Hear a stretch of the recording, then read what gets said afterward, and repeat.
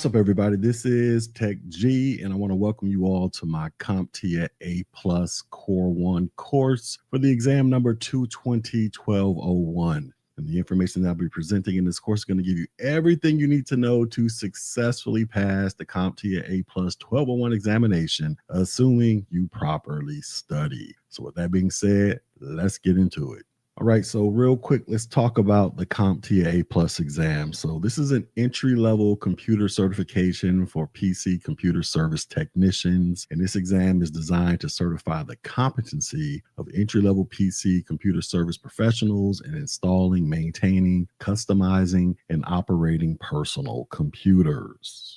Let's talk about the skills that you're going to learn. So the CompTIA A+ 1201 exam will focus on 5 primary areas of study, which are also known as domains. So you have domain 1, and that is mobile devices, and that's going to take up 13% of the exam. And this domain is going to focus on hardware setup when it comes to installing components like batteries, cameras, and Wi-Fi antennas. You're also going to learn about accessory options when it comes to configuring USB, Bluetooth, NFC, and docking stations. You're going to learn about network setup when it comes to configuring Wi-Fi, Bluetooth, cellular data, and synchronization settings. And you'll learn about troubleshooting when it comes to identifying and fixing hardware and connectivity issues. When you get to domain 2, which is networking, that's going to take up 23% of the exam. And this is going to focus on protocols and ports, where you're going to learn about networking protocols, ports, and wireless technologies. You're going to learn about Soho networks when it comes to setting up small office, home office networks, including IP addressing and VPNs. And you're going to learn about networking tools such as troubleshooting with crimpers, cable testers, and Wi-Fi analyzers. Then there's domain 3, which is hardware, and that's going to take up 25% of the exam. And you're going to learn about component installation, such as setting up RAM, CPUs, and storage devices. You're going to learn about cables and connectors when it comes to working with HDMI, Ethernet, and USB cables. You're going to learn about peripheral devices, such as installing and maintaining printers, scanners, and other peripherals. And you're going to learn about motherboards and power when it comes to configuring motherboards, power supplies, and cooling solutions. Then there's domain 4, which is virtualization and cloud computing, and this is going to take up 11% of the exam. And you're going to learn about virtualization concepts with understanding virtual machines, hypervisors, and desktop virtualization, and cloud models such as infrastructure as a service, software as a service, and platform as a service.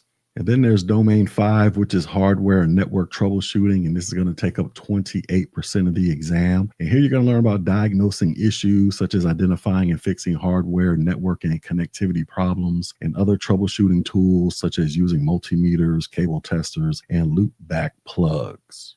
All right, so let's go over some of the 1201 exam details. So the 1201, this is the latest and greatest exam version, which was launched March 25th, 2025. Now, at the time of this recording, CompTIA has not scheduled a retirement date for this exam, but normally 3 years after the launch of an exam is when you can expect for that exam to be officially retired, so they can begin introducing the newest version. And the exam also has a maximum of 90 questions, and the questions are presented in multiple choice format, drag and drop questions, and performance-based questions. You're going to have 90 minutes to complete the exam, and in order to pass the 1201 exam, you're going to need to score 675 points out of a possible 900 points on the exam. And it is recommended by CompTIA that a candidate have at least 12 months of hands-on experience in an IT support specialist job role. Now, that is just a recommendation because there are plenty of people who have taken this test with 0 IT experience and has successfully passed. Also, this exam is only available in English at the time of this recording. In Pearson VUE Testing Centers, this is the company that is responsible for administering the exam. And at the time of this recording, the cost of this exam is $265.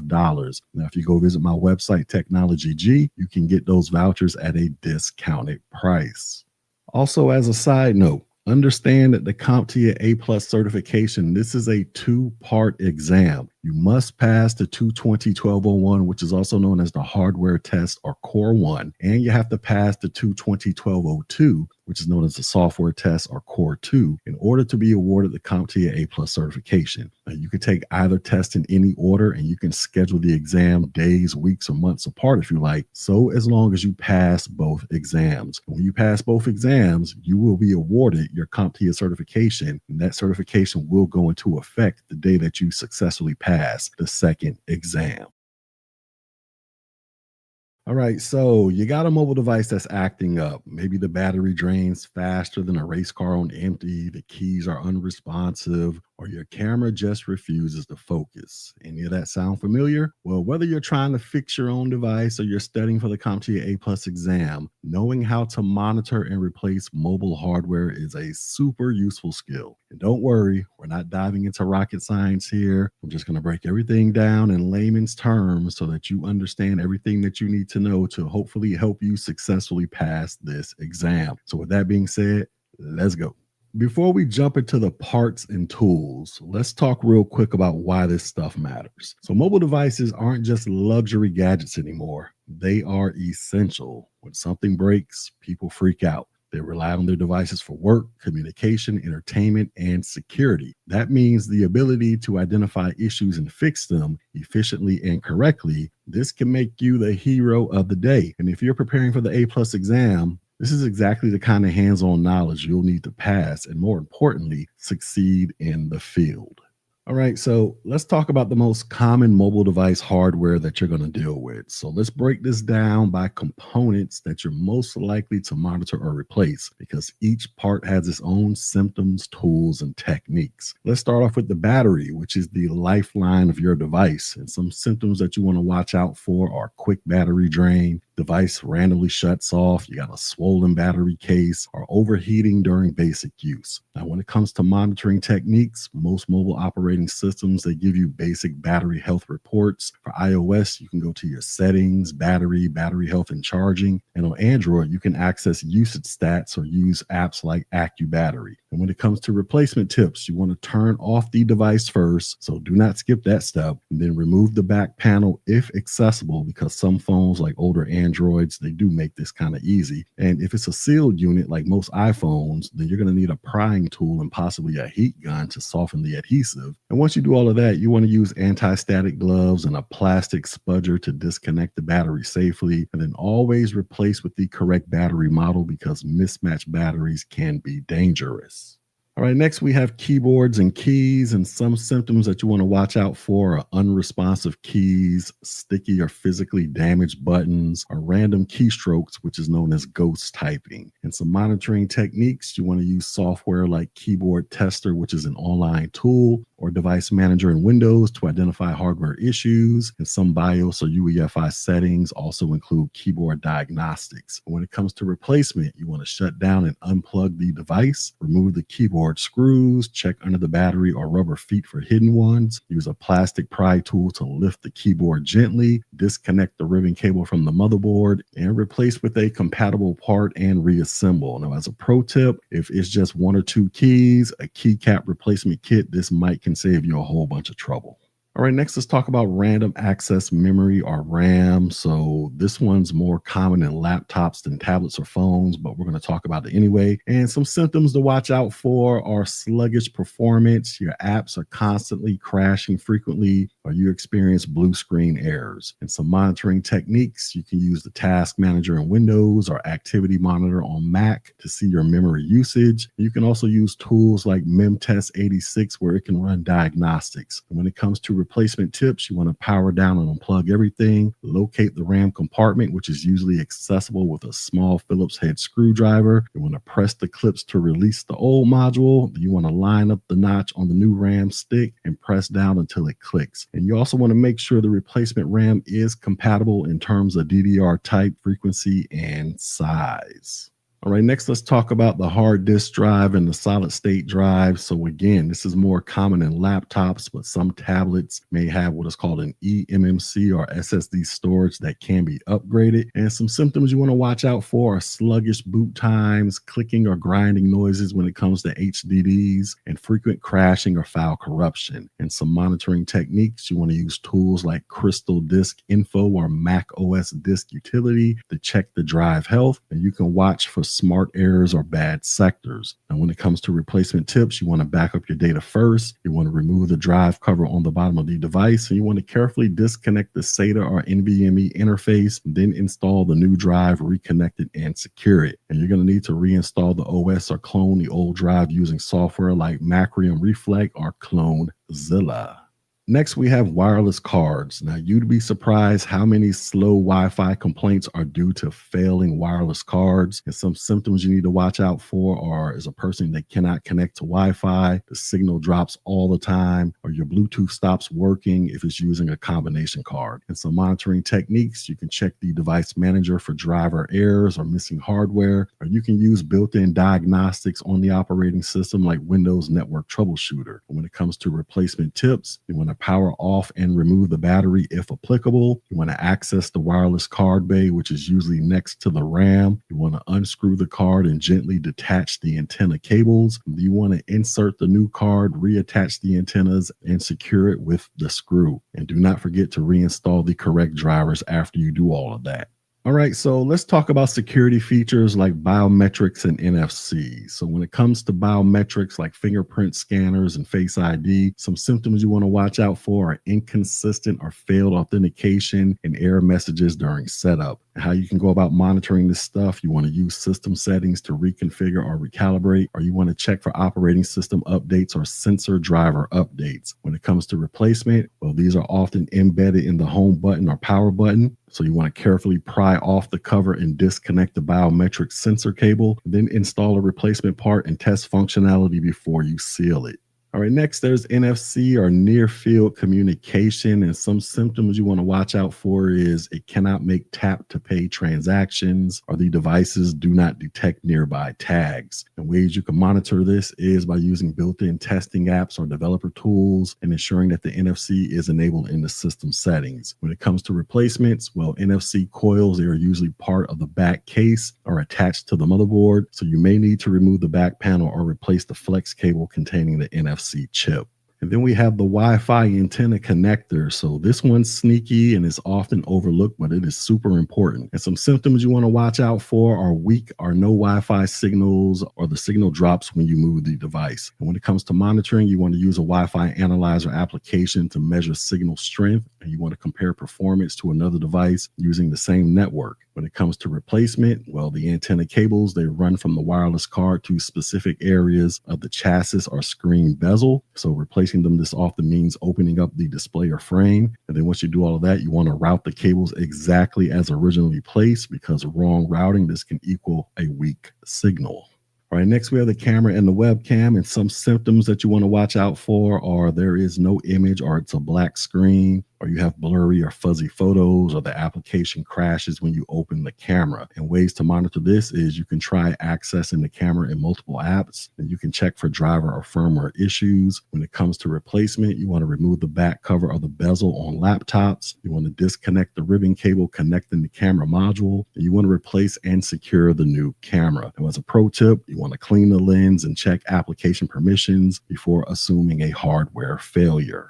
We also have the microphone, and some symptoms you want to look out for are people cannot hear you on a call, your voice assistant does not respond, or there's static or poor audio quality. When it comes to monitoring, you want to test with a voice recording app. You want to try to use an external mic to rule out software issues. When it comes to replacements, well, mics, they are usually soldered to the flex cable, or they are part of the main board. So replacing them, this might require delicate desoldering or replacing the entire board section. And if you do all of that, you want to use a magnifying glass and ESD tools or electrostatic discharge tools, because mobile microphone replacement, this is not for the faint of heart.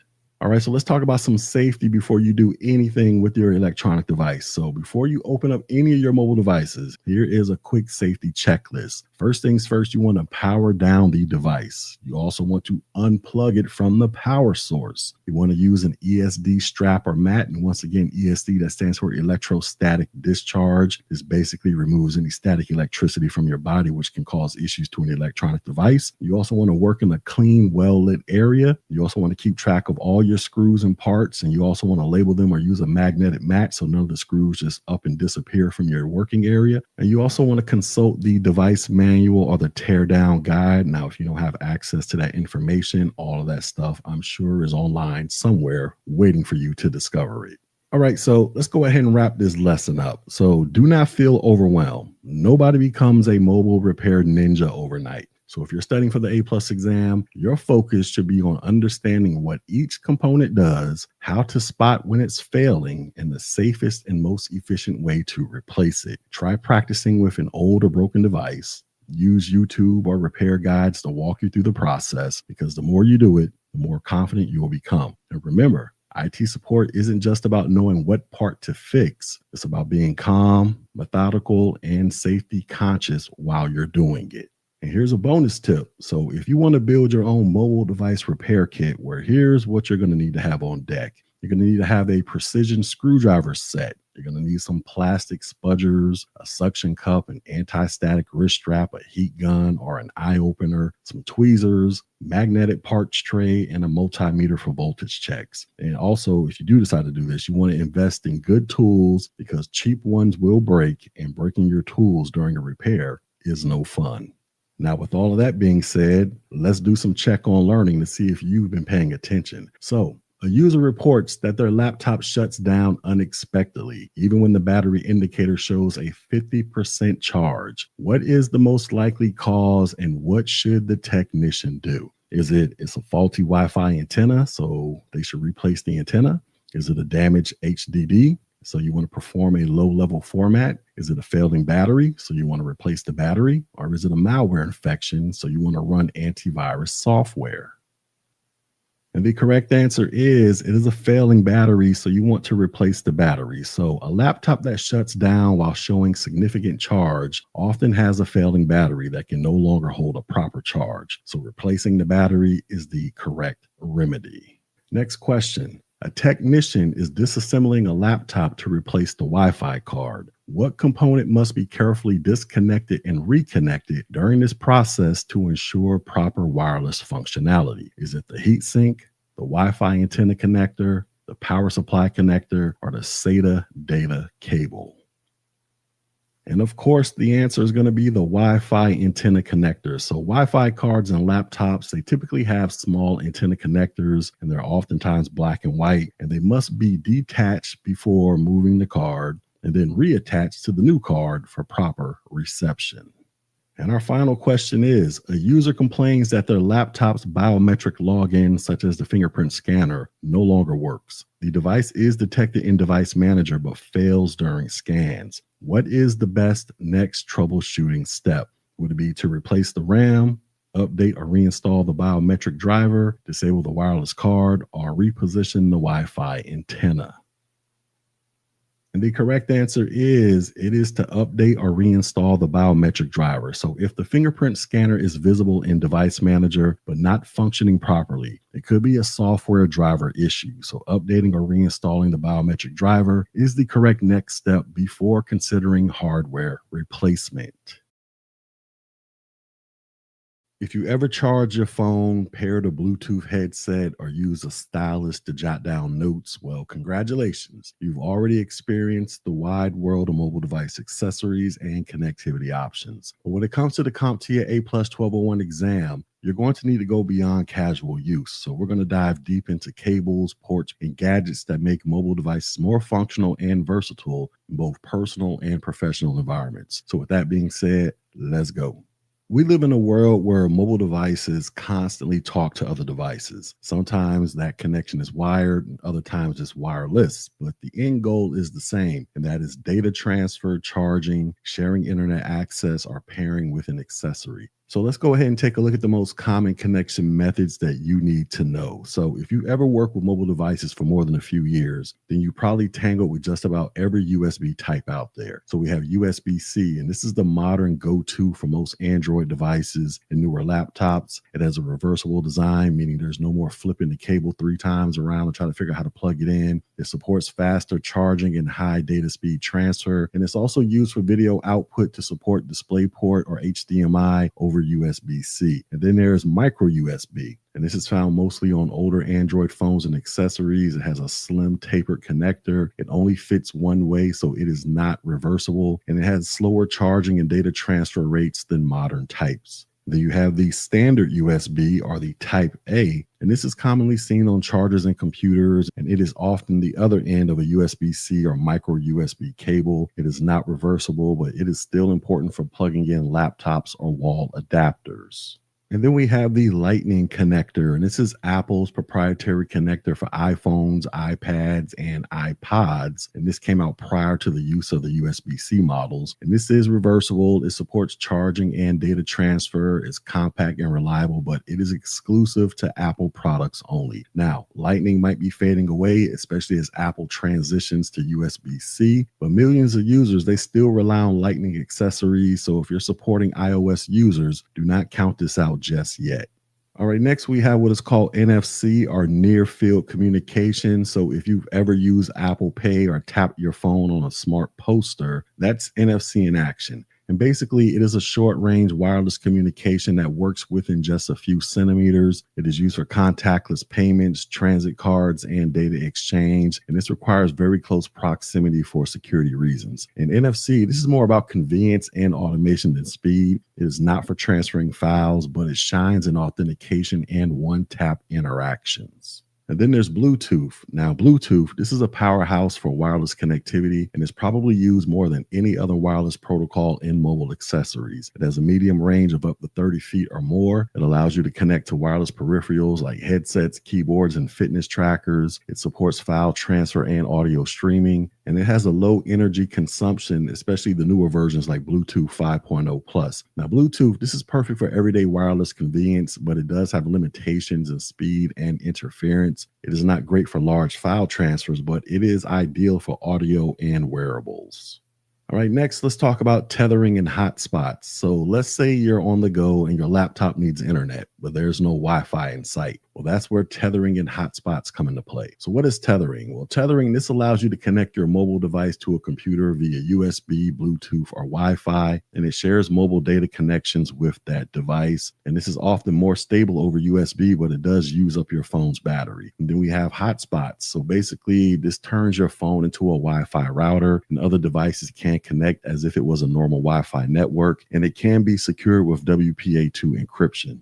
Now, these features are great for road warriors, remote workers, and field technicians, but just be careful about data caps because mobile hotspotting, this can eat through your gigabytes pretty fast. All right, so let's move beyond cables and get into the fun stuff. So we're talking about accessories that can expand what mobile devices can do. So whether you're supporting end users or building out your mobile workstation, these tools are the game changers. So the first one we have is called the stylus. Now, gone are the days when stylus were just plastic sticks. Today's styluses, they are precision tools that support pressure sensitivity for drawing or writing, palm rejection so your hand doesn't mess things up, and programmable buttons for shortcuts. And they are perfect for digital artists, note takers, and tablet users who want fine control. You have Apple Pencil, the Samsung S Pen, and third-party active stylus. They all offer great productivity boosts. Next is the headset. So from Zoom calls to podcast binges, headsets are essential mobile accessories. And wired headsets, they use a 3.5 millimeter jack or a USB-C or lightning cable, where wireless headsets, they use Bluetooth, which offers great freedom of movement. And the key headset features are, some of them offer noise canceling microphones, there's inline controls for volume and calls, and there's multi-device pairing. So in corporate environments, a quality headset is as important as the phone itself, especially for support or call center roles. Next is speakers. So mobile speakers have come a long way from tiny sounding Bluetooth bricks. Well, today's models, they offer deep bass and stereo output, waterproofing with rugged designs, long-lasting battery life, and smart assistant integration with Alexa or Google Assistant. And you'll often see these in conference rooms, classrooms, or even embedded in desk setups. So essentially, they turn a phone or tablet into a presentation or entertainment tool. Next is the webcam. So most mobile devices have built-in cameras, but sometimes you need more. You have clip-on webcams that can improve video quality for tablets or laptops. You have 360-degree cameras where they can offer immersive streaming or capture. You have infrared or thermal cams that can be used for specialized tasks like security or maintenance. While this is not a daily need for everybody, a webcam accessory can seriously up your mobile game if you're presenting, streaming, or diagnosing tech issues on site. All right, next let's talk about docking stations and port replicators. So mobile devices are powerful, but their small form factor can be limiting. and that's where docking stations and port replicators come into play. So when it comes to docking stations, these are like superchargers for your mobile workspace. They allow you to add multiple ports like USB-A, USB-C, HDMI, Ethernet, and some SD card slots. It can charge your device while it's in use, and it often comes with built-in power supplies and video output. Now, docking stations, these are perfect for turning a tablet or phone into a desktop setup, especially when paired with a keyboard, mouse, and monitor. So if you're supporting a hybrid workforce, then you'll find these all over corporate desks, and they're typically plug-and-play solutions that make it easy to transition between mobile and full-scale workstations. Next, we have what is called a port replicator. So what is the difference between a port replicator and a docking station? Well, port replicators generally do not provide power. They often attach via a single cable, which is USB or some type of proprietary port, and they are designed to replicate existing ports and not necessarily expand upon them. Now, port replicators are cheaper and lighter, making them ideal for mobile professionals who need to plug into conference rooms or shared desks. So just think of them as mini docking stations, but without all the bells and whistles. All right, so let's talk about input. Well, touch screens are great, but sometimes you want precision over a more traditional desktop feel. And so the first device we have is called a trackpad, and this is found on laptops or as standalone accessories. This mimics mice behavior with gestures for zooming, swiping, and scrolling, and it often supports multi-touch and customizable commands. And trackpads, they are basically ideal for when you don't want to carry around a mouse, but you still want a desktop-like control, especially when paired with a tablet and external keyboard. Then there's the drawing pad, and this is a must-have for creatives. It allows you to have USB or Bluetooth connectivity. It's used for digital art, sketching, and photo editing, and it offers pressure sensitivity, tilt recognition, and sometimes buttons for tool shortcuts. And brands like Wacom, they dominate this space, and they're often seen in design studios, classrooms, or engineering labs. And then you have what is called a track point, and that is that tiny red nub that you see in the middle of a ThinkPad keyboard. It moves the cursor by applying directional pressure, and this is great for working in tight spaces where a mouse or trackpad is inconvenient. Now, these are not very common on mobile devices, but if you support business laptops, especially Lenovo, then you're going to run into these a lot. And some users, they actually swear by them. All right, so let me go ahead and give you an exam tip. So when you're preparing for the A+ exam, do not just memorize these devices. Understand how and why they're used. So for example, a stylus versus a drawing pad. It's a similar concept, but they are used in totally different ways. A docking station versus a port replicator. Both can expand connectivity, but with very different use cases. And Bluetooth versus NFC, both are wireless, but one is used for continuous communication and the other is used for short bursts. So understanding real-world applications will help these concepts stick and boost your troubleshooting skills in the field. All right, so let's go over some real world scenarios that you might actually see on the job. So the first scenario that you might encounter is that a user cannot pair their headset via their Bluetooth. And the troubleshooting steps that you would take are you would check if the Bluetooth is enabled on the device. You would then ensure the headset is in pairing mode. You would remove and then repair the device. And then you would check for nearby interference such as Wi-Fi routers or microwaves. Another scenario that you might encounter is a tablet will not connect to the docking station monitor. The troubleshooting steps that you'll take is you're going to check if the docking station is getting power. You're going to verify the cable type, whether it's using USB-C or it's using a proprietary cable. Then you're going to check the video output compatibility, and then you're going to try another monitor or cable to see if it works with that. And then another scenario is the NFC payment is not working. And the steps you're going to take to fix this is you're going to ensure that NFC is enabled. You're going to remove any bulky phone cases that might block the signal. You're going to make sure that the device is properly aligned with the terminal. And then you're going to check if the payment method is set up and authenticated. All right, so let me go ahead and wrap all this up. So mobile devices, these are more than just phones. With the right accessories and connectivity, they become cameras, notepads, workstations, conference tools, payment terminals, and design studios all in one. So if you're aiming to pass the CompTIA A+ 1201 exam or just be a better IT support professional, well, understanding how these tools interact and when to use them is a must. So whether you're tethering a laptop in the field, setting up a drawing pad for a graphic designer, or diagnosing a flaky Bluetooth speaker, you'll be ready to roll, because in today's IT world, mobile doesn't mean limited, it means flexible. All right. So, with all of that being said, let's do some check on learning. So, our first question is, which of the following connection methods is most suitable for quickly transferring large files between a mobile device and a computer? Would it be Bluetooth, NFC, USB-C, or Lightning? And the correct answer is USB-C. So USB-C, this provides high-speed data transfer and charging capabilities, making it ideal for moving large files between devices. Bluetooth is better suited for small data transfers like audio streaming. NFC is used for short-range communications like contactless payments. And Lightning is fast but exclusive to Apple devices only.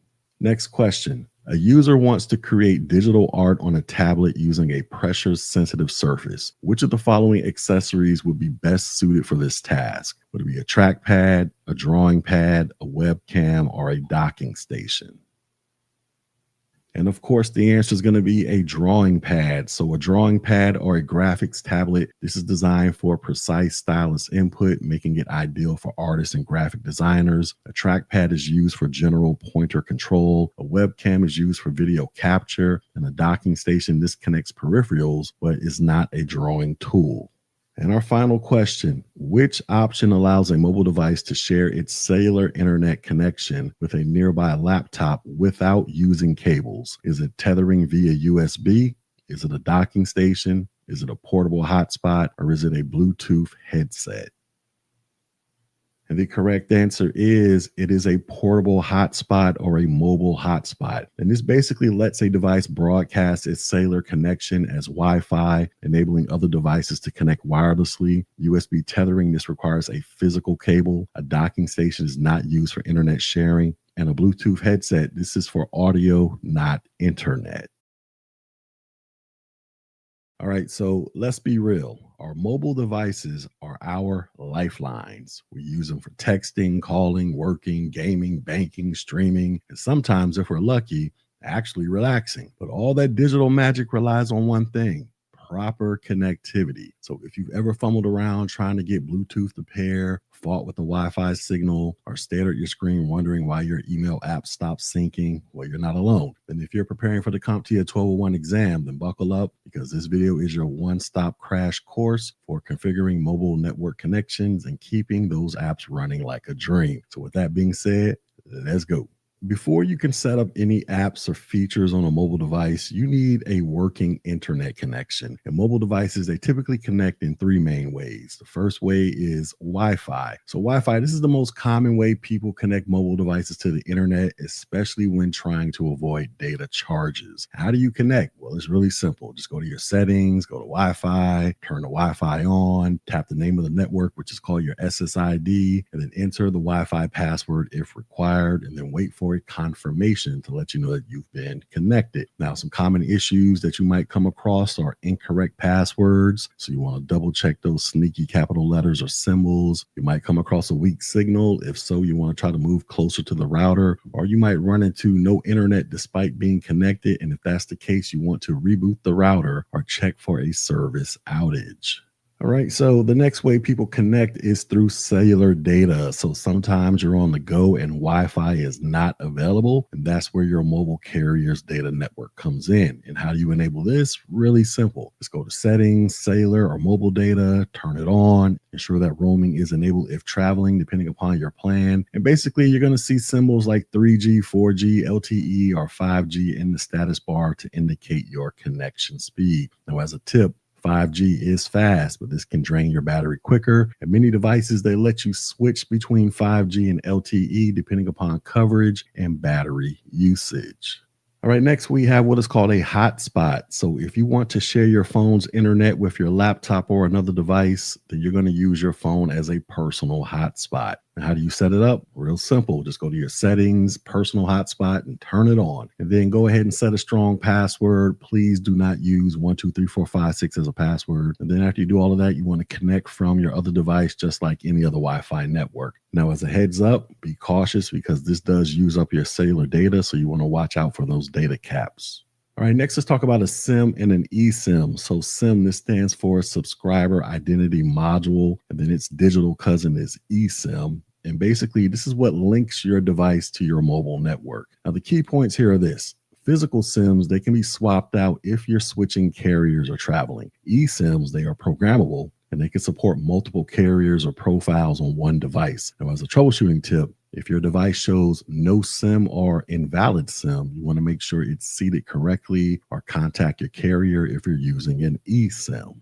All right, so let's talk about Bluetooth, which is the short range wireless technology that we use to connect headphones, car stereos, smartwatches, and a whole bunch of other stuff. So how do you turn it on? Real simple. Just go to your settings, hit Bluetooth, and turn it on, and then wait for your device to start scanning for nearby items. Now, how do you pair these things? Well, you want to make sure that the other device, such as your headphones or your car system, is in pairing mode. You want to select it from the list on your phone or tablet. You want to enter the PIN code if prompted, and oftentimes the PIN will be 0000 or 1234 unless specified. And then you want to wait for confirmation that you're connected. And then after you do all of that, you want to test it out. So go ahead and play some music, make a call, or transfer a file. Just make sure that it is working as expected. Now, some common pairing issues that you might come across is the device is not showing up. So you want to ensure that it is in pairing mode and it is close enough. Another issue is that your device might already be paired with something else. If that's the case, you want to disconnect other devices first, or your device is still not connecting. If that's the case, you want to restart both devices and try again. All right, so let's move on to talk about location services. So modern mobile devices, they rely on location services for navigation, weather updates, fitness tracking, and much more. And the first one we're going to talk about is GPS, or the Global Positioning System. This is the main tool that your phone uses to know where you are with satellite level accuracy. Now, how do you enable it? Just go to settings, go to location services, turn it on. Then you can control which apps have access to your GPS. You also have cellular location services. So in areas where GPS is weak, like if you're indoors, your phone may rely on cell towers and Wi-Fi triangulations to approximate your location. Now, why does this matter? Well, applications like Uber, Google Maps, and weather, they need accurate location data to function properly. And if they're acting weird, you want to make sure your location services are turned on and the permissions are set. All right, so let's move on and talk about mobile device management, or MDM. So if you're working in IT or managing a fleet of company phones, then mobile device management, this is your best friend. And MDM tools, they help IT administrators configure, secure, and manage mobile devices, especially in a workplace setting. And when it comes to MDM, you generally have two types. You have corporate and BYOD. So you have corporate or corporate-owned devices. And basically, these are fully managed and configured by the IT department. And then you have BYOD, and that stands for bring your own device. And this is when the employee owns the device, but the company applications and settings are pushed via the MDM application software. Now, what can MDM actually do? Well, it can enforce security policies like screen locks and encryption. It can remotely wipe a device if it's lost or stolen. It can push corporate applications like email, VPN, or secure browsers. And it can configure Wi-Fi, VPN, and other network settings. And a real life example of this would be where you go start a new job and you're asked to install a company portal application. Well, that's MDM in action. Now, some key considerations here are privacy. So MDM solutions for BYOD, they often create a work profile to separate business and personal data. And then another consideration is compliance. So companies that use MDM to ensure devices meet regulatory or internal security requirements. All right, so let's move into application support, especially for syncing data like email, calendars, and contacts. So most modern mobile devices support automatic synchronization across multiple platforms like Google, Microsoft, Apple, and others that are out there. And some common synchronization items include email, calendars, contacts, notes and tasks, business applications. Now, how do you configure all of this? Well, go to your settings, go to accounts. If you're on an iOS, just go to passwords and accounts, tap add an account, choose your provider like Google or Microsoft, sign in, then toggle what you want to sync, either your mail, your calendar, contacts, or whatever. And then you want to go ahead and test it. So after you do all of that, add a contact or calendar event on your phone, and then make sure it appears on your laptop or webmail account. All right, so let's move on and talk about data caps and cloud storage. So, whether you're syncing photos or using cloud applications, it is important to know your data limits, especially when using mobile networks. And as a pro tip, you want to enable sync over Wi Fi only for large data transfers. You want to use data saver mode on Android or low data mode on iOS. And you want to monitor your usage by going to your settings and then hitting Sailor or through your carrier's application. Now, when it comes to cloud storage, you have applications like Google Drive, Dropbox, OneDrive, and iCloud. All of them are used to back up files and make them accessible across devices. Now, why does this matter? Well, it prevents data loss, it enables remote access, and it saves local storage space. Now, how do you set this up? Well, you're going to install the relevant cloud application. You're going to sign in and select the folders or files that you want to synchronize. And then you're going to choose auto backup options to back up your photos, videos, docs, or whatever it is that you want to synchronize. Now, let's quickly go over some real world troubleshooting scenarios that you might run into out there in the field. And the first scenario is you might encounter somebody who's saying that their Bluetooth earbuds will not connect. So how do you fix this? Well, you want to ensure that the Bluetooth is on. You want to make sure the earbuds are in pairing mode. You want to remove any previous pairings. You want to repair and test with a phone call or listening to some music application. Another scenario you might run into is somebody saying that they're not getting work emails on their phone. First thing you want to do, you want to check the internet connection to see if they're on Wi-Fi or cellular. You then want to verify their account credentials under the email settings. You want to make sure that the mail sync is enabled, and you want to try removing or re-adding the account. And another scenario that you might run into is a person saying that their phone keeps eating data when they're not using it. So the first thing you want to do, you want to check which applications are using background data in the settings. You want to restrict background data usage. You want to set limits and alerts in their data settings. And then you want to enable Wi-Fi only synchronization for apps like Google Photos or OneDrive. All right, so let's go ahead and wrap all this up. So mobile devices are not going anywhere. If anything, they're becoming even more critical in both personal and professional settings. So whether you're configuring Wi-Fi, troubleshooting email, or setting up a new device for a remote worker, understanding how to manage connectivity and support applications is a must-have skill in IT. And for the CompTIA A+ exam and in real life, this knowledge helps you deliver better tech support, faster resolutions, and happier users. So the next time someone says, "Why won't my phone connect?" you can smile, nod, and get to work like a true IT pro. And one last thing, if you're studying for the CompTIA A+ certification, you want to be sure to practice these skills on both Android and iOS devices. The interfaces may be slightly different, but the fundamentals are the same, and mastering both gives you a major edge. All right, so with all that being said, let's do some check on learning. So our first question is, a user wants to share their mobile phone's internet connection with a laptop. Which feature should be enabled on the mobile device? Would it be airplane mode, hotspot, Bluetooth pairing, or eSIM? And the correct answer is hotspot. So a hotspot, this allows a mobile device to share its cellular data connection with other devices, such as a laptop using Wi-Fi. Airplane mode, this disables all wireless communication. Bluetooth pairing is for device-to-device connections. And eSIM, this is for activating cellular service, not for sharing it. Next question. While setting up a Bluetooth headset, the user is prompted to enter a PIN. What is the most likely default PIN for this type of device? Is it the last 4 digits of the mobile number? Is it a code generated by the mobile device? Is it a simple code like 0000 or 1234? Or is it the SIM card PIN? And the correct answer is it's a simple code like 0000 or 1234. So Bluetooth devices, they often use default pins like 0000 or 1234 for pairing. And this can vary depending upon the manufacturer, but these simple default codes are common. And the mobile device number or SIM pin is not typically used for Bluetooth pairing. And our final question is, a company wants to manage employee-owned mobile devices that are used for work. Which mobile device management configuration model is the most appropriate? Is it personal mode, airplane mode, SIM-only access, or BYOD? And the correct answer is bring your own device. So BYOD, this is a model where employees use personal devices for work purposes. MDM tools, they help enforce corporate policies, secure data, and configure access while still allowing personal use. And this is distinct from corporate-only configurations.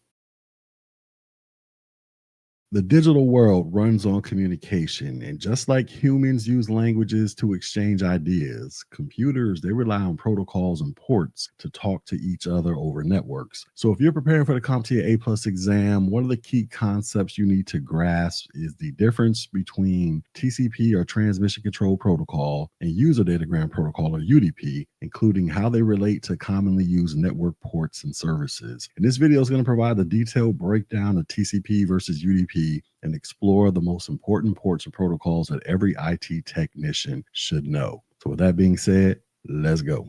All right, so before jumping into specific ports and their functions, it's important to understand the difference between TCP and UDP, which are two foundational protocols that operate at the transport layer or layer 4 of the OSI model. So let's talk about TCP. So TCP or Transmission Control Protocol. This is a connection-oriented protocol, which means it establishes a reliable connection between two devices before transmitting data. So what this thing does, it ensures reliability because the data is delivered in the correct order. It does error checking, so TCP performs checks to detect and resend corrupted data, and it does flow control, so it manages how data is sent to prevent overwhelming the receiver. And TCP is essentially used when accurate delivery of data is more important than speed. All right, next we have what is called User Datagram Protocol or UDP. And this is a connectionless protocol that sends data without establishing a reliable connection. It is faster than TCP, it is lightweight, and it has minimal overhead, and it is unreliable, meaning there is no guarantee of data order or delivery. In UDP, this is used in scenarios where speed is essential, such as streaming, gaming, or real-time communication. All right, so let's talk about some common TCP and UDP ports and protocols. So network services, they rely on specific ports and protocols to function. And ports and protocols, they facilitate communication between devices on a network. So we're going to go over the most important ports and their associated protocols as outlined in the CompTIA A+ exam objectives. And the first one is File Transfer Protocol or FTP. And this uses ports TCP20 for data and TCP21 for control. Now the purpose is it is used for transferring files between systems. Now FTP, this requires authentication and supports multiple file operations. However, it is not encrypted by default, which is why secure alternatives like SFTP or FTPS are often preferred. Next is Secure Shell or SSH, and this uses TCP port 22, and its purpose is it provides secure remote access and file transfer. Now, SSH is widely used by admins to remotely manage Linux servers and network devices securely via the command line.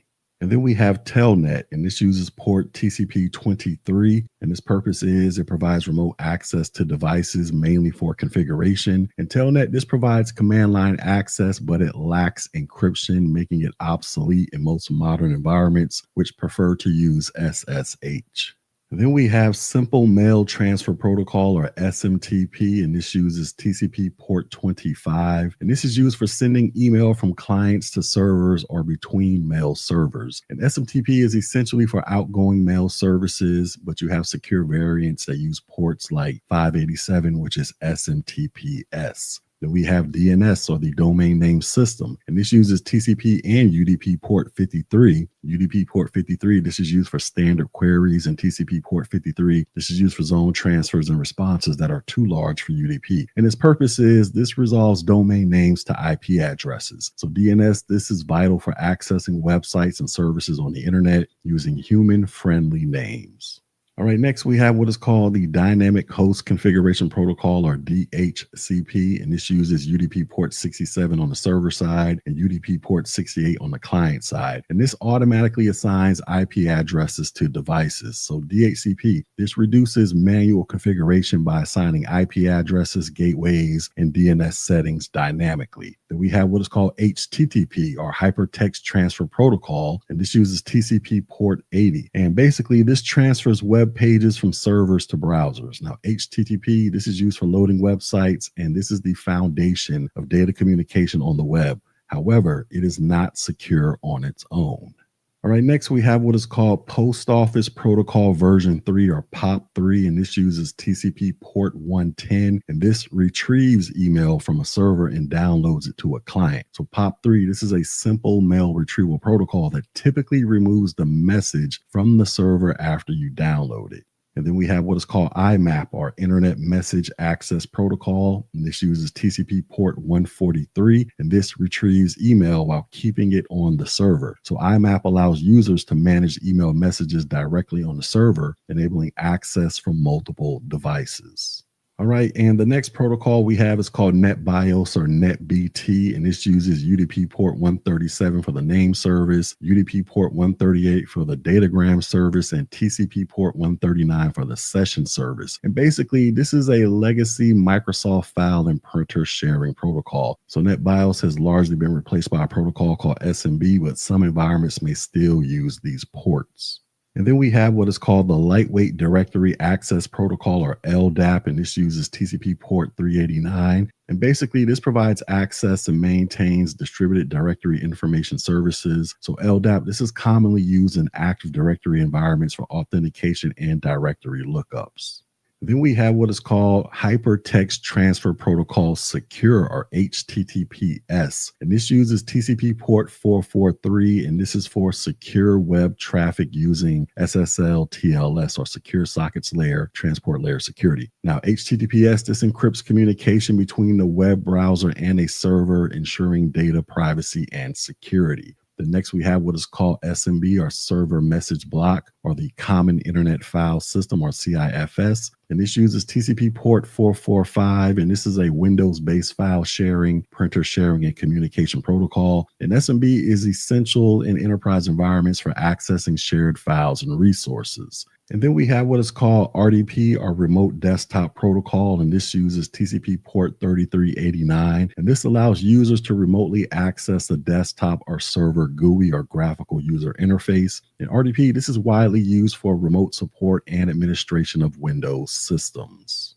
All right, so here is a quick comparison table of TCP versus UDP to help you all understand what's going on with these two protocols right here. So go ahead and screenshot this and get it in your life. Let's quickly talk about why does any of this actually matter for the CompTIA A+ exam? Well, understanding the purpose of these protocols and the differences between TCP and UDP is crucial for anyone pursuing a career in IT support or networking. So the CompTIA A+ exam, this expects you to identify which ports are associated with which protocols, whether the protocols use TCP, UDP, or both, and they expect you to know the general purpose or function of each protocol. And here on your screen is a cheat sheet to help you memorize all of these ports and their protocol numbers and what they do. So once again, go ahead and screenshot this and get it in your life. All right, so let me go ahead and wrap all this up. So as you prepare for the CompTIA A+ exam, mastering ports and protocols, this will help you troubleshoot real-world networking problems and communicate more effectively with your team. So whether you're diagnosing why a computer isn't getting an IP address or ensuring a secure web connection, knowing your TCP and UDP basics, this will make you a more capable IT professional. Now, with all of that being said, let's go ahead and do some check on learning. So our first question is, which of the following protocols uses port 443 and provides secure communication over the web? Is it HTTPS, FTP, HTTP, or Telnet? And the correct answer is HTTPS or Hypertext Transfer Protocol Secure. And once again, this operates on TCP port 443 and is used to provide encrypted and secure communication between a web browser and a web server. HTTP, which operates on port 80, this is not secure. FTP, which uses ports 20 and 21, this is used for file transfers. And Telnet, which uses port 23, this is for remote command line sessions, but it is not secure.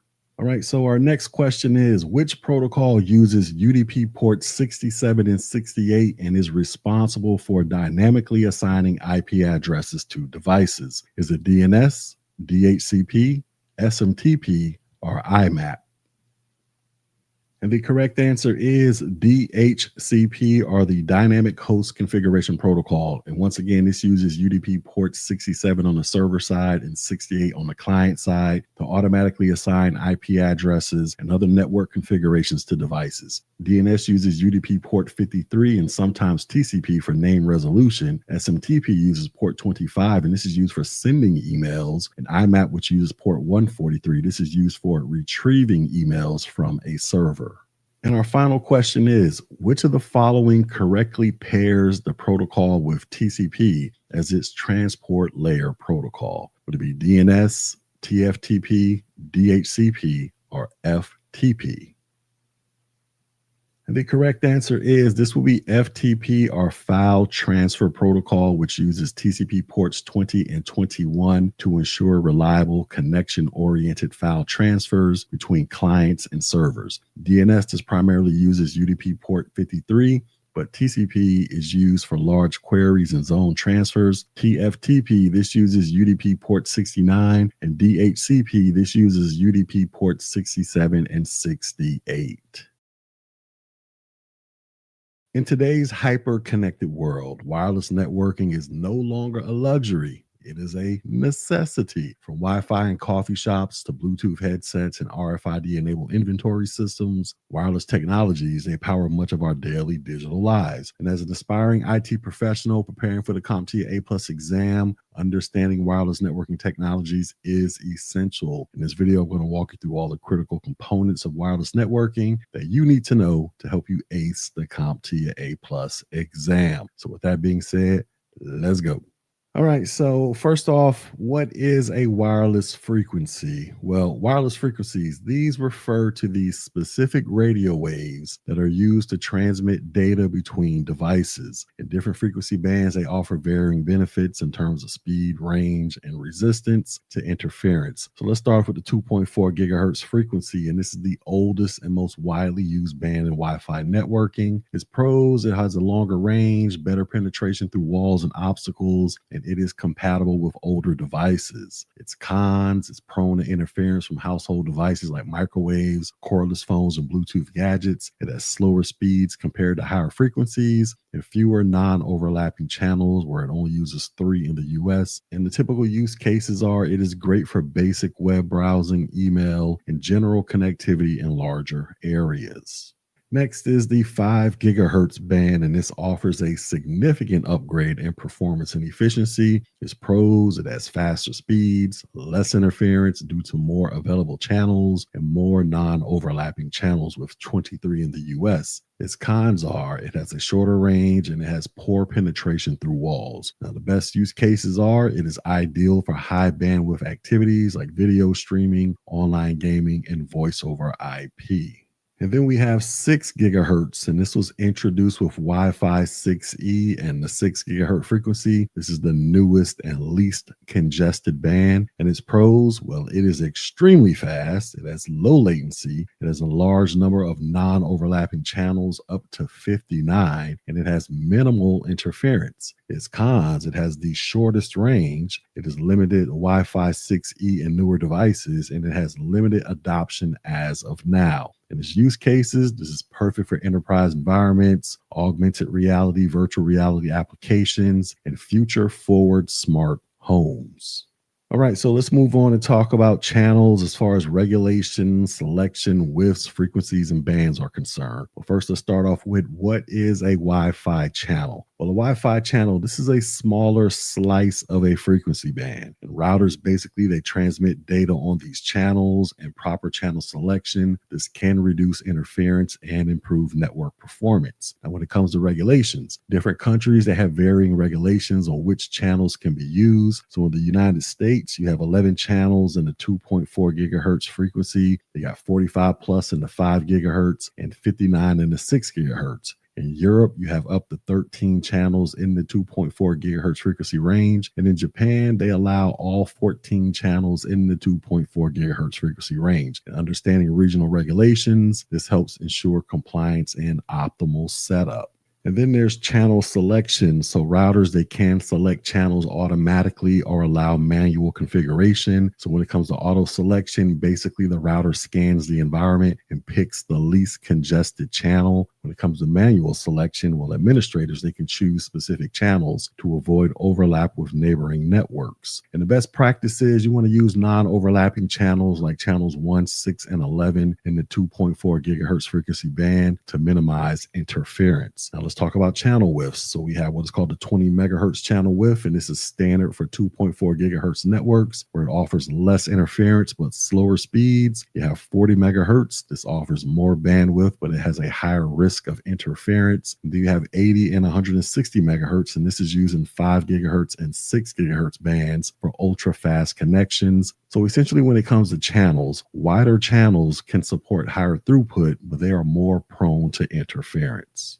And then we have what are called frequencies and bands. Now, frequencies, these represent the center point of each channel. So as an example, channel 1 on the 2.4 gigahertz frequency, its center point will be 2.412 gigahertz. And then when it comes to the bands, these are groups of channels. So 2.4, 5 gigahertz, and 6 gigahertz. Essentially, selecting the right band and channel based on your environment, this can make a big difference in your overall performance. All right, so let's go ahead and talk about Bluetooth real quick. So Bluetooth, this is a low power, short range wireless technology that's primarily used for connecting peripherals. And its key features are it operates in the 2.4 gigahertz frequency band. Its range can vary from 10 meters, which makes it a class 2, all the way up to 100 meters, which makes it a class 1 Bluetooth. And it supports both point-to-point and mesh networking. And its common use cases are it supports wireless headphones and earbuds, smartwatches and fitness trackers, wireless keyboards and mice, and file sharing between mobile devices. And some of the versions and advancements are you got Bluetooth 4.0. This introduced what is called Bluetooth Low Energy, and you got what is called Bluetooth 5.0 Plus, and this improved range, speed, and data broadcasting for IoT or the Internet of Things. So basically, Bluetooth is everywhere from cars to home automation, which makes it crucial for technicians to understand this technology. All right, so moving on your screen, what you're looking at right now is the 802.11 standards for the evolution of Wi-Fi. So the IEEE 802.11 family of standards, this defines how Wi-Fi works, and each standard brings improvement in speed, range, and capacity. And as you can see on your screen right here, here is a chart that I put together showing you the standard, its frequency band, its maximum speed, and its key features. So go ahead and get a screenshot of that and get it in your life. All right, next, let's quickly talk about Wi-Fi 6 and Wi-Fi 6E. So Wi-Fi 6, which is also known as 802.11ax, this delivers better performance in dense environments like stadiums and offices. You have what's called Wi-Fi 6E, and this extends Wi-Fi 6 capabilities into the 6 gigahertz spectrum for more bandwidth and less congestion. And as a technician, knowing these standards will help in recommending, configuring, and troubleshooting wireless networks.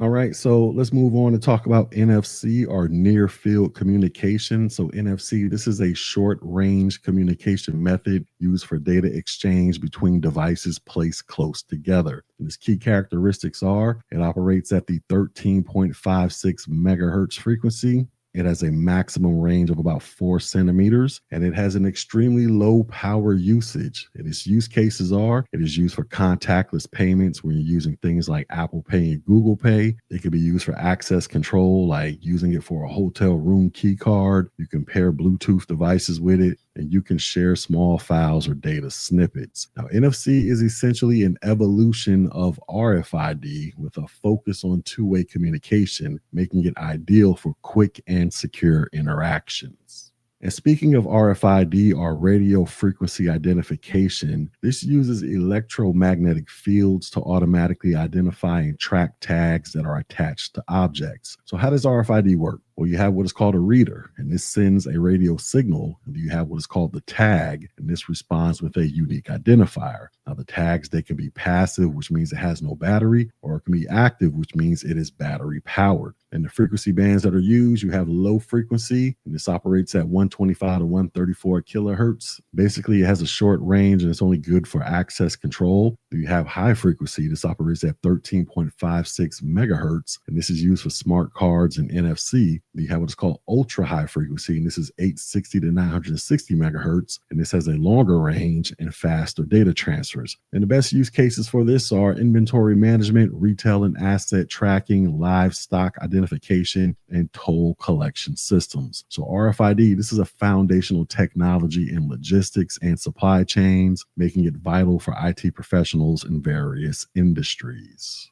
Understanding wireless networking technologies, this isn't just for passing the CompTIA A+ exam. It is essential knowledge for anyone entering the IT support field. From installing wireless routers to troubleshooting connection issues, this knowledge will come into play repeatedly. And some study tips to help you get all this down packed, you want to use some flashcards. And this is especially helpful for memorizing the 802.11 standards and frequency ranges. If possible, you want to get some lab practice where you can go out there and set up a wireless router, change the SSID, adjust the channel width, and experiment with band steering. You want to do some real-world observations, like you can check the Wi-Fi settings on your own devices to see how different bands and channels are used. And also, if possible, you want to get some practice exams in your life, or you want to take quizzes that mimic real-world scenarios involving Bluetooth, NFC, or RFID. All right, so let me go ahead and wrap all this up. So here's what we learned today. Frequencies. You got the 2.4 gigahertz, which is long range. You got 5 gigahertz, which is high speed. And you got 6 gigahertz, which is the next generation performance. We also talked about channels. So proper selection, this minimizes interference and can boost performance. We talked about Bluetooth, and this is widely used for peripheral connections and short range communication. We talked about the 802.11 standards, where each new version brings better speed, range, and efficiency. We also talked about NFC, which is a secure ultra short range technology for payments and access. And we talked about RFID, which is versatile and widely adopted in tracking and identification. Now, by mastering these wireless networking technologies, you'll not only be prepared for the CompTIA A+ 1201 exam, but you'll also build a strong foundation for your future in IT support and networking. Now, with that being said, let's do some check on learning. So which 802.11 wireless standard operates exclusively in the 5 gigahertz frequency band and supports a maximum theoretical throughput of up to 3.5 gigabits per second? Is it 802.11n, 802.11ac, 802.11g, or 802.11b? And the correct answer is 802.11ac. All of this information was on that chart that I told you to take a screenshot of. So the 802.11ac, this operates only on the 5 gigahertz band and supports high throughput with theoretical speeds up to 3.5 gigabits per second, depending upon the channel width and number of spatial streams. 802.11n, this supports both 2.4 and 5 gigahertz. 802.11g and B, they operate only in the 2.4 gigahertz range and have much lower maximum speeds. Our next question is, a technician needs to minimize wireless interference from neighboring networks. Which channel setting on the 2.4 gigahertz wireless network should be used to achieve this? Would it be channels 1, 6, or 11? Channels 2, 7, or 12, channels 36, 40, or 44, or channel bonding on all available channels? And the correct answer is it'll be channels 1, 6, or 11. So on the 2.4 gigahertz band, channels 1, 6, and 11 are non-overlapping and reduce interference from adjacent channels. Now, using overlapping channels like channels 2, 7, or 12, this can cause interference and performance degradation. Channels 36, 40, and 44, these are used for the 5 gigahertz band, and channel bonding on the 2.4 gigahertz, this can cause more interference if not used properly. And our final question is, which short-range wireless technology is best suited for contactless payments between mobile devices and terminals? Would this be RFID, Bluetooth, infrared, or NFC? And the correct answer is NFC, or near field communication. And this is commonly used for contactless payments requiring close proximity, typically less than 4 centimeters. RFID, this is used in asset tracking and access control. Bluetooth, this offers a longer range of up to 100 meters for some devices and is used for file transfers, audio, and peripherals. And infrared, this is an older technology and not typically used in modern mobile payments.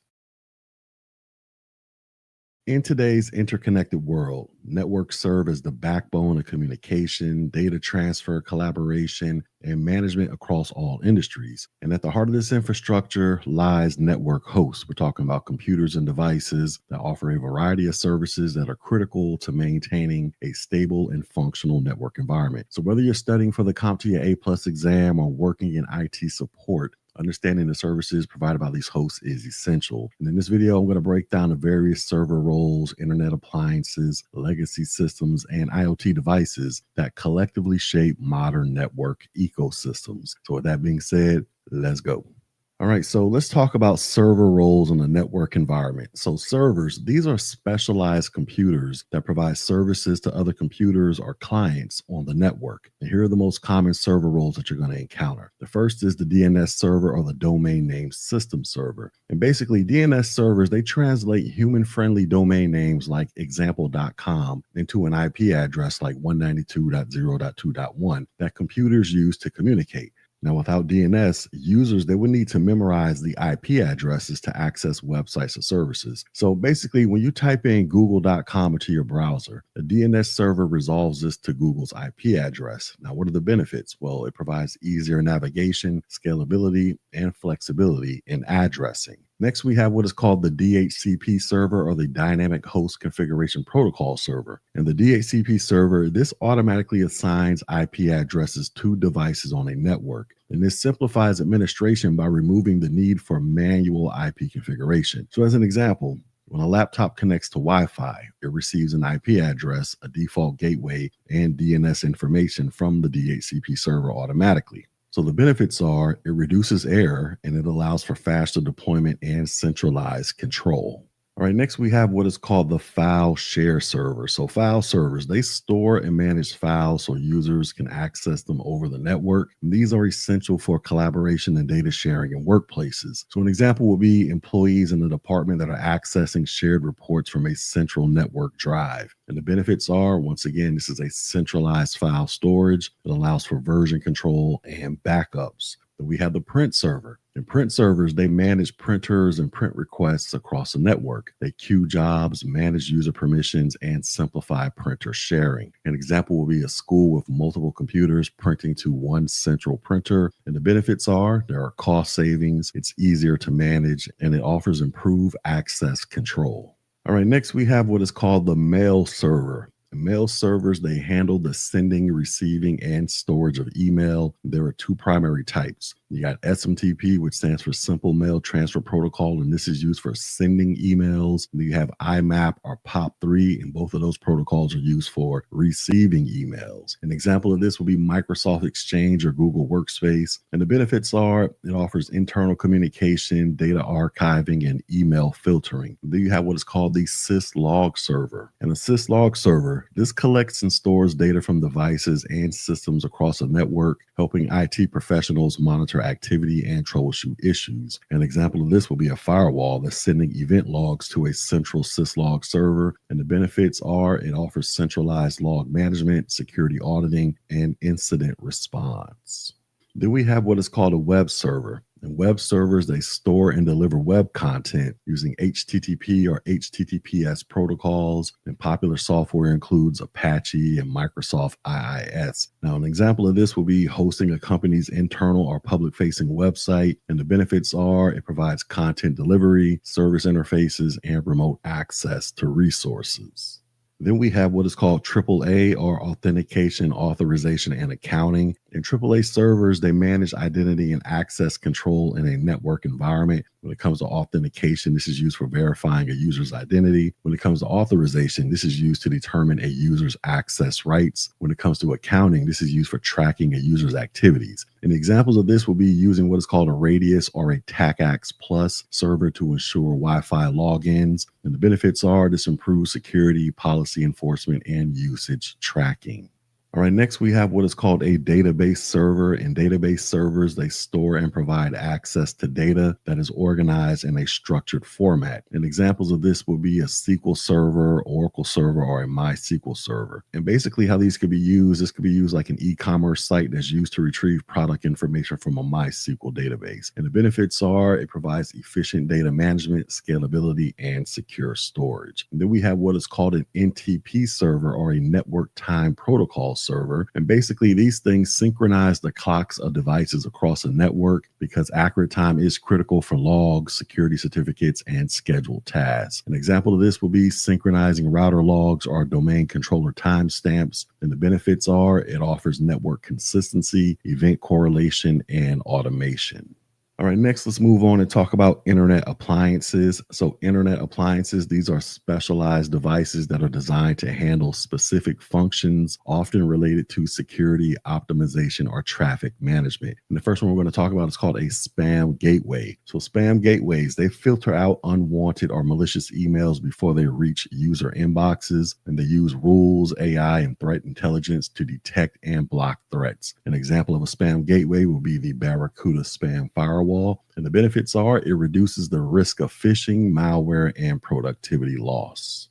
Then we have what is called UTM, or Unified Threat Management. And this is an all-in-one security device that combines multiple protection features such as a firewall, antivirus, intrusion detection and prevention, and content filtering. An example of a UTM appliance would be what is called Fortinet. And basically the benefits are it offers simplified security, centralized management, and cost efficiency. Then we have what is called a load balancer. And load balancers, they distribute incoming traffic across multiple servers to ensure no single server is overwhelmed, which improves availability and performance. An example would be a load balancer that's routing web traffic across 3 different web servers. And the benefits are it offers high availability, improved response times, and failover support. Then there's the proxy server. So a proxy server, this acts as an intermediary between the user's device and the internet, and it can cache content, filter web traffic, and enforce security policies. An example of a proxy server will be a proxy server that's blocking unauthorized websites in a corporate environment. And the benefits are it improves security, it offers content filtering, and traffic management.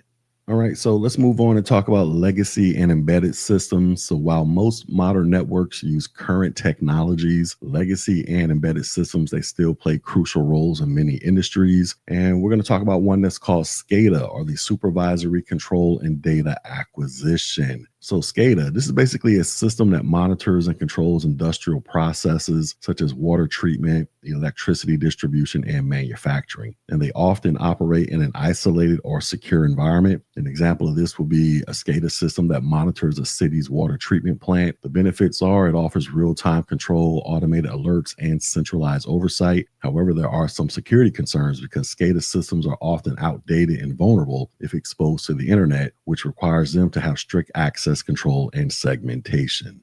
All right, next let's talk about IoT devices, or the Internet of Things. So IoT devices, these are everyday objects embedded with sensors, software, and network connectivity that allow them to collect and exchange data. And some examples are you got smart thermostats that can monitor and adjust room temperature, security cameras that can stream video footage and detect motion, wearables that can track health metrics like steps or heart rate, and smart locks, which can enable remote access control to buildings.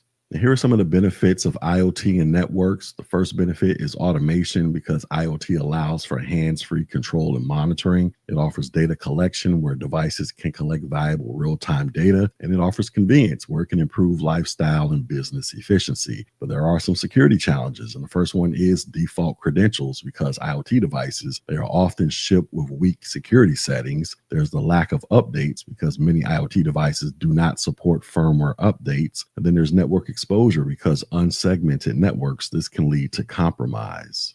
Now, in case you want everything that I just talked about summed up in one nice pretty chart, here is a pretty chart on your screen for you to screenshot. So go ahead and get that in your life.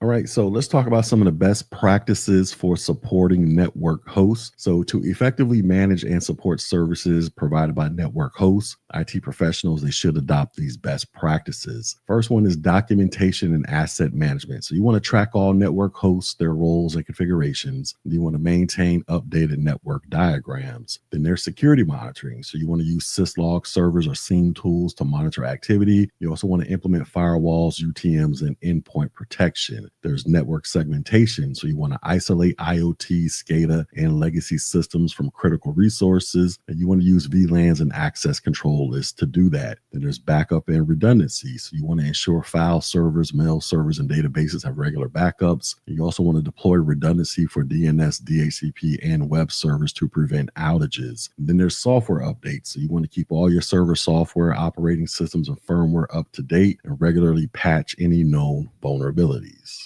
All right, so let's go ahead and wrap all this up. So understanding the services provided by network hosts is crucial for anyone pursuing the CompTIA A+ certification and for those of you that are working in IT support roles. From the foundational services like DNS and DHCP to specialized appliances like UTMs and load balancers, each plays a vital role in performance, security, and functionality of a network. So whether you're managing a small office or supporting a large enterprise infrastructure, being able to identify and support these components, this ensures smoother operations, better uptime, and stronger security. And as IT environments continue to grow more complex with the rise of IoT and hybrid infrastructures, this foundational knowledge will become even more important. All right, so with all of that being said, let's do some check on learning. So our first question is, which of the following server roles is responsible for automatically assigning IP addresses to devices on a network? Would it be the DNS server, the DHCP server, the file share server, or the AAA server? And the correct answer is this will be the DHCP server. So DHCP, or Dynamic Host Configuration Protocol, this server automatically assigns IP addresses and other network configuration parameters to devices on the network, reducing the need for manual configuration. DNS, this simply resolves names. File share servers, they host files, and the AAA server, this handles access control. All right, and our next question is, a company wants to consolidate multiple network security functions, including firewall, intrusion detection, and content filtering into a single device. Which internet appliance should they use? Would they use a proxy server, a load balancer, a spam gateway, or unified threat management? And the correct answer is unified threat management. So UTM devices, they combine several security features such as firewalls, antivirus, anti-spam, content filtering, and intrusion detection prevention into one appliance. And this simplifies management and provides centralized security enforcement. And our final question is, which of the following best describes a SCADA system in a network environment? Is it a smart thermostat that is used in home automation? Is it a system that controls industrial processes remotely? Is it a load balancer that distributes traffic across servers? Or is it a web server hosting internal documentation? And the correct answer is this is a system that controls industrial processes remotely. So SCADA, which stands for Supervisory Control and Data Acquisition, these are systems that are used in industrial settings to monitor and control equipment such as manufacturing machinery, water treatment plants, and power grids. And these systems are legacy or embedded systems that often run specialized software. All right, so whether you're knee deep into your CompTIA exam prep or just brushing up on your network knowledge, this video is for you. So in this video, we're going to dive into one of the essential topics in the exam, and that is common network configuration concepts. We're going to talk about DNS records, DHCP fundamentals, VLANs and VPNs, all in simple terms so that you can understand. So hopefully you can successfully pass this exam. So with that being said, let's go. All right, so first let's talk about network configurations and exactly what are they. So at its core, network configuration, this is all about setting up and maintaining the network devices and services that let computers communicate with each other and the internet. It's like giving every device its own address, name, and role in a big digital city. Now, without proper configuration, your devices wouldn't know how to talk to one another and where to go to send and receive data. All right, so let's go ahead and talk about DNS, or the domain name system, and this is used for translating names to numbers. So DNS, this is like the phone book of the internet. So instead of you remembering complex IP addresses like 172.217.14.238, you just type in a friendly name like google.com and DNS figures out where to send your request. So let's go ahead and break down some DNS record types that you need to know. The first is called the A record, and the A in A record, this stands for address, and this maps a domain name to an IP version 4 address. So take example.com, that will be mapped to 93.184.216.34. And instead of you trying to memorize 93.184.216.34, you just simply type in example.com and DNS does the rest for you. And then we have what is called a quad A record. Now, this is similar to an A record, but this is used for IP version 6 addresses. So once again, with the example of example.com, instead of you typing in this extremely long string of numbers right here, which is an IP version 6 address, you just type in example.com and DNS does the rest for you. And then we have what is called a CNAME, or a canonical name record. And basically this record allows one domain to be an alias for another. So an example of this will be blog.example.com. That will be an alias for example.com. So if you change the IP address for example.com, then blog.example.com will update automatically. All right, next we have what is called an MX record, or mail exchange record, and this tells email servers where to deliver your mail. So as an example, you have example.com, and this will send your stuff to mail.example.com with a priority of 10. So when it comes to priority numbers, email delivery systems know which server to try first.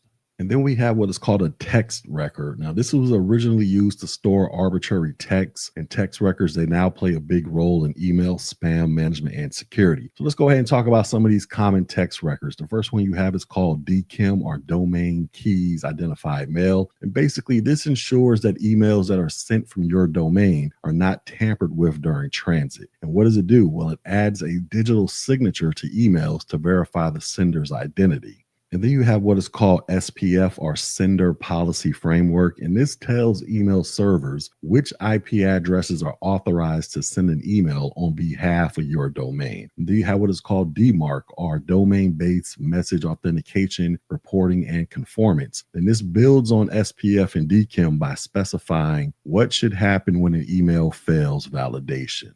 All right, so let's go ahead and talk about DHCP, or the Dynamic Host Configuration Protocol. And once again, we've already talked about this, but basically this automatically assigns IP addresses and other network settings to devices. So think of it as a concierge that hands out room keys and Wi-Fi passwords to guests at a hotel. So here are some key DHCP concepts that you need to know. The first is a DHCP lease. And this is basically when a device connects to a network, DHCP gives it an IP address for a limited period of time. That is called a lease. So an example will be that a laptop gets an IP address of 192.168.1.50, and they get that IP address for 24 hours before it changes to something else the next day. And then you have what is called a DHCP reservation. So you can make a reservation in DHCP so that the device always gets the same IP address based on its MAC address. And so a use case example for this will be you ensuring that your printer always gets the IP address of 192.168.1.10.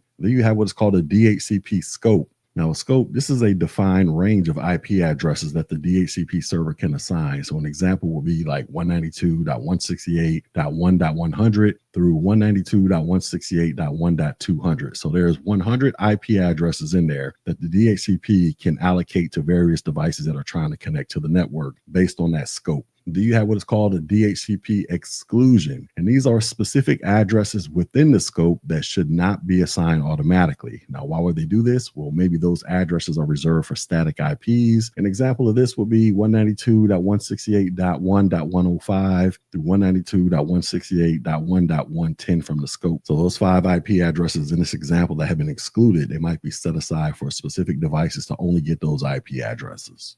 All right, so let's move on and talk about VLANs, or virtual local area networks. And VLANs, they allow you to segment a physical network into multiple logical networks. So let's say that you work in an office with 3 departments. You got the HR department, marketing, and IT. Even though all the computers are plugged into the same switch, you can create VLANs to isolate their traffic. Now, why would you use a VLAN? Well, this helps improve security. It reduces what is called broadcast traffic, and it makes for easier network management.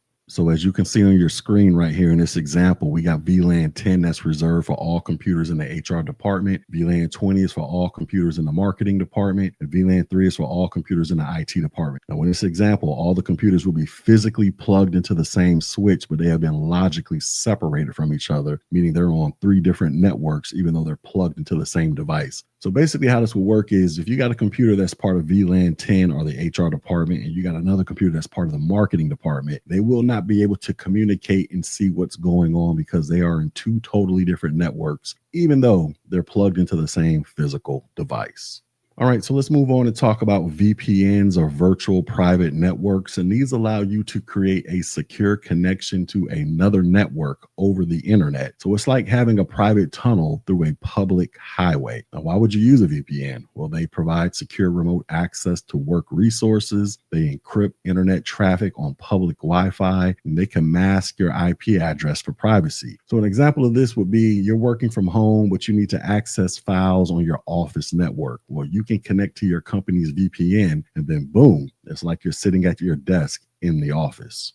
And next, let's quickly talk about some VPN protocols. So although the A+ does not go deep into VPN protocols, it helps to know that they do exist. So you got what is called PPTP, or point-to-point tunneling protocol, and this is older and less secure. You got L2TP, IPsec, and this basically adds encryption. You have what's called OpenVPN, and this is open source and is popular and secure. And then you have what is called IKEv2, and this is fast, stable, especially on mobile. Now, once again, you don't really have to worry about this for the A+ certification, but this is just general knowledge that you should know, especially if you plan on moving on to take the Network Plus certification. Then they are going to somewhat dive a little bit deeper into these VPN protocols.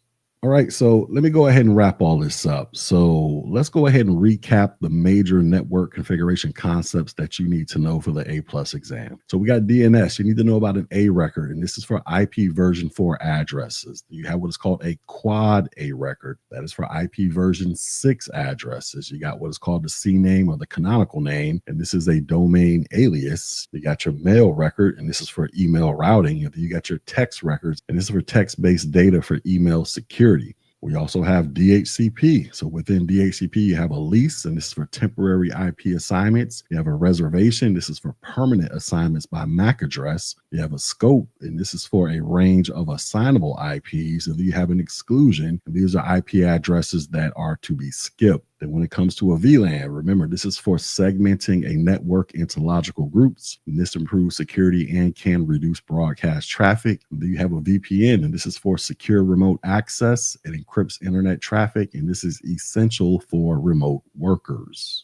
Now, as a study tip, here's some things that help you successfully pass this exam. So you want to get some flashcards in your life, because these are great for memorizing DNS records and DHCP terminology. You want to get some hands-on practice if possible, and you can do this by setting up a home lab using a router that supports VLANs and DHCP. You want to get some practice quizzes in your life so you can drill yourself with scenario-based questions to reinforce your understanding.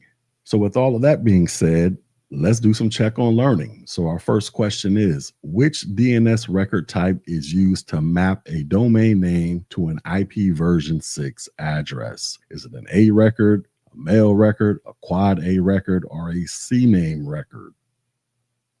And the correct answer is this will be a quad A record. So an A record, this maps a domain name to an IP version 4 address. A quad A record, this maps a domain to an IP version 6 address. An MX record, this directs email to a mail server. And a CNAME record, this creates an alias for another domain.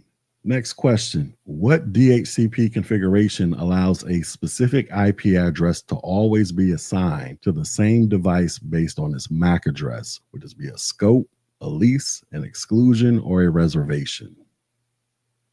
And the correct answer is this will be a DHCP reservation. So a reservation, this ties a MAC address to a specific IP so that the same device always gets the same IP. A scope, this defines the range of IPs that are available to assign. A lease is the amount of time that an IP is assigned to a device. And an exclusion, this removes an IP from the assignable range. And our final question is, which of the following best describes the function of a virtual local area network, or a VLAN? Is it encrypts internet traffic over unsecured networks? Is it assigns IP addresses dynamically to clients? Is it segments a physical network into multiple logical networks? Or is it resolves domain names to IP addresses? And the correct answer is it segments a physical network into multiple logical networks. So a VLAN, this separates one physical network into multiple logical networks, improving performance and security. Now, option A, this describes a VPN. Option B, this is what DHCP does. And option D, this is what DNS does. When you first step into the world of IT, networking hardware, this can feel like a confusing alphabet soup. You got routers, switches, NICs, PoE injectors, and a whole bunch of other stuff. And exactly what do all of these devices do? And more importantly, how do they work together? Well, if you're studying for the CompTIA A+ 1201 exam, or you're just trying to figure out how your home or office network operates, then this video is your cheat sheet. I'm going to break down each of these common networking devices that are listed in the objectives and explain them in a way that makes sense to you. So with that being said, let's go.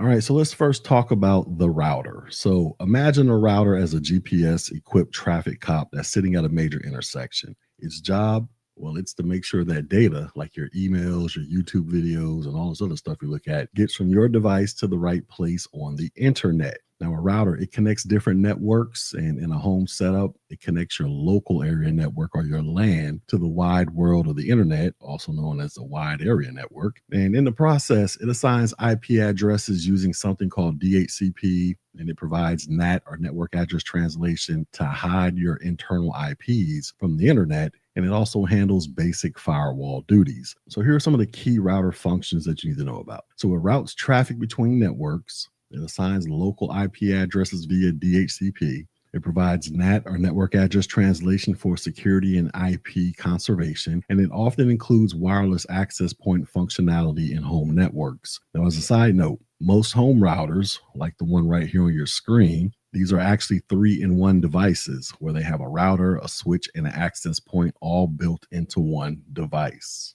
All right, next let's talk about the switch. Now, a switch, this lives on the local network. Now, think of it as the super organized event planner who knows exactly where everyone is sitting and sends messages directly to the right person. Now, when a switch receives data, it doesn't shout it out to everyone. Instead, it looks at the destination MAC address and sends it directly to the right port. And this is much more efficient than the old school method, which was used by hubs. And pretty much hubs are obsolete these days, so don't even worry about them. But when it comes to switches, you got two main types. You got the managed switch and the unmanaged switch. So when it comes to an unmanaged switch, these are basically plug and play devices. There is no configuration required, and these are perfect for home users or small networks where you do not need advanced control. And then you have what is called a managed switch, and these are configurable, where you can go in there and set VLANs, monitor traffic, prioritize data using QoS or quality of service, and a whole bunch of other stuff. And these are ideal for enterprise environments where control and visibility matters. Now, the key takeaways for a switch are as follows. They operate on layer 2 of the OSI model, which is also known as the data link layer. They direct traffic based on MAC addresses. And managed switches, they offer greater control and monitoring than unmanaged switches.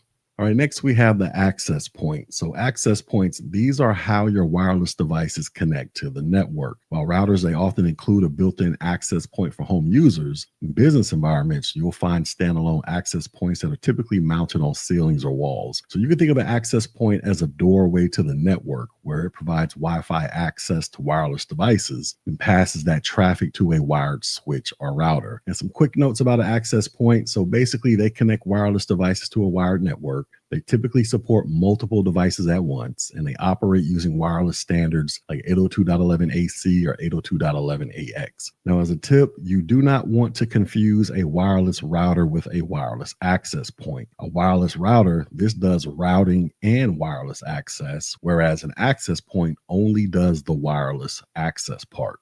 All right, next we have what is called a patch panel. So if you've ever seen a server room with dozens or hundreds of Ethernet cables all neatly plugged into a board with numbered ports, well, that is a patch panel. And patch panels, they do not actively move data. They are passive, like a really tidy extension cord. Basically, they serve as a central hub where you can organize and reroute network connections with short patch cables. So why would you use a patch panel? Well, they're easy to label and manage connections. They keep cables organized in larger environments, and they connect switches via shorter patch cables. So think of it like a phone switchboard from the old days, except now it's for Ethernet. All right, next we have what is called a firewall. And a firewall, this is your network's first line of defense. It monitors network traffic in and out of the network and decides whether to allow or block it based on a set of security rules. And there are two main types. First type is the hardware firewall. And this is a standalone device, or sometimes it's built into routers that protects an entire network. And then you have what's called a software firewall, and this is installed on individual devices to protect them specifically. And the capabilities of a firewall are as follows. Well, it blocks unauthorized access, it permits specific traffic like web browsing or email, and it can detect and prevent certain types of attacks. Now, as a tip, in corporate networks, you'll often find what are called next generation firewalls with deep packet inspection and intrusion prevention capabilities. All right, next we're going to talk about PoE, or power over Ethernet. So normally network devices like IP cameras or access points, they need both a data cable, or your Ethernet cable, and a power adapter. But with PoE, you can send power and data through a single Ethernet cable. And this is a game changer for placing devices in hard to reach places. And there are two main types of PoE devices. You got what is called a PoE injector. And this is a standalone device that injects power into a regular Ethernet cable. And this is great for retrofitting PoE into an existing network. And then you have what is called a PoE switch. And these are network switches that have PoE built into them, and they can power multiple PoE devices directly. Now, here are some PoE standards that you should know. So the first one is PoE, and its standard operates on IEEE 802.3af, and it has a power output of up to 15.4 watts per port. You have what's called PoE Plus, and it operates on IEEE 802.3at, and has a power output of up to 25.5 watts per port. And then you have PoE Plus Plus, and it operates on IEEE 802.3bt, and it has a power output of up to 60 watts or 100 watts per port. And the key benefits of PoE are as follows. So it provides cleaner cable management, and it's great for IP cameras, VoIP phones, and wireless access points. So when it comes to PoE, the great benefit of it all is that it offers simple installations and fewer outlets are needed because you have power running over the main cable in addition to data running on that same cable as well. All right, so let's talk about the cable modem. So if you have cable internet at home, then you are using a cable modem. And this device connects to the coaxial cable from your ISP or your internet service provider and converts the signal into Ethernet so your router can use it. And cable modems, they use a standard called DOCSIS, or DOCSIS, which stands for Data Over Cable Service Interface Specification. And this supports high-speed internet over the same lines as cable TV. Now, when it comes to a cable modem, just remember that cable modems, they convert coaxial signals to digital Ethernet. They usually connect to the router's WAN or wide area network port, and they are needed for cable internet, not DSL or fiber connections. And speaking of DSL, which stands for Digital Subscriber Line, this is another way to get internet into your home, but instead of coaxial cables, it uses your old telephone lines. And DSL modems, they connect to the phone jack and they use unused frequencies to transmit data. Now, unlike dial-up, DSL, this lets you use the internet and phone at the same time. And there are a few DSL types out there, including what is called ADSL or asymmetric DSL and VDSL, which stands for very high bitrate DSL, with each of them having different speed capabilities. Now, as a quick DSL fact, DSL uses what is called the RJ11 connector, which is basically your old landline phones. It offers a lower speed and range compared to that of cable and fiber, and this is mainly used in rural or older areas where people still have landline telephone connections. Now, when it comes to cable versus DSL, cable will usually win in speed and bandwidth, but DSL might be your only option in some areas if you live out in the sticks or something like that.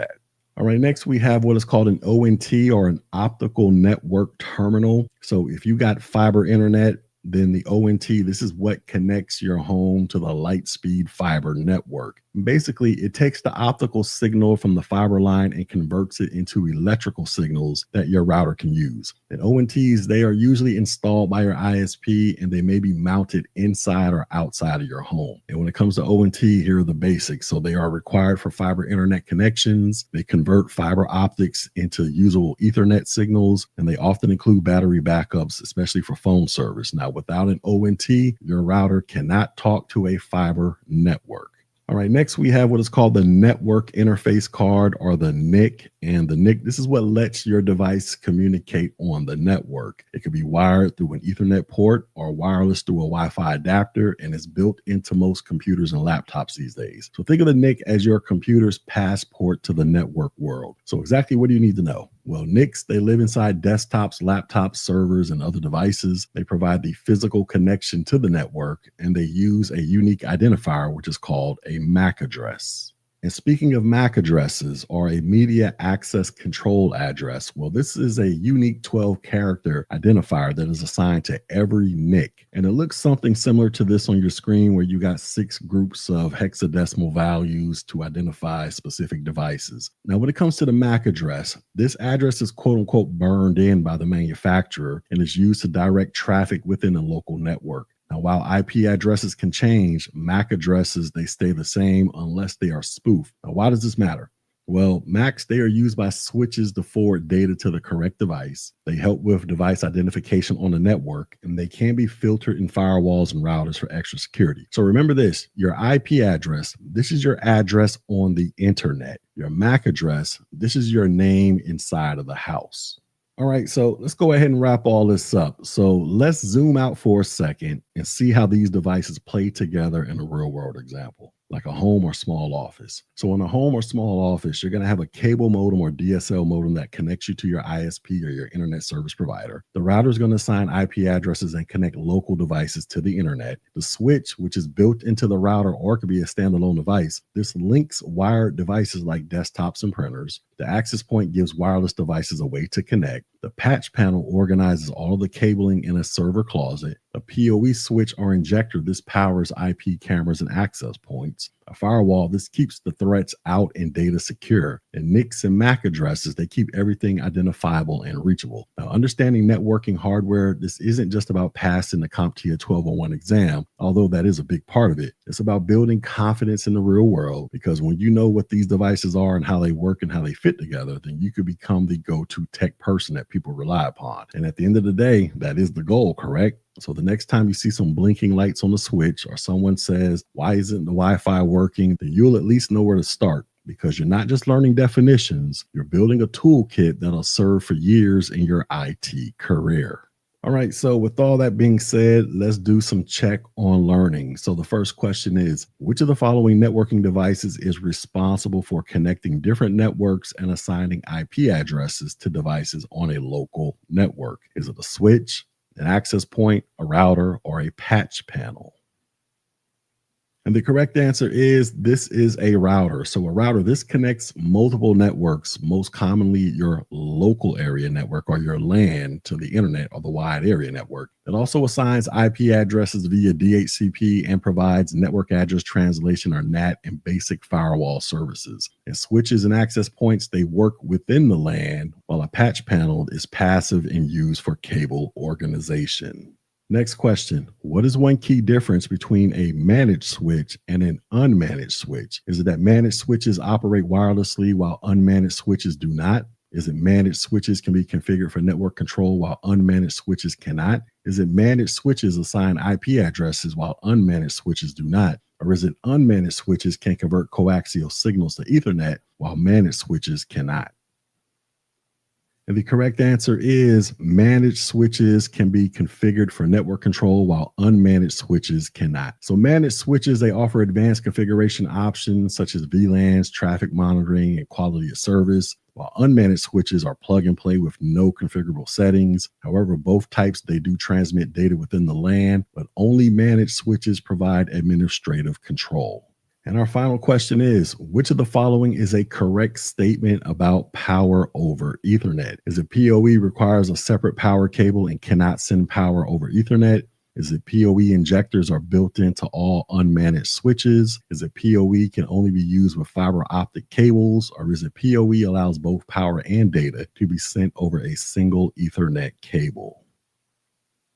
And the correct answer is PoE allows both power and data to be sent over a single Ethernet cable. So PoE technology enables power and data to travel through the same Ethernet cable, reducing the need for separate power adapters. And this is especially useful for devices like IP cameras and wireless access points. Now, when it comes to PoE injectors and PoE switches, they also provide this capability, and it is not limited to fiber optic connections. You decided to set up your own small office or home office network, or maybe you're just trying to figure out what the heck is going on behind the blinking lights on your router. Either way, this video is for you. So I'm going to walk you through the key components of setting up a basic wired and wireless Soho network with a special focus on internet protocol or IP addressing. And don't worry, I'm going to keep things practical and beginner friendly. And by the end, you'll not only understand terms like IP version 4, DHCP, and a PIPA, but you'll also know how to put them into action. So let's go. All right. So first things first. Why are Soho networks even a thing? Well, in today's connected world, almost every home and small business needs internet access, whether it's for remote work, online gaming, running a small business, or streaming videos on every screen in the house. A properly configured network is essential. And Soho networks, they typically consist of a modem to connect to your ISP or your internet service provider, a router to manage traffic between devices and the internet, switches for wired connections to multiple devices, wireless access points, which are sometimes built into the routers for Wi-Fi access, and devices like computers, printers, smart TVs, and much more. So now that we understand all of that, let's go ahead and get into the networking portion, starting with IP addressing. All right, so exactly what is IP addressing? So imagine that you're at a crowded coffee shop and you want to send a note to your friend. But unless you know exactly where they are sitting, well, you're not going to be able to send that note. And that's basically what an IP address does for computers. It gives each one a unique seat or address so they can communicate. Now, IP addressing, this is how we label each device in the network so it can send and receive data. And you can think of it like a digital mailing address. And there are two major versions that you need to know. You need to know about what's called IP version 4 and IP version 6.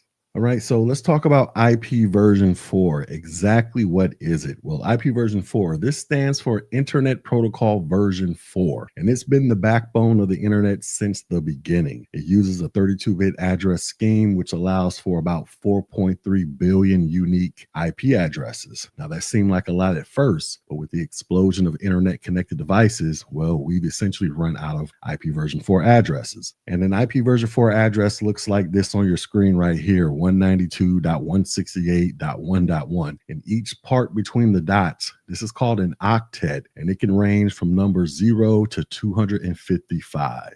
All right, so let's talk about private versus public IPv4 addresses. So when configuring a Soho network, it is crucial to understand the difference between private and public IP addresses. And here's essentially what a private IPv4 address is. Well, these are used within local networks like your home or your small office, and they cannot be routed on the internet directly. So you can think of them as for internal use only. And the common private IP ranges are 10.0.0.0 all the way to 10.255.255.255. Then you got 172.16 all the way to this other number right here, 172.31, and 192.168 all the way to this number, 192.168.255.255. And basically, an example of this will be your home router, which is this thing on this diagram right here. This might assign the IP address of 192.168.1.100 to a random device or your laptop in your network.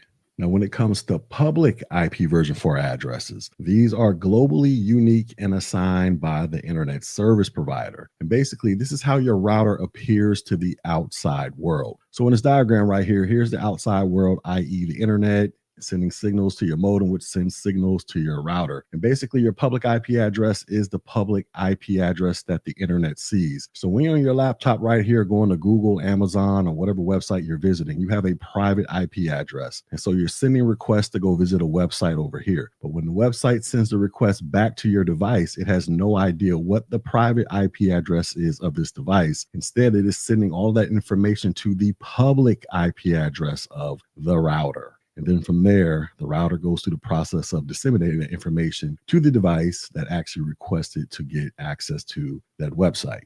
And the process that makes all of this happen when converting from a public IP address to a private IP address, this is called network address translation, where essentially your router converts its public IP to the private IP so that the information you can get from whatever resource that you were trying to request back to the device that actually requested it.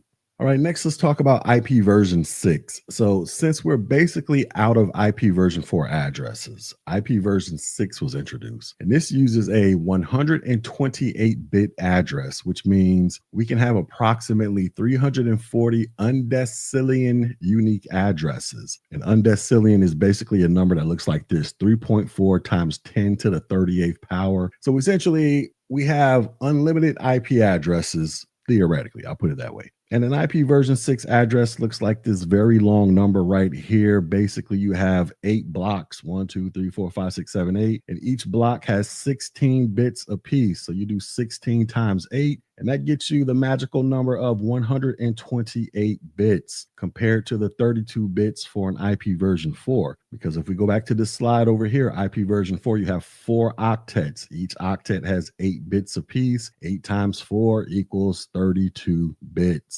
Now, when it comes to IP version 6, this is slowly becoming more common in most modern routers. They do support it alongside IP version 4. But for basic Soho setups, you'll most likely deal with IP version 4, at least for now. All right, so now that we've talked about the various IP address types, let's talk about how devices actually get assigned an IP address. So we have what is called static IP addressing. And basically, static IP addressing is when an administrator manually configures an IP address on the device. And so you basically go in there and tell the device, hey, you're always going to use this IP address. And it's never going to change unless the admin manually updates it. And you would use this in the case of setting IP addresses for servers so people always know where to find them, network printers, IP cameras, or any device where a consistent IP address is helpful. Now, how do you go about setting a static IP? Very easy. You go to the network settings of that device, you choose manual or static IP configuration, and then you enter the IP address, the subnet mask, the gateway, and the DNS server. An example of that will be all of this information down here, the IP address of 192.168.1.50, a subnet mask of 255.255.255.0, and the gateway of 192.168.1.1. Now, as a tip, you want to make sure that the static IP you assign is outside your router's DHCP range to avoid any conflicts. And then we have what is called dynamic IP addressing. And this means that the IP is automatically assigned by a DHCP server or usually your router. And it can change over time, but for most devices, that is totally fine. And how does this work? Well, basically, your device boots up and says, hey, I need an IP address. The router says, cool. Here's the IP address of 192.168.1.105, and you can use it for 24 hours. And then the device will use it until it expires or the IP address is renewed. So dynamic addressing, this is easy, fast, and this is usually the default for most home routers because most of you all are not sitting in your house right now manually configuring IP addresses for your laptops, smartphones, smart TVs, or any other device out there that touches and interacts with the internet. All right, so let's move on to talk about a PIPA. Now, exactly what the heck is a PIPA? Well, a PIPA, this stands for Automatic Private IP Addressing. So if your device tries to get an IP address from the DHCP, and it fails to get one, your device will automatically assign itself an IP address from this range right here, 169.254.0.0 through 169.254.255.255. What does that mean? Well, basically, your device can still talk to other devices on the same local network within a PIPA address, but your device will not be able to reach out and talk to the internet. Now, a PIPA, this is a fallback mechanism, which is kind of like saying, I didn't get instructions, so I'll just do my best with what I have. So if you ever see an IP address that starts with 169.254.x.x, and the x.x represents whatever numbers are thrown up in there. But if you ever see this address on your device, that means that your DHCP server probably is not working, or there might be a cabling issue that you need to go out there and resolve.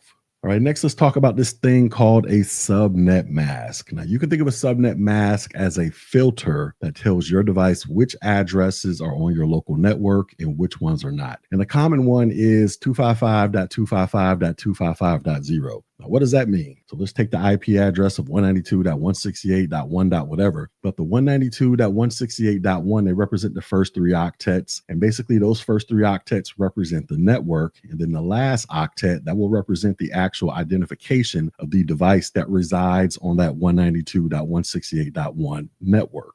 So in this example down here, you got the IP address of 192.168.1.0/24. Well, the network portion is 192.168.1. That is the network. So think of the network as that is the apartment building number that you live in. And then the actual .1 portion, that actually represents the device that resides on that network. And you could think of that as your apartment that is inside of that apartment building. So once again, you live in a building 123 Main Street, but within that building, your apartment might be apartment 1A. And so I say all of to say, subnet masks, they basically help devices figure out if they should send traffic locally or to what is called the gateway. And speaking of gateways, so a default gateway, this is the device, usually your router, that connects your local network to the outside world or the internet. And basically your device is saying this, hey, I want to go visit google.com and it's not on my local network. So your device is going to go ask the gateway to handle it for you. Now, if your gateway is misconfigured or missing, then your device will not be able to access the internet, even if it does have a valid IP address. And for the majority of you out there listening to the sound of my voice right now, the default gateway is often the IP address of your routers. So if you're out there trying to manually configure your router as we speak, more than likely the default gateway address is 192.168.1.1, or it might be 10.0.0.1. But essentially, the default gateway, this is essentially the doorway or the gateway for your little network right here to go outside and play in the bigger world known as the World Wide Web or the internet. So this is the address right here that all of these devices have to find and locate if they want to exit your network to go communicate with YouTube, Amazon, or whatever the heck it is that you look at on the internet. All right, so let's go ahead and put all of this wonderful information together. So how do you actually apply all of this knowledge in a real world setup? Well, here's a step-by-step guide for setting up a basic wired or wireless Soho network. So the first thing you want to do is you want to connect your modem and your router. So you want to plug your modem into the wall using your coaxial or fiber optic line, whichever internet service that you're paying for. And then you want to connect the modem to your router's wide area network or internal port. After that, you want to access the router's admin page, and you can do this by connecting to your router via Ethernet or Wi-Fi. And basically, you either plug in an Ethernet cable or you go on Wi-Fi, and then you open up a browser and you type in the IP address 192.168.0.1 or 192.168.1.1. And basically, after you do all of that, it's going to take you to a login page for the router. You're going to enter your admin username and password. And this information is usually written on a sticker, or it's in a manual, or it's somewhere out there on the wild internets, especially if you haven't changed any of the default username and passwords. And once you log in, then you want to go in there and start changing the default passwords, right? And then after you do all of that, then you want to commence to configuring your DHCP settings. So you want to make sure that DHCP is enabled, so that way your router can dish out IP addresses to all of the random devices in your network. You want to set the range from anywhere between like .100 to .200. You could change that to make it fit your lifestyle however you want. And then as an option, you want to reserve IPs for specific devices. So if you got a printer up in your residence or your office, or you got some type of network attached storage up in there, you want to go ahead and try to give them a specific IP address that does not change, or a static IP address. Then the next thing you're going to want to do is set up your Wi-Fi. So you want to give your Wi-Fi network a name, and that's also known as the SSID, or the Service Set Identifier. You want to use the WPA2 or WPA3 encryption, and you want to set a strong passphrase. After that, you want to assign static IPs like I said earlier. So go out there and give your printer, your file server, or whatever device a static IP by taking it off of DHCP. But remember, if you do that, you have to manually input all of the IP configurations that we talked about earlier. And then you want to go out there and test your devices. So you do that by restarting your devices so that they can get a fresh IP from the DHCP. You want to check each device's IP, subnet mask, gateway, DNS if you manually configured anything. And then after you do all of that, you want to verify functionality by browsing the internet or printing something off from your network printer.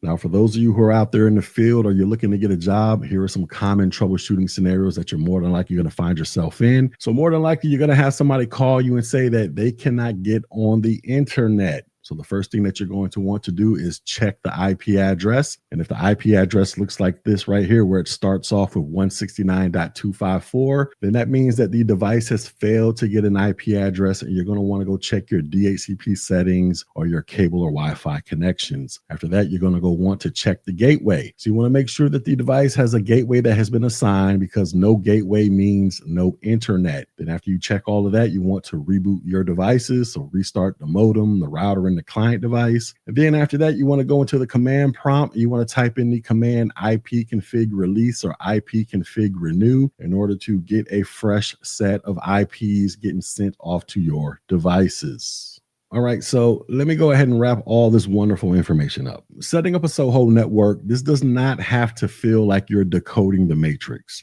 Once you get familiar with IP addressing, whether it's IP version 4 or IP version 6, static or dynamic, private or public, you're going to realize it's more like setting up a well-organized digital neighborhood. Now, just remember, DHCP, this handles most of the grunt work. Static IPs, these are for devices that need to be found reliably. A PIPA, that means it's a red flag. Subnet masks, these help define who is local to the network. And your default gateway, this is your road or your exit point to the internet. So whether you're studying for the CompTIA A+, or you're just leveling up your tech skills at home, understanding these concepts, this will set you up for success.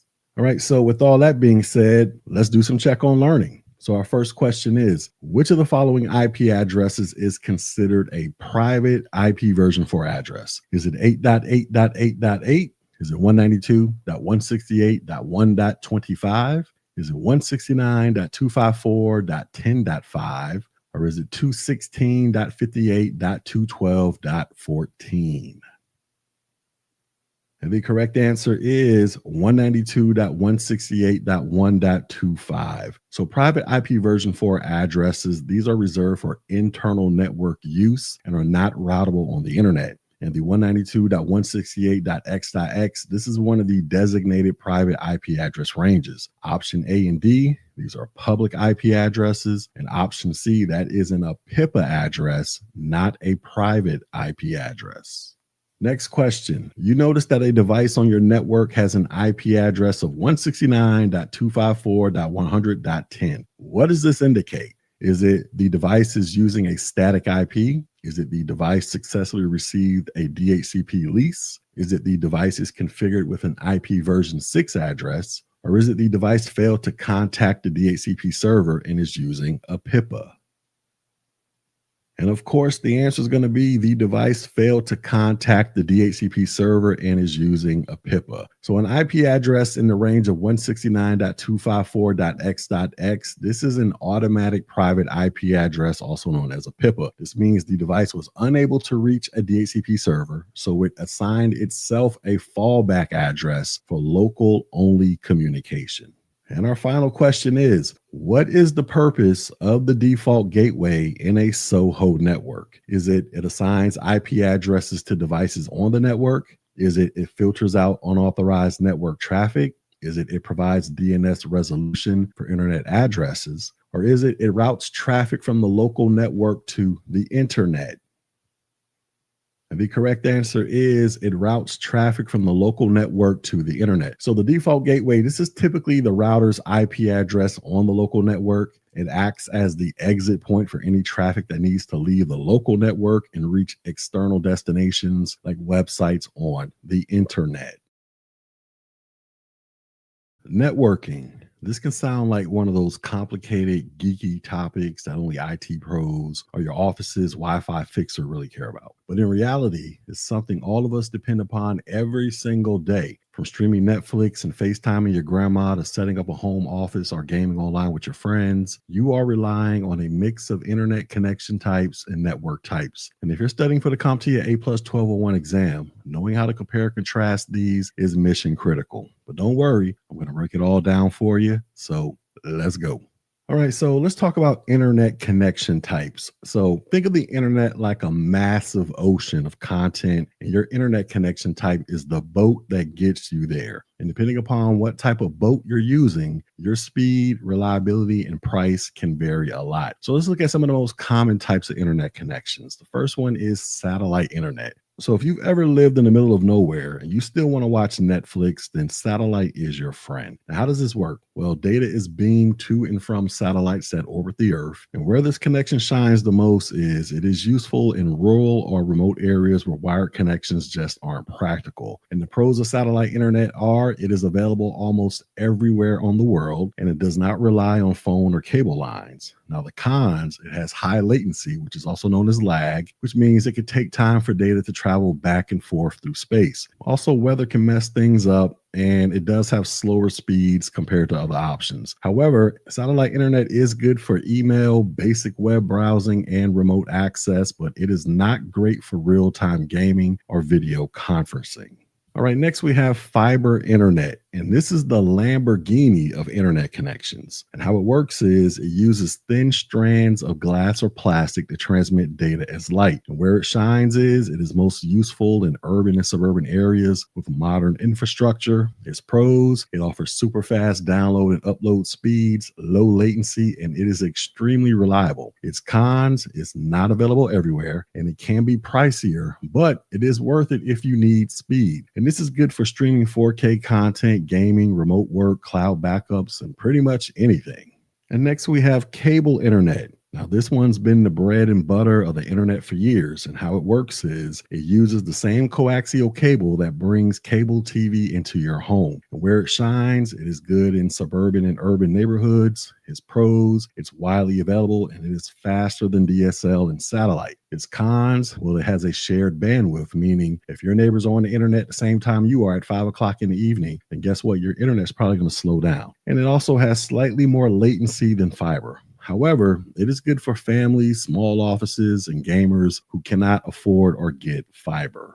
Then there's DSL, or digital subscriber line. Now, this is old school, but it's still around, and how it works is the internet runs over your traditional telephone lines, and where this shines is great for areas where cable or fiber internet connections are not an option. So think of people that live out in the sticks somewhere. And the pros are it's more stable than satellite, and it's typically cheaper. However, when it comes to the cons, the speeds can drop the further you are away from the provider's central office or your internet service provider, and it does generally have overall slower speeds compared to cable and fiber internet. Now, this is good for light web browsing, email, and working from home if demands are low. Next is cellular internet connection. And this is your smartphone's internet connection. And how it works is your smartphone connects to a mobile tower using LTE or 5G. And where this shines the most is when you are on the go in areas with good cell coverage. Its pros are it's portable and flexible, and it can support fast internet speeds with 5G. Its cons, it does have data caps, the signal quality can vary, and it can be expensive. Now, this is good for travelers, mobile hotspots, or can serve as backup internet for remote work. And then we have what is called WISP, or wireless internet service provider. So think of this like local internet companies that are using radio signals. And how it works is they use antennas that are on towers to beam internet to homes with line of sight. Where this shines the most, it works really well in rural and semi-rural areas without good wired options. Its pros, it does not need cable or phone lines, and it's usually faster than satellite and DSL in remote areas. Its cons, this does require a clear line of sight to the tower, and weather and interference, this can affect your services. However, this is great for rural users that are looking for a better option than satellite or DSL. All right, so here is a quick comparison chart comparing satellite, fiber, cable, DSL, cellular, and WISP. So go ahead and take a screenshot and get this in your life so you can pass this test with flying colors.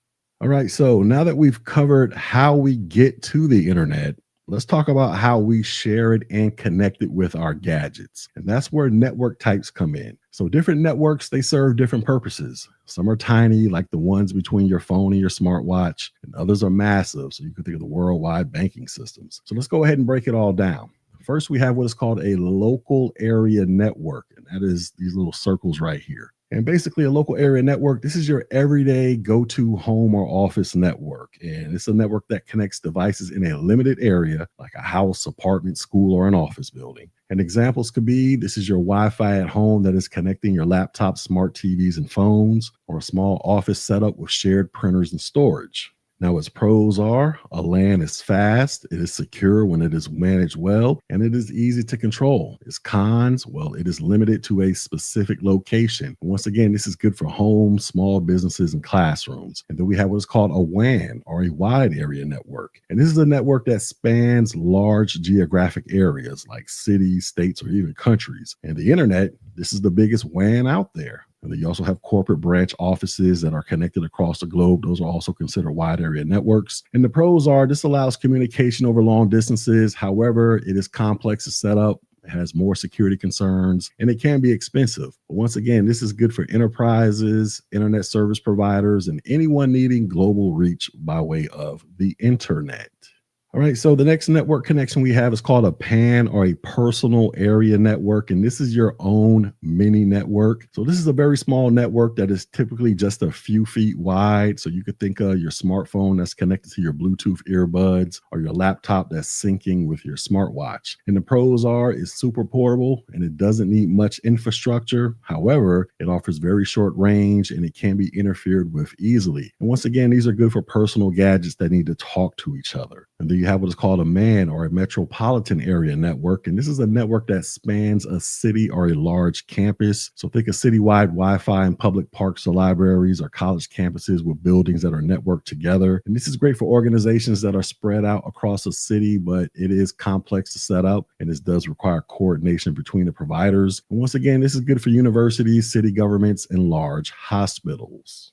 And then you have what is called a SAN, or a storage area network. And this is a high-speed network that gives multiple devices access to block-level storage where you can store massive amounts of data. So think of data centers, or think of enterprises running big applications like banking enterprises, e-commerce, or cloud platforms. And the pros are it offers fast, centralized data access, and it improves backup and disaster recovery. However, a SAN can be expensive and complex to set up, and it does require skilled IT staff. And once again, this is good for companies that need high performance storage solutions. And then we have what is called a wireless LAN or a wireless local area network. And this is a local network that connects devices wirelessly, usually through Wi-Fi. So think of your home Wi-Fi or the Wi-Fi at the coffee shop. And the pros are there are no cables that you have to attach. And this is easier for users to move around. However, this can be less secure than a wired network, and the signal strength depends upon walls, distance, and interference. And once again, this is good for homes, businesses, cafes, schools, and pretty much everywhere.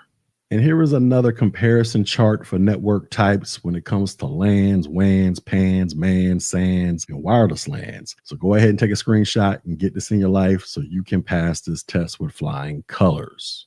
All right, so let's go ahead and wrap all this up. So whether you're trying to fix your grandma's Wi-Fi, you're preparing for your first IT job, or you just want to know how the internet works, understanding connection types and network types, this gives you an edge. And if you're sitting for the CompTIA A+ 1201 exam, this knowledge isn't just nice to know, it is you must know it. So here's a quick review of the big takeaways. Satellite. This is your rural buddy. It's slow, but it is available everywhere. Fiber is king because it's fast and reliable, but it's not available everywhere. You got cable and DSL, they're still hanging on, and these are solid mid-range options. You got cellular and wireless ISPs. These are your mobile and rural heroes. You got LANs and wireless LANs. These rule your home and small offices. You got wide area networks. They essentially rule the world. You got PANs, they're used for personal gadgets. MANs, these can scale to cities and campuses. And then you got SANs, or storage area networks, where they power serious data storage for businesses. So whether you're a future tech pro or you're just a family IT guy, knowing how we connect, this is the first step to staying connected. So with that being said, let's do some check on learning. So our first question is, which internet connection type is best suited for users in remote areas where traditional wired options are unavailable, but suffers from high latency? Would this be satellite, fiber, DSL, or cable?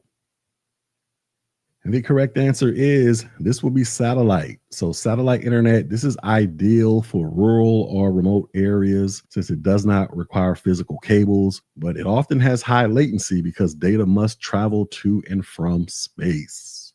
Next question. Which network type would most likely be used to connect devices like a smartphone, smartwatch, and wireless earbuds within a few feet of each other? Would this be a LAN, a WAN, a PAN, or a SAN?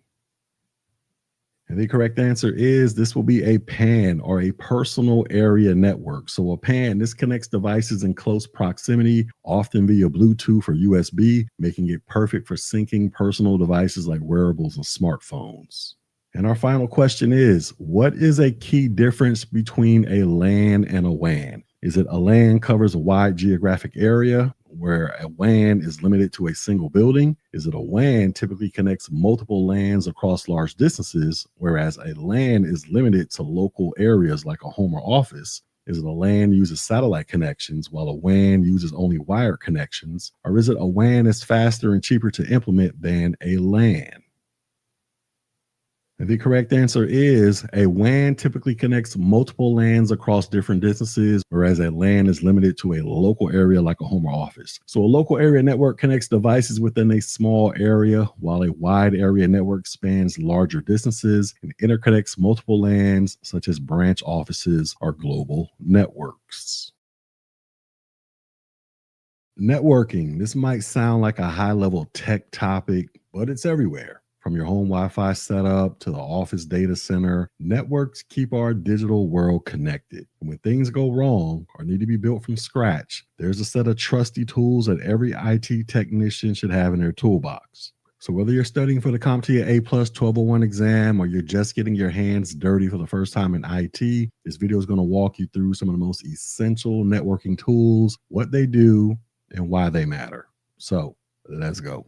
All right, so let's talk about these networking tools, and we're going to start with the crimper. So what is a crimper? Well, a crimper, or a crimping tool, this is used to attach connectors to the ends of network cables. And the most commonly used one is the RJ45 connector, which you can see right here on your screen, that is used to connect twisted paired Ethernet cables. Now, here's the thing. If you ever wondered how the Cat 5 or the Cat 6 cable got into the plastic plug on the end, well, that's the crimper's job. Essentially, you strip the cable, arrange the wires in the right order, slide on a connector, then you crimp it to lock everything in place. So why does this matter? Well, if you're building custom length cables, which you will in IT, a crimper is non-negotiable. It saves money and time, especially when pre-made cables just won't cut it. Well, as a tip, you want to invest in a good crimper with built-in wire cutters and strippers because that is a 3-in-1 time saver.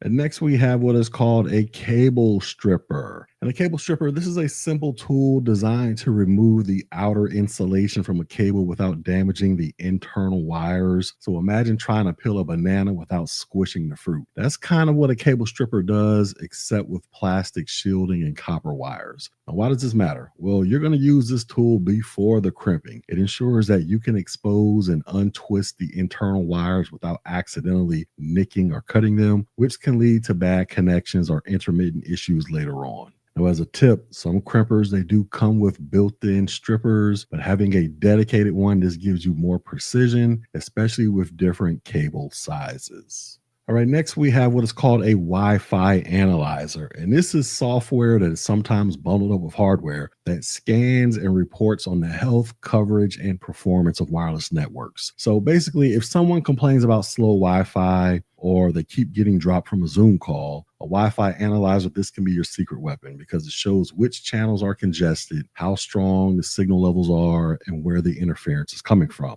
And the reason why this thing matters is because Wi-Fi signals are invisible. A Wi-Fi analyzer makes them visible, showing you which access point is working, how much interference exists, and even identifying rogue devices. And as a tip, there are popular mobile apps out there like NetSpot and Insider where they can let you do quick site surveys with just your phone or your laptop. And then next we have this thing called a toner probe, and it's also called a tone and probe kit or a fox and hound. And basically this thing is used to trace and identify individual cables among a bundle, especially in walls or ceilings. So just imagine yourself opening up a patch panel and seeing 30 identical blue cables. A toner probe, this is going to help you figure out which one goes to room 207 without unplugging everything and guessing. So exactly how does this thing work? Well, you're going to attach a toner to one end of the cable, and that's this thing right here. You're going to plug the cable up in there, and this is going to send a tone signal through the line. And then you're going to use your probe, which is this thing right here. And this probe is going to go out there and detect that tone on the other end, even through the walls. And then once it detects it, you got a little speaker right here where it's going to beep or make some type of noise to let you know that, hey, this wire is connected to this port over here, yada, yada, yada. So why does this matter? Well, this is vital for tracing cables, especially during office moves, wall jack testing, or organizing poorly labeled environments. Now, as a tip, you want to make sure the volume on your probe is turned up because you do not want to miss that faint beep beep in a noisy server environment.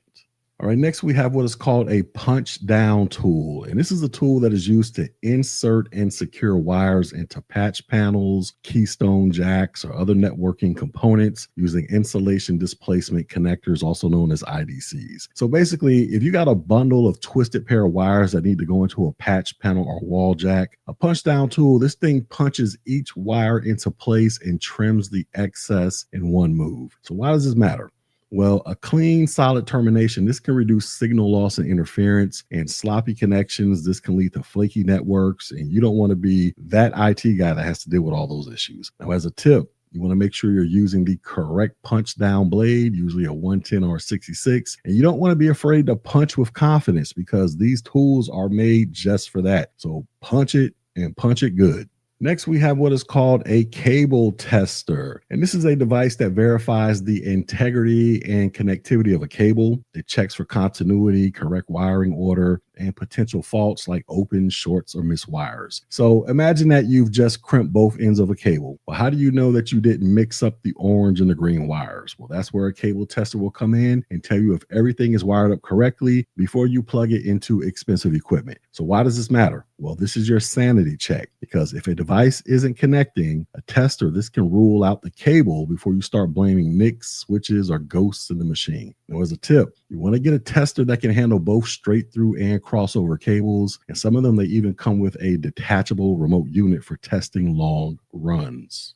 Next, we have what is called a loopback plug. And a loopback plug, this is a small device that plugs into a port and loops the signal back to itself. And it's commonly used to test Ethernet or serial ports. So let's say that you're testing a switch port or a network card. You want to plug in a loopback adapter and then run diagnostic software to verify that the port can send and receive data. So why does this matter? Well, loopback plugs, they help confirm that the issue is with the device or the port, not the network. And this is especially helpful in network interface card testing. Now, as a tip, you want to keep a few loopback plugs in your toolkit. You want to have one for RJ45 and serial or RS232 ports. And these things are cheap, but they can save you hours of troubleshooting. And then we have what is called a network tap. And a network tap, which is also known as a test access point, this is a hardware device that allows you to monitor traffic without interrupting the flow of data between devices. So imagine that you want to capture real-time traffic between a computer and a switch, but you don't want to mess with the live connection. A network tap, this sits between the two and sends a copy of that traffic to your monitoring device. So why does this matter? Well, taps, they are used in high security or high performance environments to troubleshoot, analyze traffic, or detect threats without introducing delay or risk of data loss like with port mirroring. Now, as a tip, taps are more advanced tools that are typically used by network engineers or cybersecurity professionals, but knowing how they work, this can give you an edge in more complex environments.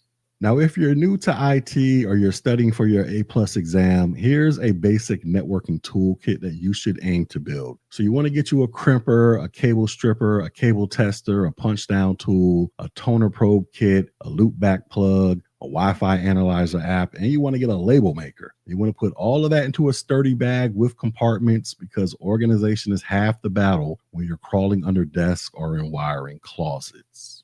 All right, so let's put all of this together with a scenario. So let's say somebody walks into your office and says, the internet is not working in conference room B. Well, here's how you might troubleshoot with the tools that you just learned about. So the first thing you're going to do, you're going to grab your toner probe and trace the wall jack back to the patch panel. You're going to use your cable tester to check if the Ethernet cable is wired correctly and not damaged. If needed, you're going to use your crimper and stripper to make a new cable on the spot. You're also going to break out your punch down tool and punch down new wires into the patch panel. And if the internet is still slow, then you're going to open up your Wi-Fi analyzer and check for signal strength or interference. And if you're testing a port on a switch, you're going to use a loopback plug and diagnostics to confirm that it is not a hardware issue. And for deeper analysis, you might install a network tap to capture packet level data and analyze what's happening between the devices. And just like that, you will have gone from mystery to mastery just using these tools. Isn't that amazing?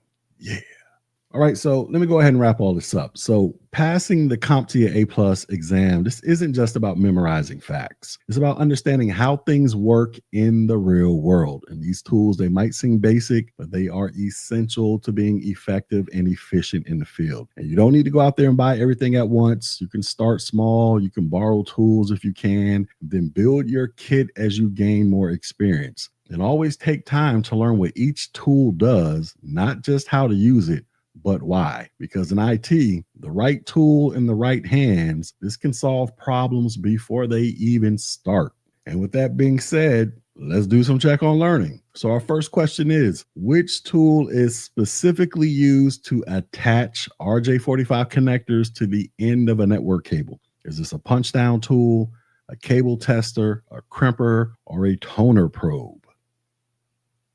And the correct answer is this is going to be a crimper. So a crimper, this is designed to secure or crimp an RJ45 connector onto Ethernet cables. It pushes the metal pins inside the connector into the wires, establishing an electrical connection. Punch down tools, they are used for patch panels and not cable ends.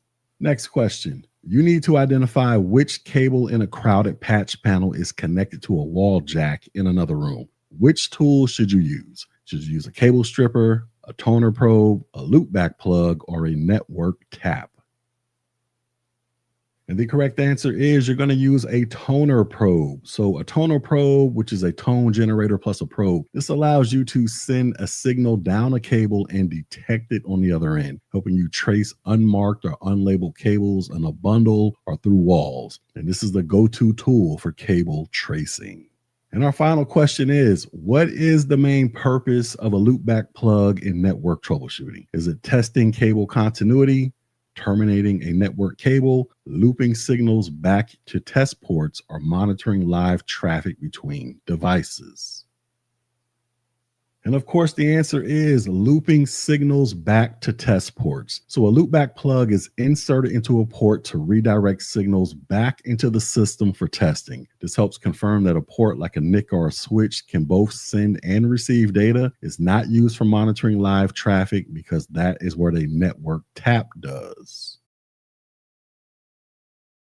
All right, so in your home, you more than likely have a smartphone, some type of tablet, or maybe even a laptop that you use for wireless internet connectivity so you can get out there and live your best life surfing these internet streets. Also in your house, you may have a laptop or a desktop computer that may be hardwired to your wireless router in your house. So this is typically what you will find in the average household. You will find mobile devices and you'll find desktop computers, right? So these devices, they are connected to a device called a switch. And this is a switch right here that is being represented by a little square with two arrows going in opposite directions. Also, if you're using mobile, you may have another device called an access point or a wireless access point. Also, there is another device called a router, which is represented by this circle right here that has arrows going up and down and left and right. And then there is another device called a modem, which is going to be represented by this device. We'll just put MD for modem. And then you have the internet, which is represented by this cloud looking thing over here.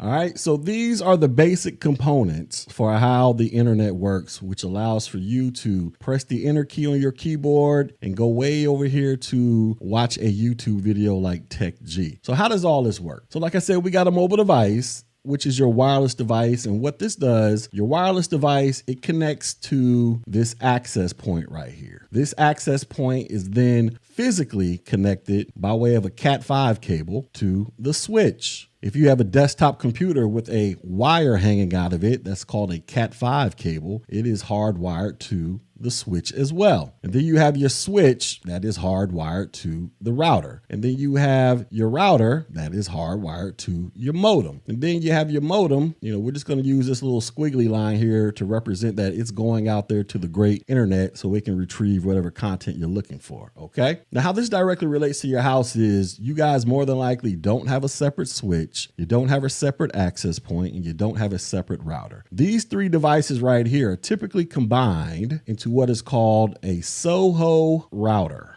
small office, home office router, or your wireless router as you guys all know it. So you guys go look at your wireless router, you might see some antennas hanging off of it. You'll see a couple ports on there, and then you see another port that has some type of Cat5 cable or something hanging out of it. That is your wireless router. Basically in the Soho environment, it combines all of those elements into one device to save you money and save you space. All right, so how this works is like this, ladies and gentlemen. So you're on your mobile phone, you're over here pressing buttons, you're on your laptop, you're over here pressing buttons, because you want to see Amazon.com over here, or you want to watch a YouTube video over here, right? That's what you're out here doing, trying to live your best life, right? So as you're pressing buttons, you're actually sending a bunch of ones and zeros across the ether or across the wire. Ones and zeros. They're physically moving across these mediums right here. If you're on mobile, your ones and zeros travel through the air and they hit this access point, which then converts the ones and zeros to put them on a physical wire and send them down into the switch. If you're on a hardwired connection like a PC and you're pressing buttons to get access to YouTube or Amazon or Google, it sends those ones and zeros directly into the switch. And what the switch actually does, the switch says, hey, I recognize both of these devices. They're allowed to be in this network. I'm going to let you communicate to try to get on out here to the wild, wild internet, right? Now, everything from the switch back to your mobile devices, this is called your LAN, your local area network. Your switch manages all the devices within your network that are trying to reach out and communicate with the internet. And how it recognizes this stuff is by it keeps essentially a record of the MAC addresses that are associated with these devices. Now,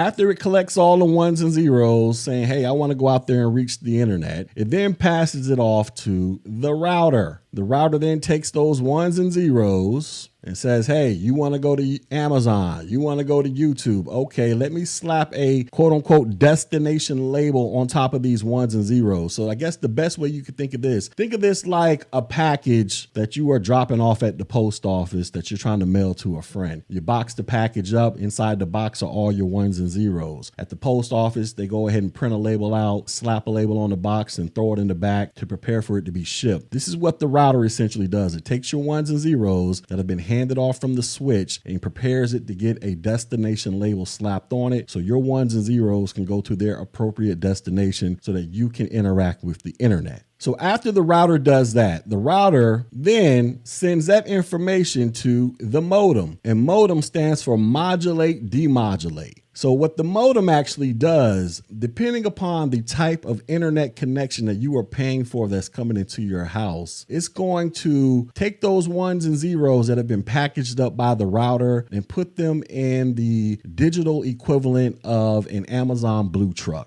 So you're like, wait a second, what do you mean? So when the Amazon guy goes to pick up your packages from the warehouse, they put the packages into the Amazon Blue Truck, and next thing you know, you see the Amazon Blue Trucks driving all around the city to deliver the packages. This is what the modem essentially does. Now, how this works is like this. So you may have a fiber connection, you may have cable internet, you may have DSL, you may have satellite, or you may have RF. Line of sight or radio frequency internet. Depending upon what type of internet connection that you have that you are paying for to go to your house is going to determine the speeds that your ones and zeros are going to travel back and forth across the internet. So you could think of it like this. Here we are at the Amazon warehouse or the post office, and we're getting ready to ship these packages out, our ones and zeros that are in the box with their shipping label on it, right? If we have satellite internet, just imagine that I'm taking my package of ones and zeros and I'm putting them inside of a garbage truck that can only travel 45 miles per hour. Well, the garbage truck signifies my internet connection, and the 45 miles per hour signifies as to how fast my connection can actually push the ones and zeros across the wire for me to establish connection with whatever website that I'm trying to interact with. And we all know garbage trucks are pretty slow, and the slowest internet connection up on here would be satellite. So think of satellite as your garbage truck. Now, let's just say you have a fiber connection. Well, just imagine you're going into the modem or you're going into your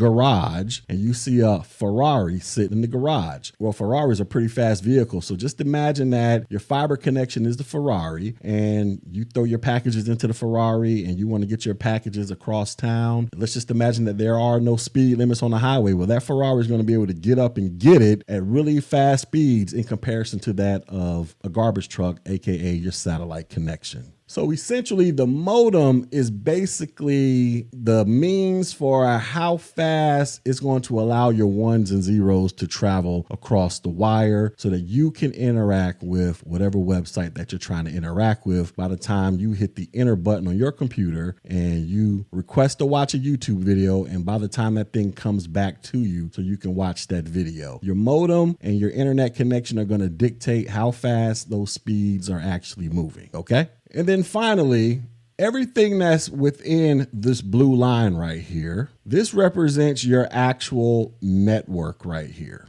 This is your actual network that you are trying to get to communicate with another network out here somewhere, whatever website that you're trying to visit and do whatever it is that you're trying to do on the internet. All right. So this is just a very simple explanation as to how the internet works. I'm not trying to go into super detail about how to program all this stuff up. I just want those of you who are new to IT just to understand what these components actually do. So we have our mobile device. We have our desktop computer. Our desktop computer has a hardwired connection to the switch. Our mobile device is connected to an access point. The access point is hardwired to a switch. The switch is then hardwired to a router, and the router is connected to the modem. The switch pretty much controls all the devices that are trying to connect to the internet. The router essentially takes the ones and zeros that these devices are transmitting and slaps destination labels on the ones and zeros so that your ones and zeros can reach their appropriate destination to whatever website that they're trying to go to. The modem is basically basically the means of transportation for how fast your ones and zeros are going to be traveling across the wire, depending upon what type of internet connection you have coming to your house. If you have fiber, you have the fastest internet connection possible. If you have satellite, you have probably the slowest internet connection possible. So that is essentially what the modem does. But like I said earlier, most of you guys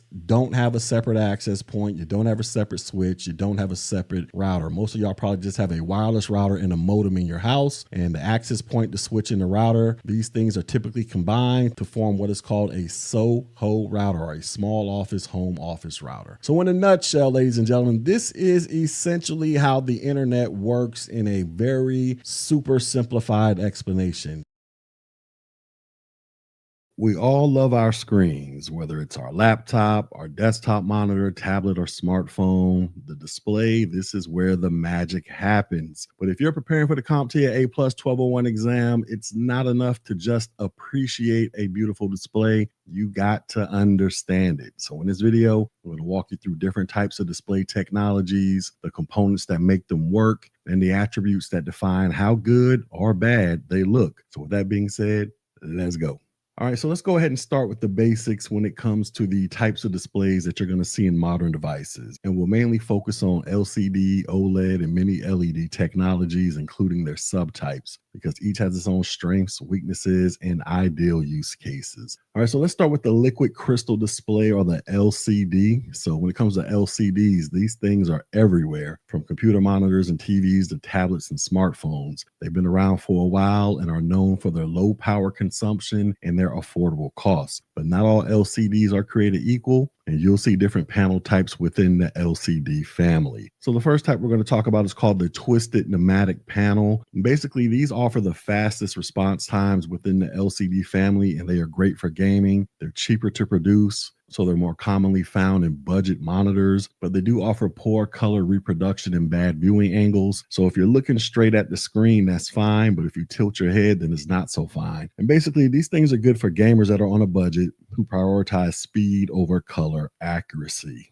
Then we have what is called an IPS panel, or an in-plane switching panel. And these have great color accuracy and wide viewing angles. They have a slightly slower response time compared to the twisted pneumatic. They're more expensive than twisted pneumatic as well. And this is the type of panel that you'll see in a smartphone and high-end monitors where visual quality matters. And these are ideal for graphic designers, photographers, and everyday users who want some pretty decent visuals. And then there's what is called vertical alignment panels. Now, these offer better contrast than the twisted pneumatic or the IPS. However, they do have slower response times compared to twisted pneumatic, but they are better than the earlier IPS versions. And these are basically middle ground in price and performance, and they're commonly found in TVs because they produce deep blacks and rich contrast. And these are ideal for media consumption when it comes to movies, TV shows, or just watching a bunch of YouTube videos.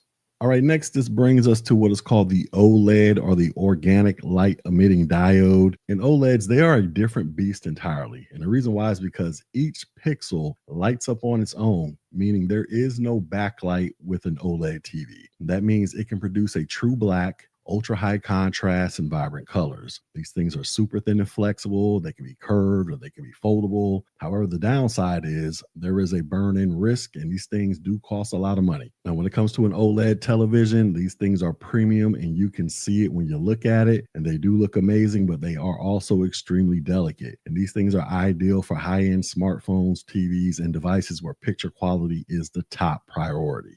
And then you have what is called a mini LED. So think of a mini LED as an upgrade to traditional LED backlit LCDs. And basically, they use thousands of tiny LEDs for backlighting. And they offer better contrast, brighter screens, and local dimming for deeper blacks. Now, with mini LED, it doesn't quite reach OLED's infinite contrast, but it's close and more affordable. And basically, these screens are good for high-end monitors, TVs, and Apple's latest MacBooks.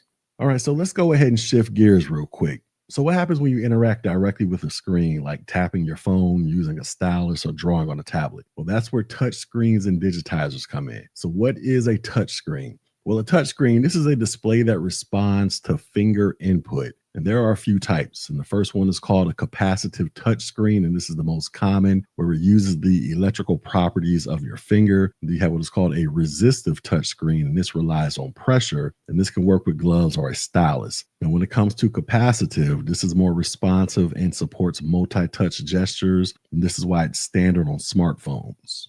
And then you have what is called a digitizer. So a digitizer, this sits under or above the screen and detects input from special pens or styluses. And this is essential for drawing tablets, 2-in-1 laptops, and devices like the iPad Pro with the Apple Pencil. And also when it comes to digitizers, basically they let you write, draw, and sketch with pinpoint accuracy. Now, as a tip, in some devices, the digitizer and the touchscreen are integrated, and if either one breaks, the screen might stop working together, even if the LCD is fine. All right, next let's talk about what is called the inverter. Now, this one's a bit of a throwback, but it's still worth knowing for the exam. So basically, older LCDs, they use what is called CCFL, or a cold cathode fluorescent lamp, for backlighting. And these lamps required high voltage AC power, and that's where the inverter came in. So what is the inverter's job? Well, basically, the inverter converts DC power from the battery into AC power to light up the screen. So if the screen goes very dim or totally dark, then a faulty inverter might be the culprit. Now, today, modern displays that use LED backlighting and no longer need inverters, but it's still fair game for the A+ exam, because more than likely, they're probably going to ask you a question about this. All right, so now that you know what types of displays are out there, let's go ahead and talk about what makes one screen better than the other. And these are the attributes, basically the numbers and the specs you see when comparing monitors, laptops, and phones. So the first attribute is called pixel density, or PPI. So pixel density, this is measured in pixels per inch, and it affects how sharp the screen looks. So basically, the higher the PPI number, the sharper the text and images you're going to see. The lower the PPI number, then things start looking blocky or pixelated. So think of it like this. A 1080p resolution on a 5-inch screen, this thing is going to look amazing. But on a 32-inch screen, things are going to start looking blurry. So the thing to remember here is this: the higher the PPI number, that means it's better for reading, photo editing, and getting crisp visuals. And then you have what is called the refresh rate, and this is measured in hertz. So the refresh rate, this is how many times the screen refreshes per second. And the standard is 60 hertz, but when it comes to gaming, the standard is 120 hertz, 144 hertz, or even as high as 240 hertz. And basically, higher refresh rates, this means smoother motion, especially when gaming or watching high-speed video. So if you ever scroll through your phone and it just feels buttery smooth, that's likely a 120 hertz or 144 hertz screen that you're looking at. All right, next attribute we have is called screen resolution. So resolution, this is the number of pixels on the screen. And the common ones include the following. So when it comes to HD resolutions, you're looking at 1280 by 720. So basically, you're looking at your screen here, you got 1,280 pixels going across, and you multiply that by 720 pixels going down. When it comes to full HD, it's 1920 by 1080. When it comes to quad HD, you got 2560 by 1440. And when it comes to 4K, you got 3840 by 2160. So basically, more pixels equals more detail, but also more strain on graphic cards and battery. Now, as a tip for the A+ exam, do not confuse resolution with screen size. A 15-inch 1080p laptop and a 24-inch 1080p monitor, they have the same resolution, but very different pixel densities.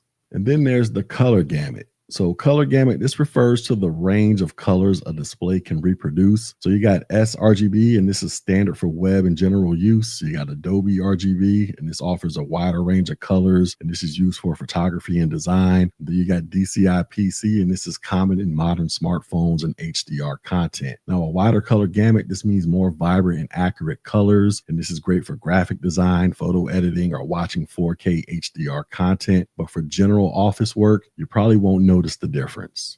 All right, so let's put all of this together that we learned so far. So let's say that you're shopping for a laptop and you see one with a 13-inch IPS LCD screen, 1920 by 1080 resolution, 300 PPI, 60 hertz refresh rate, and sRGB color gamut. Now that's a solid all-around display, because it offers great viewing angles, decent sharpness, and is good for everyday use. Now compare that to a gaming monitor that has a 27-inch twisted pneumatic LCD screen, 1920 by 1080 resolution, 82 ppi, 240 hertz refresh rate, and a narrow color gamut. Now it won't look as pretty for photo editing, but this is perfect for high-speed gaming. Or maybe you're buying a tablet that's a 12.9-inch OLED, 2732 by 2048 resolution, 264 ppi, 120 hertz refresh rate, DCP3 color gamut, and touchscreen with active digitizer. Now, all of that stuff that I just said, that is a powerhouse for artists and media lovers. All right, so let's go over some FAQs that some people tend to ask when it comes to this information. So one of the questions people like to ask is, what is the biggest advantage of OLED over LCD? Well, OLED, they can display true blacks and infinite contrast because each pixel emits its own light. Also, another question people ask is a higher refresh rate always better? Not always. Now, this is great for gaming, but if you're just doing office work, then 60 hertz is fine, and plus it saves on your battery. Another question people ask is, why would someone pick a TN or a twisted pneumatic panel over IPS? And the reason is because of speed and price. TN panels, they are cheaper and they have faster response times, and that is good for competitive gaming. Another question people ask is, do all modern laptops have inverters? No, they don't. Modern LED backlight displays do not need inverters. However, these things were common with older CCFL backlights. And another question people ask is, what attributes affect how smooth animation looks? And that will be the refresh rate, which once again is measured in hertz. All right, so let's go ahead and wrap all this up. So understanding display components isn't just about specs or test questions. It's about real life troubleshooting. So picture this. A client walks in and says, my screen is dim and I can barely make out the desktop. Now, this could be a bad inverter, or this could just simply be an older machine. Or someone says, this screen looks washed out compared to my phone. Now, maybe they're comparing a TN panel to an OLED. Now, as an IT support tech or repair specialist, this knowledge will help you diagnose display issues, recommend hardware upgrades, explain display specs to non-tech users, and of course, it'll help you pass the A+ 1201 exam. All right, so if you're still lost and confused on everything that we just talked about, here is a cheat sheet to help get your mind right. So go ahead and take a screenshot of this and get it in your life so you can use it to help you pass this exam. Now, with that being said, let's do some check on learning. So our first question is, which display technology allows individual pixels to emit its own light, enabling true blacks and high contrast without the need for a backlight? Is it IPS LCD, TN LCD, Mini LED, or OLED? And the correct answer is OLED. So OLED, this stands for Organic Light Emitting Diode. So OLED displays do not require a backlight because each pixel produces its own light. And this allows for true blacks by turning off individual pixels and a very high contrast ratio. In contrast, LCDs, including TN and IPS, they rely on a separate backlight, and Mini LEDs, this is just a more advanced form of backlighting for LCDs.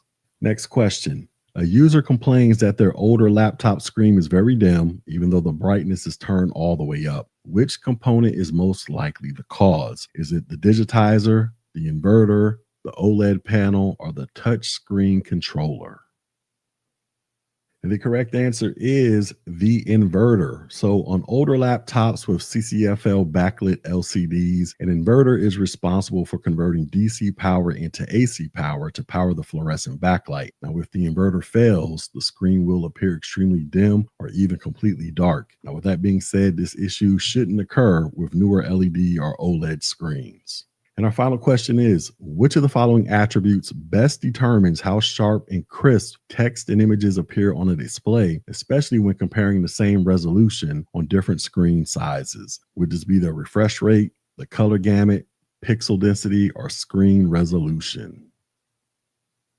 And the correct answer is this will be pixel density. So pixel density, which is measured in pixels per inch or PPI, this determines how closely packed the pixels are on the screen. Higher PPI means sharper images and text, especially noticeable when comparing two screens with the same resolution but different physical sizes. Screen resolution, this tells you the number of pixels, but not how densely they're packed together.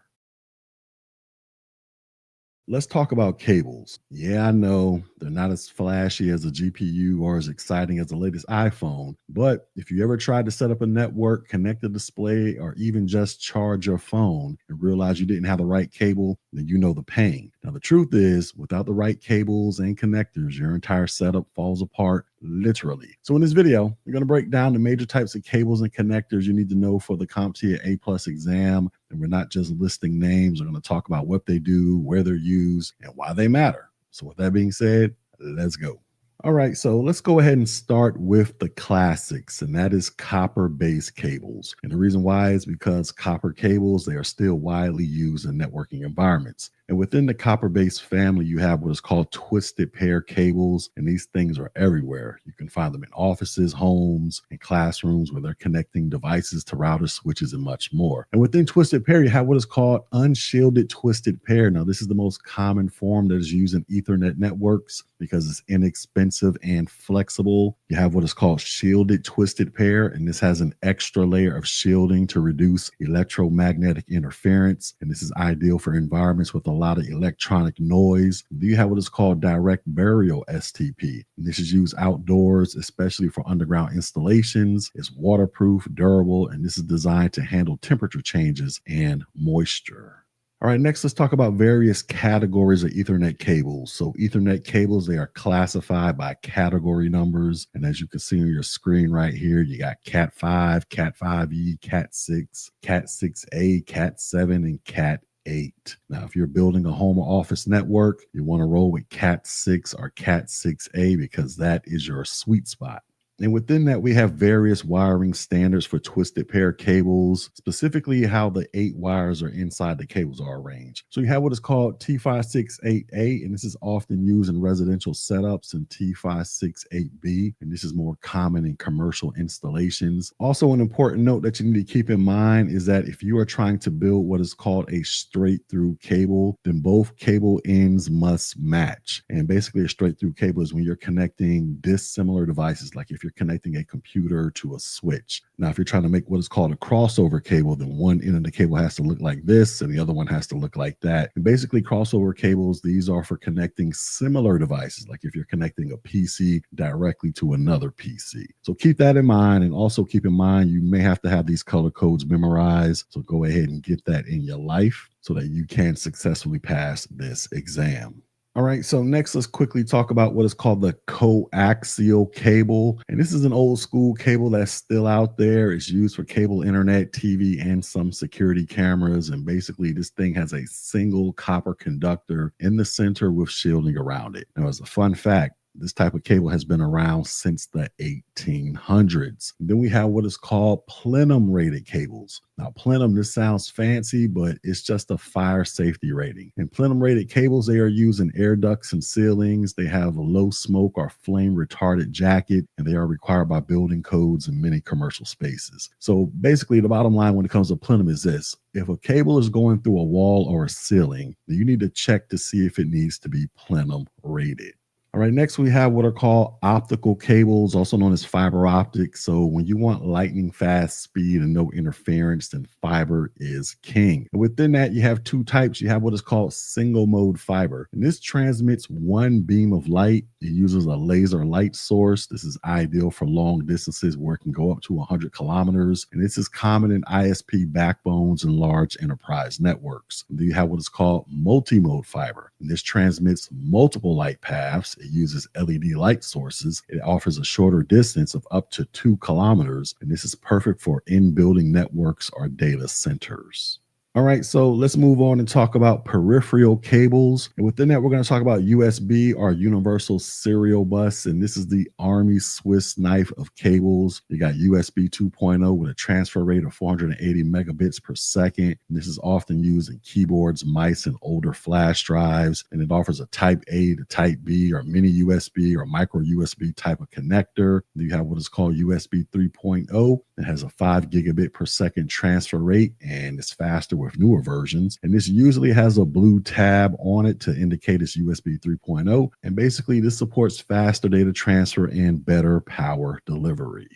Another peripheral cable is called the serial cable or the DB9. Now, this is old, but it's still out there and it has a 9-pin connector. This is used for legacy devices like modems, barcodes, scanners, and some routers. And it's still important in industries like manufacturing and aerospace. And then there's Thunderbolt cables. These were developed by Apple and Intel. And they use a USB-C style connector. It supports video, data, and power all in one. It has speeds up to 40 gigabits per second with Thunderbolt 4. And this is popular with MacBooks and high-end PCs.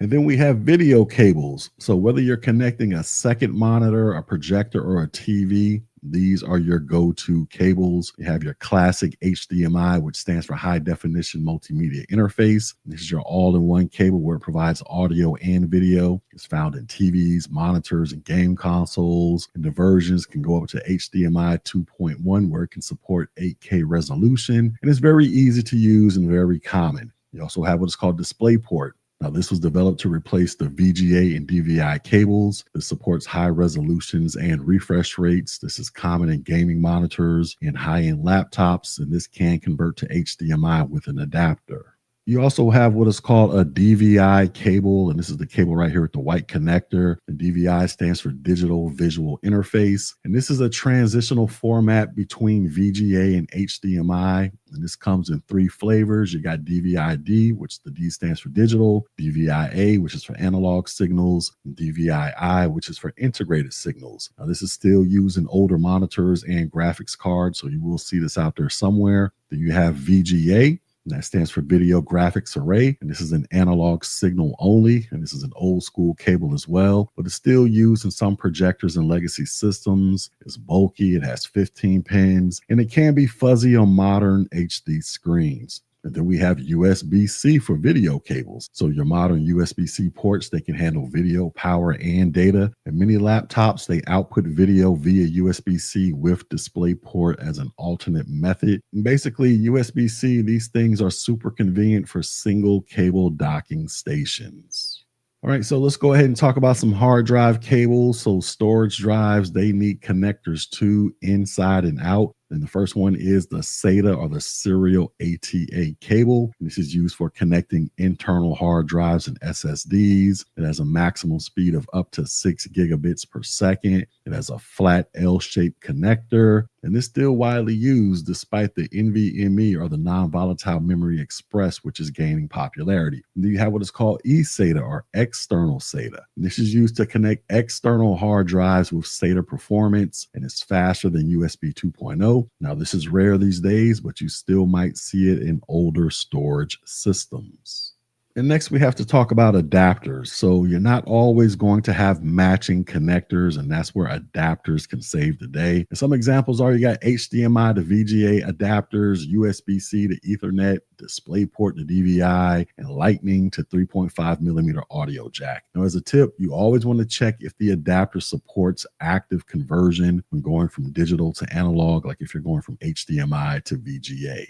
All right, so let's go ahead and move on and talk about some common connector types that you're going to need to know on the exam. And the first one is the RJ11, which is this one right here. And this is used for standard telephone connections. It has 4 to 6 pins. It's smaller than the RJ45, and this is occasionally used for DSL modems. Then you got your RJ45 connector right here. And that is your standard Ethernet connector. It has 8 pins, and this is used for network switches, routers, PCs, and a whole bunch of other stuff. Then you have what is called the F-type connector. This is found on the coaxial cable. This is used for cable, internet, satellite, and TV setups. Basically, you just screw on the connector for a tight fit. And then we have some connectors for fiber optic cables. And the first one is the ST, which stands for straight tip connector. And this is a fiber optic connector with a round bayonet style plug. And this is popular in older fiber networks. And it's easy to insert, twist, and lock. You have what is called the SC connector, or the subscriber connector. This is a square-shaped fiber connector. This is common in data center and telecom setups, and it has a push-pull style, which is easy to use. You have what is called LC, or Lucent connector, and this is a mini version of SC. This is used for high-density fiber connections. You'll often find this in enterprise environments. And then we have what is called a punch down block. And this is found in network and telecom wiring closets. And this is used to terminate twisted pair wires for structured cabling. And this requires what is called a punch down tool to punch the wires into place. And then you have what is called micro USB. This is used on older Android phones, cameras, and accessories, but it is being phased out by USB-C. You have what's called mini USB, and this is bulkier than micro USB, and this is used in older digital cameras and GPS units. And then you have USB-C, and this is reversible and compact, and this can deliver power, data, and video all over one wire, and this is becoming the universal standard. And next we have a lightning connector right here, and that is Apple's proprietary connector. And that is found on some older iPhones, iPads, and AirPods. And this can support data transfer and charging. You have the Molex connector, and this is used in desktop PCs to power older hard drives, optical drives, and fans. And it can still be found in some custom PC builds. And then you have what is called a DB9 connector. Now this is a 9-pin serial port legacy connector that is used with serial devices such as routers, lab equipment, or some point of sale systems. All right, so let's go ahead and wrap all this up. So why do cables still matter? Well, it's easy to dismiss cables as boring, but here's the thing. Without them, nothing works. You're not going to be able to access the internet without network cables. There's going to be no display without video connectors, no data transfer without USB, and no power without Molex or Lightning. So as a CompTIA A+ candidate and future IT professional, understanding cable types and connectors is non-negotiable. You're going to use this knowledge for troubleshooting, building systems, configuring networks, and even explaining things to coworkers who thought HDMI and USB were interchangeable. Now, as a tip for the exam, you want to memorize the key connector shapes and purposes. You want to know your cable categories and their speed and distance limitations. You want to understand the differences between copper and fiber optics. And you do not want to skip on older standards like VGA, DVI, Molex, and DB9 because they still will show up on the test and occasionally in the field. So the next time you're staring at a rat's nest of cables behind a desk or server rack, just take a second to appreciate the tiny heroes that make your entire setup come to life, and that is the cables.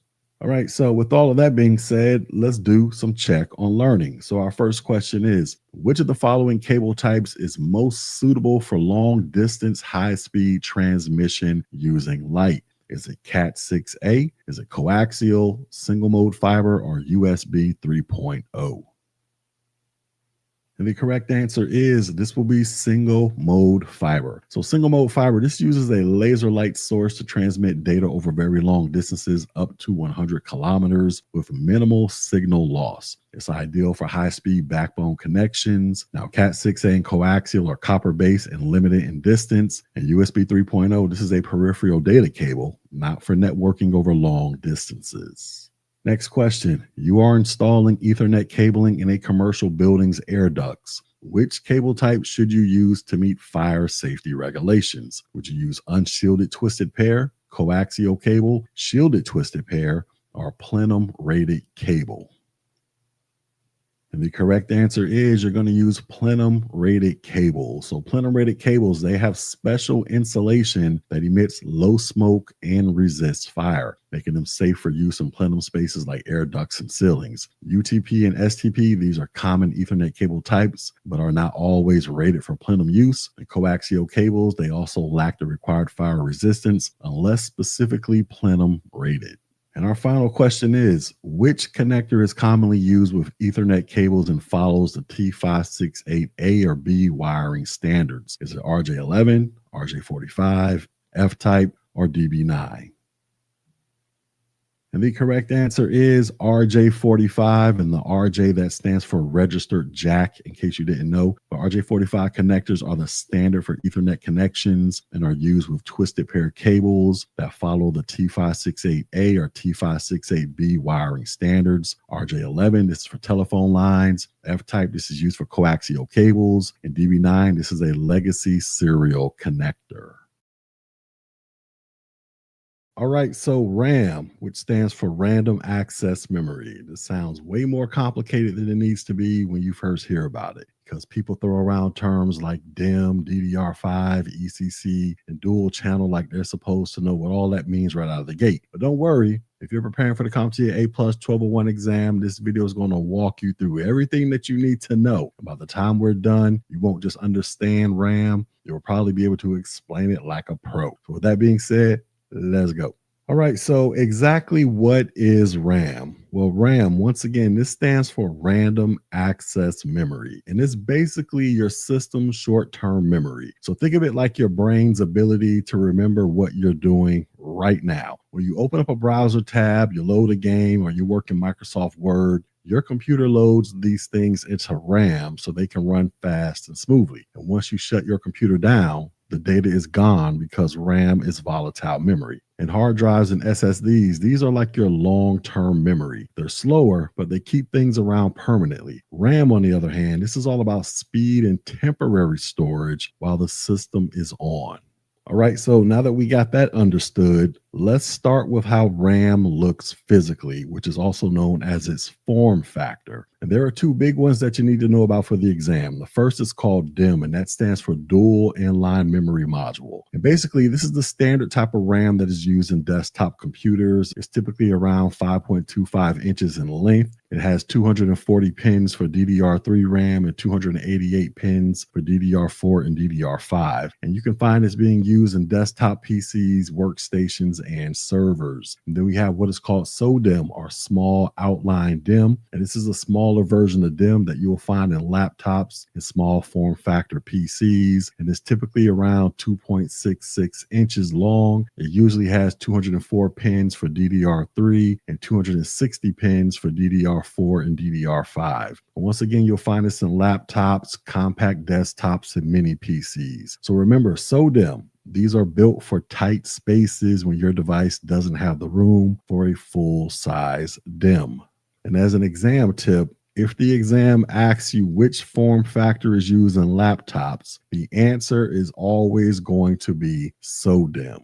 All right, so let's talk about the brains behind RAM, and that is called DDR technology. And DDR, this stands for double data rate, and it basically means the RAM can send 2 data bits per clock cycle instead of 1. And this has been a huge performance booster over the years. And here are some of the key things that you need to know. When it comes to DDR, they are not interchangeable, meaning you cannot stick your DDR4 into a DDR3 slot and expect it to work. Each generation is faster and more power efficient than the last. DDR5, this is the newest mainstream version and is being adopted into newer systems. And then there's the issue of DDR naming confusion. So you may see RAM labeled like DDR4-3200, and that basically means it runs at 3200 MTS, or you might see PC4 25600, which is just 3200 MTS times 8. And here's a quick comparison table going over the various types of DDRs from DDR1, 2, 3, 4, and 5. And to help you remember all of this stuff, just think of it like this. DDR1, that is old school. DDR2 is a slight upgrade from DDR1. DDR3, this is still hanging around. DDR4 RAM, that is still being used today. And DDR5, that is the future of RAM.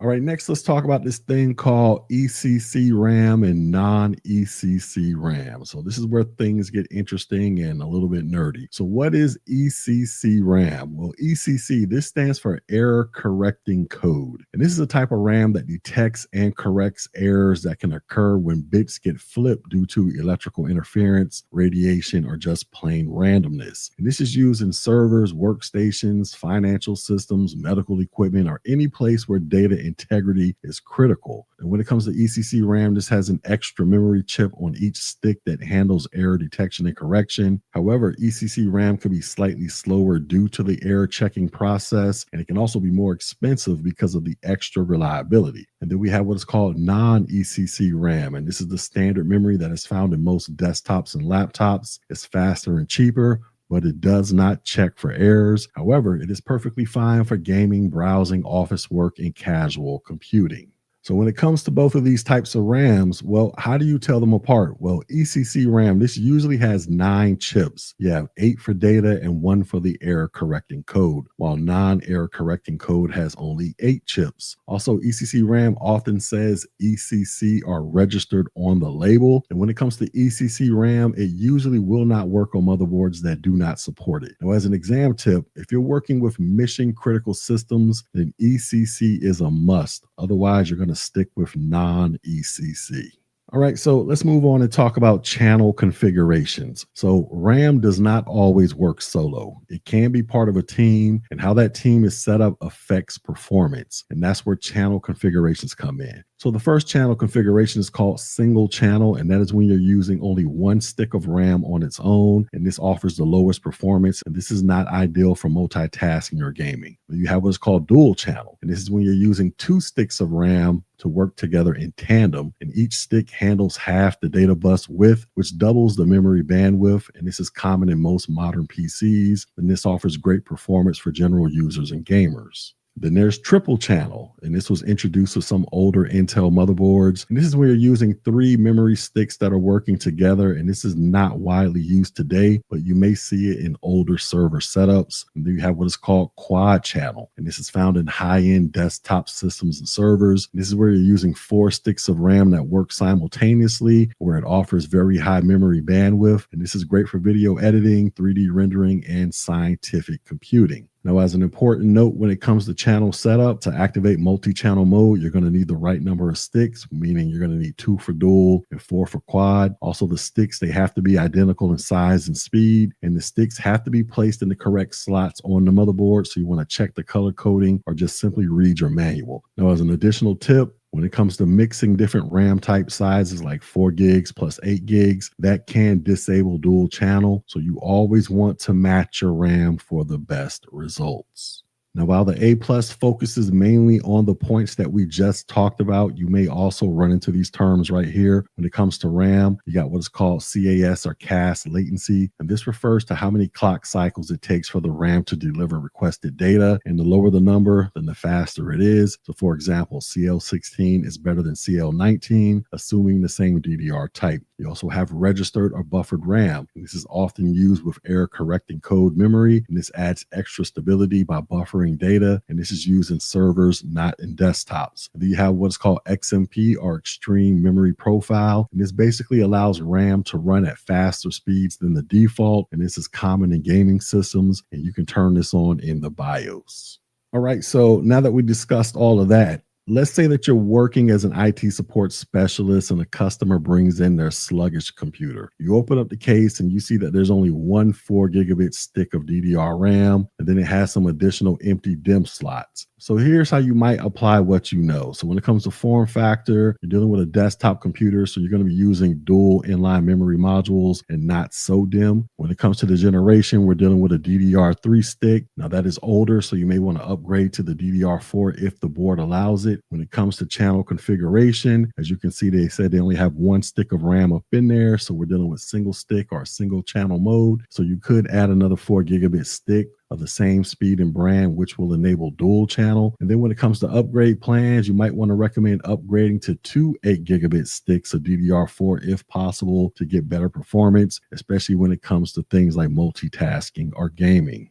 All right, so let's bring all of this wonderful knowledge together. So when it comes to RAM form factors, you got 2 types. You got DIMM or dual inline memory module, and that is used for desktop computers. And you got SODIMM or small outline dual inline memory modules, and those are used for laptops. When it comes to DDR iterations, it goes DDR, then DDR2, then 3, then 4, then 5. And basically each one is faster, uses less power, and is not backwards compatible with the previous version. You also have error correcting code versus non-error correcting code. So ECC, this detects and fixes errors, and you can find it being used in servers. When it comes to non-error correcting code, this is basically regular consumer RAM that you'll find in your computer right now. And then you have channel configuration. connections. So a single channel is one stick of RAM, which offers the slowest performance. You got dual channels, that is two sticks of RAM that match, and that offers better performance than single. And then you got triple and quad, and these are rare in desktops, but they're more common in high performance or server setups. Now, understanding RAM, this isn't just about passing your CompTIA A+ exam, although that's definitely part of it. This is about becoming the kind of IT professional who knows how to optimize system performance, troubleshoot memory issues, and recommend smart upgrades. So whether you're helping a customer, building your own gaming rig, or prepping a business workstation, knowing how RAM works makes you more valuable. And here's the truth. RAM, this is one of the easiest upgrades to make that gives an instant speed boost. So if you understand how to match form factors, channel configurations, and DDR types, then you are ahead of the game.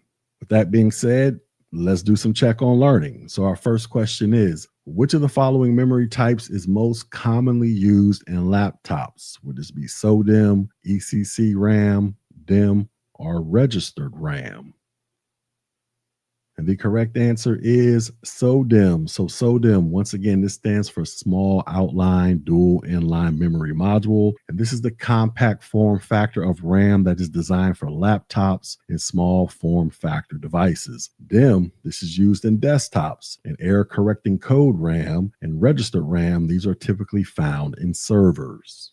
Next question. What is the primary difference between ECC RAM and non-ECC RAM? Is it ECC RAM uses less power than non-ECC RAM? Is it ECC RAM is used only in gaming PCs? Is it ECC RAM can detect and correct memory errors? Or is it ECC RAM is required for all desktop motherboards?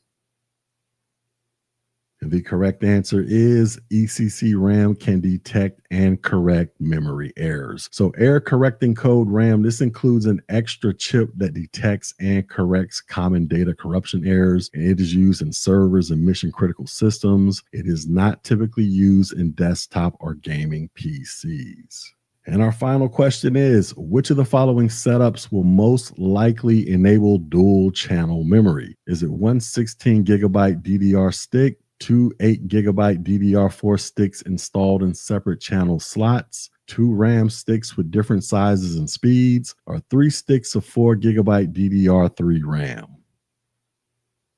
And the correct answer is two 8 gigabyte DDR4 sticks that are installed in separate channel slots. So dual channel memory, this requires two identical or very closely matched RAM sticks where they are the same size, type, and speed installed in the correct slots. And this allows them to operate in tandem and boost memory bandwidth. Option A, this runs in single channel. Option C, this will disable dual channel. And option D, this is a triple channel configuration, which is not typically supported in standard consumer boards.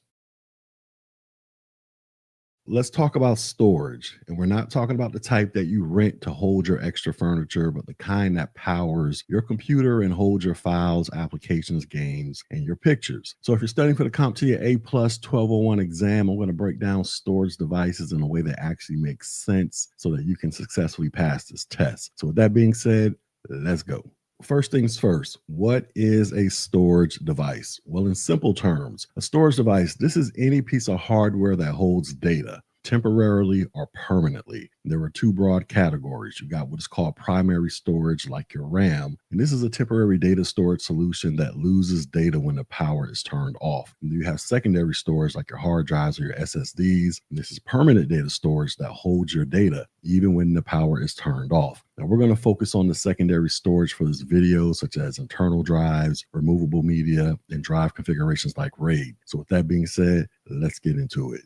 All right, so let's talk about hard drives, or HDDs. And basically, these things use spinning metal platters and a magnetic head, kind of like an old school record player. And your data gets written to and read from these platters. And within that, you have what is called a spindle speed. Now, the spindle speed, this is measured in RPMs or revolutions per minute, and this tells you how fast the platters spin. So basically, the faster the platter moves, the quicker you can access your data, at least in theory. And when it comes to the spindle speed, you got 5,400 RPMs, and that is slower, quieter, energy efficient, and you'll find this using laptops or backup drives. And you got 7,200 RPMs, and that is very fast, and you'll find that used in common desktop PCs. And then you got 10,000 RPMs, and this is used in performance or enterprise systems, but this is not very common now due to SSDs. And then we have the form factor. So remember, form factor, this equals the physical size. You got 3.5-inch HDDs, and this is typically used in desktops and servers. And you got 2.5-inch HDDs, and this is commonly used in laptops and portable external drives. Now, even though the 2.5-inch size is more compact, it can still be used in desktops with an adapter. All right, so let's move on and talk about solid state drives or SSDs. Now, SSDs, these are the new kings of the storage world because they have no moving parts, they're faster, and they're more durable, and they're more expensive per gigabyte, but the speed is still worth it. And within that, we have various communication interfaces, and this is how the SSD talks to the rest of the computer. And there are several major types. The first one is called SATA or serial ATA. Now, this is older, but it's still in use. It's slower than what is called NVMe or PCIe. It usually caps off at around 550 megabytes per second. It is compatible with most systems, and it comes in a 2.5-inch form factor or mSATA. We have what is called NVMe or non-volatile memory express. And this uses PCIe lanes to transfer data super fast, and the speeds can exceed up to 3,500 megabytes per second or more. And this is great for gaming, video editing, boot drives, and this only works if your system supports it. And it typically comes in the M.2 form factor. If you look on your screen right here, this is the NVMe M.2. Yes, it is pronounced M.2 form factor SSD hard drive. Then there's this thing called a PCIe or the Peripheral Component Interconnect Express. And this is basically the highway NVMe rides on. SSDs, they can also be on expansion cards that are installed into the PCIe slots that you can see on your screen right here. And this thing supports very high bandwidth. And you have what is called SAS or Serial Attached SCSI, SCSI. And this is mostly used in enterprise level setups. And this is used in servers or high performance workstations. It's more robust and faster than SATA, and this supports multiple devices on one connection. All right, so let's quickly talk about the SSD form factor. So once again, we got what is called M.2, as you can see on your screen right here. And basically, this is a thin hard drive that you stick directly onto the motherboard. And it can use SATA or NVMe, so you want to look at the key notches to tell the difference between the two. And this is popular in ultrabooks and gaming laptops. And then you have what is called mSATA, which stands for mini SATA. And this is used in older laptops, and it's smaller than the 2.5-inch SATA drives, but they have now mostly been replaced with the M.2 hard drives. All right, so let's move on and talk about drive configurations. And within that, we have a concept called RAID, R-A-I-D, and that stands for redundant array of independent disks. And sometimes you'll see it referred to as redundant array of inexpensive disks. But either way, this is a way of combining multiple drives to improve speed, reliability, or both. Here are the most common types that you need to know for your exam. So you have what is called RAID 0. This is also known as striping. And this is basically when the data is split across two or more drives, and this provides faster performance, but it does not provide redundancy. So if one drive fails, you're going to lose everything. But this is good for speed, just not for safety. Then you have what is called RAID 1 or mirroring. And this is when your data is copied exactly to two different drives. So if one fails, you still have the other drive to go to. It provides redundancy, but it does use double the space. And this is great for important data that you do not want to lose. You got RAID 5, and this is called striping with parity, and this needs at least 3 drives, and this combines speed with redundancy. So if one drive fails, you can recover data using parity, and this is more efficient than RAID 1. You have what's called RAID 6, and this is striping with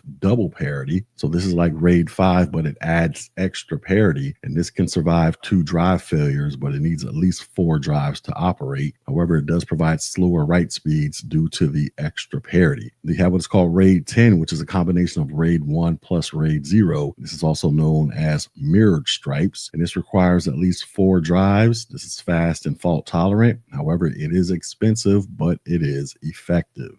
All right, so let's go ahead and talk about removable storage. And these are the kinds of storage that you can take with you in your pocket or slide into your camera or phone. And the first one we have is called a flash drive, or the classic USB drive. This thing is small and portable. It uses flash memory like an SSD. It plugs directly into USB ports. This is great for quick file transfers, bootable media, or temporary backups. However, the downside is it's easy to lose these things. They have a limited lifespan, and the speeds can vary by the versions that you're using.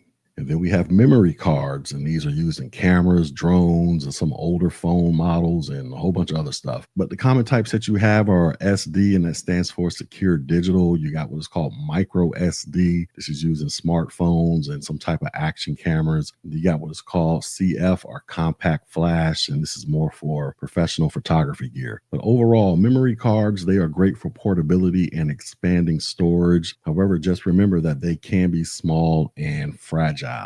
Next, we have what is called the optical drive. Yes, optical drives, they do still exist, even though many new laptops skip them entirely, meaning you're not going to find a CD player on many new laptops these days. But in the event that you do come across these things, these are the types of optical drives that exist out there. You got CDs or your compact discs, and they can store up to 700 megabytes of data. You got what is called a DVD, and that stands for Digital Versatile Disc, and this can support up to 4.7 gigabytes of data on a single layer. You got the infamous Blu-ray DVD, and this can support upwards of 25 gigabytes of data on a single layer, and obviously it can support more with dual and triple layers. Now, the common use cases, this is used for installing older software, watching movies, archiving files, or burning data if you're using a writable disk. And then you have read and write capabilities, and within that you have what is called ROM, or read-only memory, and this is basically pre-recorded data. You have what is called R, or recordable, and this is where you can write data to a disk once. We have the RW, or rewritable, where you can write data to the disk as many times as you can before the disk just completely breaks down.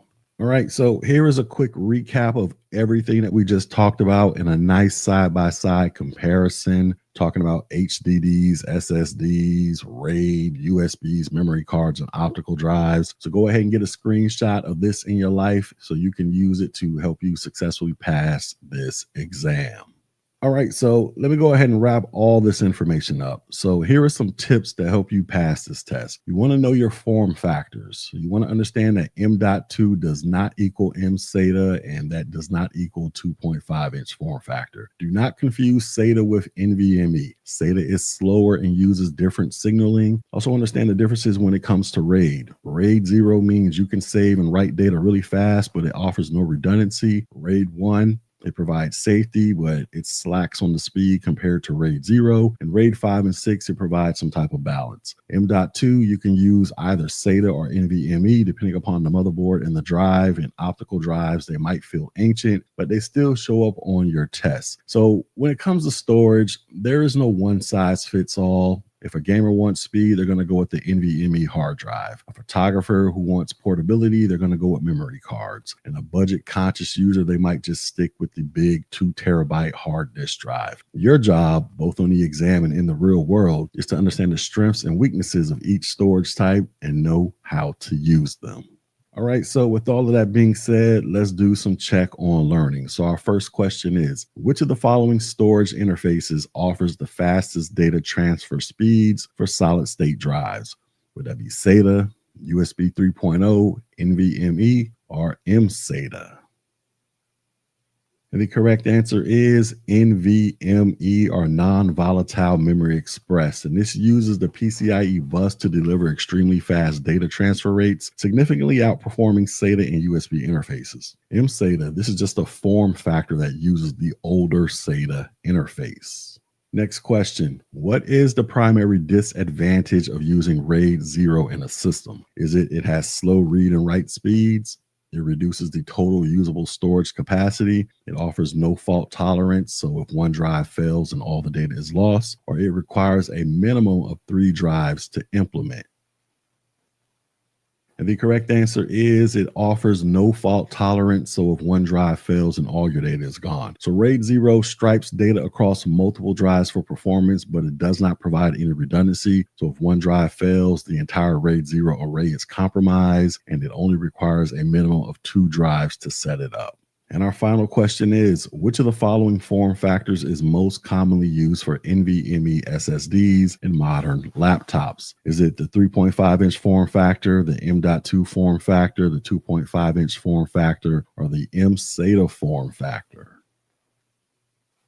And the correct answer is M.2. So M.2 is the modern compact form factor that supports both SATA and NVMe interfaces. NVMe SSDs in particular are often found in the M.2 form because of their compact size and adaptability to deliver ultra-fast performance via the PCIe interface. If you ever cracked open a computer case, then you've likely seen a giant flat piece of tech filled with all kinds of ports, slots, and chips. Well, that is the motherboard, which is the heart of your system. It's where everything connects and communicates. But how do you pick the right one? What about the CPU? And what's up with all those add-on cards? Well, I'm going to break all of that down for you. This video isn't just grounded in theory. It's grounded in the real stuff that you need to know for the CompTIA A+ 1201 exam. So with that being said, let's go. All right, so before you pick a motherboard, you've got to understand the size and shape, or what we call the form factor. And here are the three major ones. The first one is called ATX, and that stands for Advanced Technology Extended. And this is the standard size for a motherboard. It measures around 12 by 9.6 inches. It offers the most expansion slots, RAM slots, and other features. And this is great for gamers, power users, or anyone building a full tower system. You have what is called micro ATX, and this is smaller than the ATX, around 9.6 by 9.6 inches. It has fewer expansion slots, but it's often cheaper, and it's still a good choice for most users unless you need maximum customization. And then you have what is called ITX, or Information Technology Extended, and this is super compact with the mini ITX is just about 6.7 by 6.7 inches, and it's limited to one expansion slot, and this is ideal for small form factor PCs like HTPCs or space-saving office builds. Now, as a tip, you always want to match the form factor to your case. A micro ATX, this will fit in an ATX case, but not the other way around. All right, so once you have picked out a motherboard, then you need to understand its connectors. And these are where everything from your hard drives to your graphic cards plug in. And the first type of connector is called PCI, or Peripheral Component Interconnect. That's these things right here circled in red. And this is an older standard, and it's rare in modern systems, but it still shows up in legacy equipment. And you got PCIe, or PCI Express, and this is the current king of add-on slots. And this comes in different sizes like by 1, by 4, by 8, and by 16. That's exactly how you pronounce it. It's by 1, not X1 or anything like that. And this is where you will plug in graphics cards, NVMe's, SSDs, network cards, and a whole bunch of other stuff.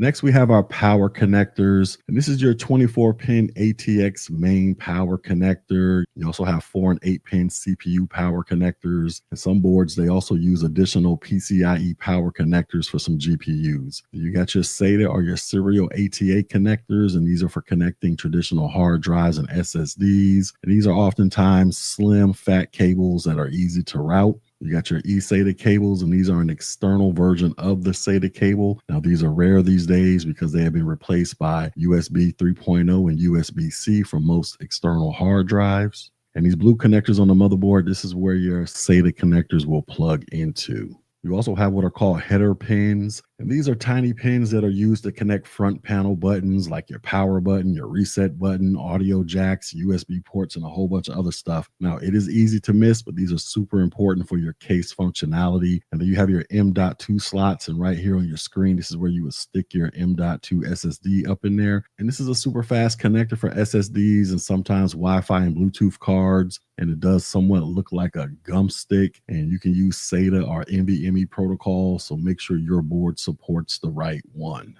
All right, so let's talk about motherboard compatibility. So let's say that you buy a shiny new CPU, but it will not fit on your motherboard. Well, exactly what happened? Well, you probably got the wrong socket type. So there are two main CPU manufacturers, and they each use different sockets. First one is called Intel, and that's this picture right here. This is a popular socket. You got LGA 1200, LGA 1700, and the LGA that stands for LAN Grid Array. And basically, these are the pins that are actually on the motherboard. They are known for performance in gaming and single-threaded tasks. Then you got AMD right here. And the popular sockets for them are known as AM4 and AM5. Basically, the pins are on the actual CPU, so be careful when you install these things because you do not want to bend these pins. You mess around and bend these pins, then your computer is not going to work at all. But anyways, these are also called PGA sockets, and that stands for Pin Grid Array, and they are mostly known for multitasking and core-heavy workloads.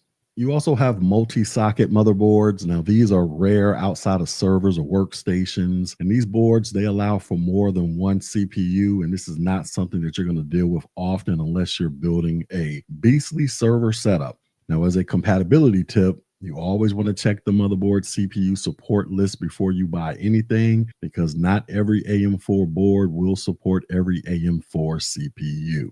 All right, so let's move on and talk about the BIOS versus UEFI. So when you boot your PC up and you hit the delete button or the F2 key, you're going to enter the BIOS or the UEFI. And this is your firmware setup screen. So this is your BIOS right here, and this is your UEFI right here. So exactly what is the difference? Well, BIOS is older and it's limited to 16-bit mode with a basic interface. UEFI, this is the modern replacement. It supports larger drives. It has a GUI or a graphical user interface and offers better security. So essentially, they do the exact same thing, except this is just a newer version. That's all it is. And here are some things that you should know when you set these things up. So within the BIOS UEFI, you're going to have boot options, and this is going to decide which device starts first when you turn the computer on, whether it's going to pull from the USB, the SSD, or the DVD. Because basically, when you turn your computer on and it boots, it's essentially looking for where is the operating system installed. So if you have your operating system installed on a hard drive, but you have your boot option set to USB, you're going to get an error saying that your computer does not have an operating system because your computer would essentially be looking for your operating system to be on the USB, even though you have it installed on the actual hard drive. But being that you didn't change your boot order to go to the hard drive first, it's going to the USB and it's going to produce that error. And then you also have USB permissions where you can enable and disable USB ports. And this is a security feature to prevent unauthorized data access. You have what is called TPM or Trusted Platform Module. And this is used for hardware encryption, like setting up BitLocker. And this is required for Windows 11. You can go into the BIOS UEFI and control your fan speeds, where you can adjust the speed profiles to manage noise and temperature. You can set up secure boot, where it ensures only signed operating system bootloaders are allowed. And this helps protect against rootkits and boot time malware. You can set up boot and BIOS passwords to prevent unauthorized changes to the access system. And you can check on the temperature, like check the CPU and system temperatures to prevent overheating. Now, as a tip, if you ever mess up the BIOS settings, there's usually a load defaults option up in there somewhere, or you can just simply pull the CMOS battery out to reset everything. And the CMOS battery is just a little circular battery that sits on your motherboard. You just simply pull that thing out, wait a couple seconds, put it back in, and in theory, everything should work fine. All right, next, let's quickly talk about virtualization support. So if you ever wanted to run Windows inside of Windows, then that's what virtualization does. It's basically setting up a computer inside of a computer. And most modern CPUs, they do support hardware virtualization, where you got Intel VTX and AMD V. And you can turn this thing on and off in the BIOS or UEFI. And this is used for setting up things like VirtualBox, Hyper-V, or running test environments.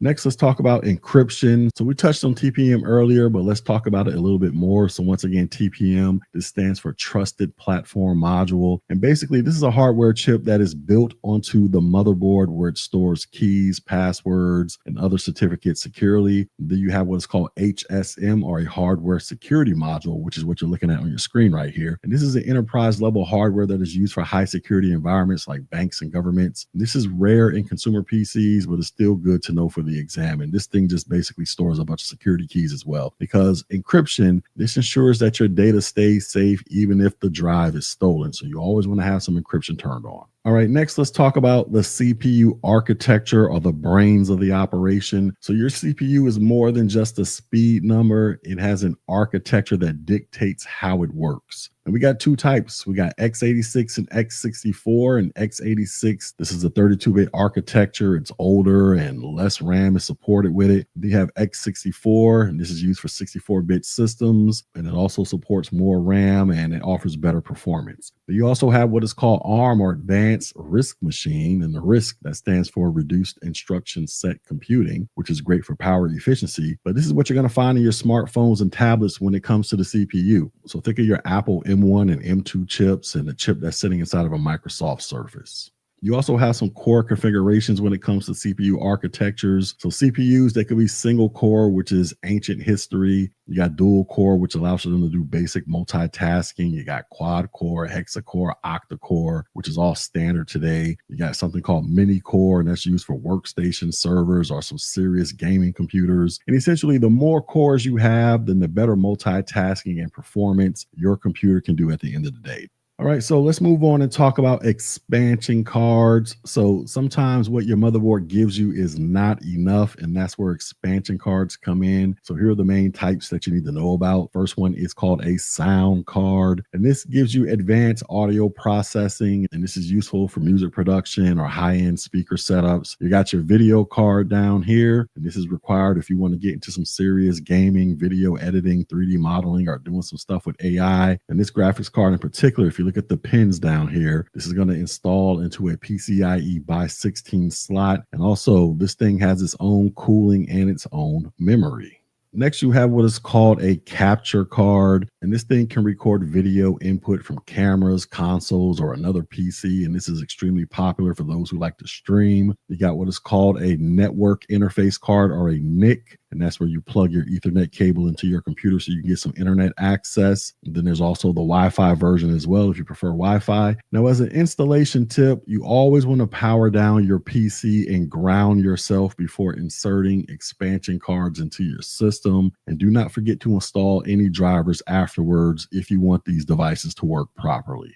All right, next let's talk about some cooling, because your CPU can get hot. I'm talking about really hot. And if you don't cool things down properly with your computer, then things are going to start throttling and eventually shut down. So here's how you can handle the heat. You got fans up in there, and they provide basic air cooling. You got case fans that can bring cool air in and push hot air out. You also got CPU fans, which you're looking at on your screen right here, where they sit directly on top of the processor. So directly up under this right here is the processor. Then you have what's called a heat sink. That is actually this aluminum thing you're looking at right here that's sitting directly on top of the processor. And this is a chunk of metal, usually aluminum or copper, that absorbs the heat from the CPU. And this works in tandem with the fan. And then you got what is called thermal paste, or thermal pads. And this is basically a substance that fills any microscopic gaps between the CPU and the heat sink. And this is vital for efficient heat transfer, because if you put too much of it on or too little, then you're going to have some problems. Then you also have liquid cooling. And this circulates some type of coolant liquid through a pump, tubes, and a radiator. And this is more efficient and quieter than air cooling. And another thing, when it comes to most users, this system setup is overkill, but it is a must-have if you are out there overclocking anything on your system, or you just want some cool-looking computer build. All right, so let me go ahead and give you some tips for installing and configuring this stuff. So before you install anything, you want to RTFM, read the freaking manual, because every motherboard is different. Static electricity is your enemy. So use an anti-static wrist strap, or touch a piece of metal that's touching the ground before you handle any components to discharge your body of static electricity. Then also test the outside case first if you're building a new system. Now, during the installation, you do not want to force anything into its place. If a component does not fit, then double check the orientation and compatibility. You also want to use what are called standoffs to avoid shorting the board to the case. And you want to route your cables neatly to maximize airflow and aesthetics. Then after you install everything, you want to enter the BIOS and check your temperatures. You want to make sure all your components are detected, like your RAM, your CPU, and your drives. You want to install your operating system and update your drivers right away. Now, exactly why does any of this stuff even matter? Well, understanding how to install and configure motherboards, CPUs, and add-on cards, this is one of the most hands-on job-ready skills that you will gain on your CompTIA A+ journey. Whether you're building your first PC, troubleshooting a client's machine, or just upgrading for performance, these skills give you power literally and professionally. So the next time you see a mess of ports, wires, and circuit boards, don't panic, because you have watched this video and now you are a subject matter expert on how to deal with all of that stuff. Now, with that being said, let's do some check on learning. So our first question is, so which of the following CPU socket types uses the pin grid array processors? Is it the LGA 1200, the AM4, the LGA 1700, or socket 478? And the correct answer is AM4. So AMD processors, they typically use the AM4 or the more recent version, which is known as AM5 socket type. Now, unlike Intel's LGA sockets, which stands for LAN grid array, AMD's AM4, they use the pin grid array design where the pins are on the CPU itself. And LGA 1200 and LGA 1700, these are used by Intel CPUs. And if you're wondering what does the 1200 and the 1700 stand for, basically those are the amount of pins on the LGA socket. That's all that means. Next question. Which motherboard connector type is primarily used for connecting high-speed solid-state drives in a compact gum stick form factor? Is it PCI, SATA, M.2, or eSATA?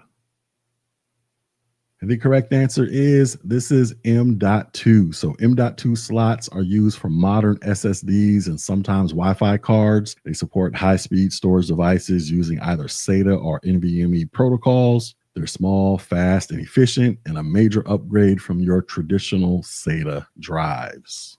And our final question is, you just installed a new graphics card in a PCIe x 16 slot, but your system doesn't recognize it. What's one of the first things that you should check? Should you check if the CPU supports a secure boot? Should you check if the fan is spinning on the power supply? Should you check if the graphics card has been overclocked? Or should you check if the necessary power connectors are plugged into the GPU?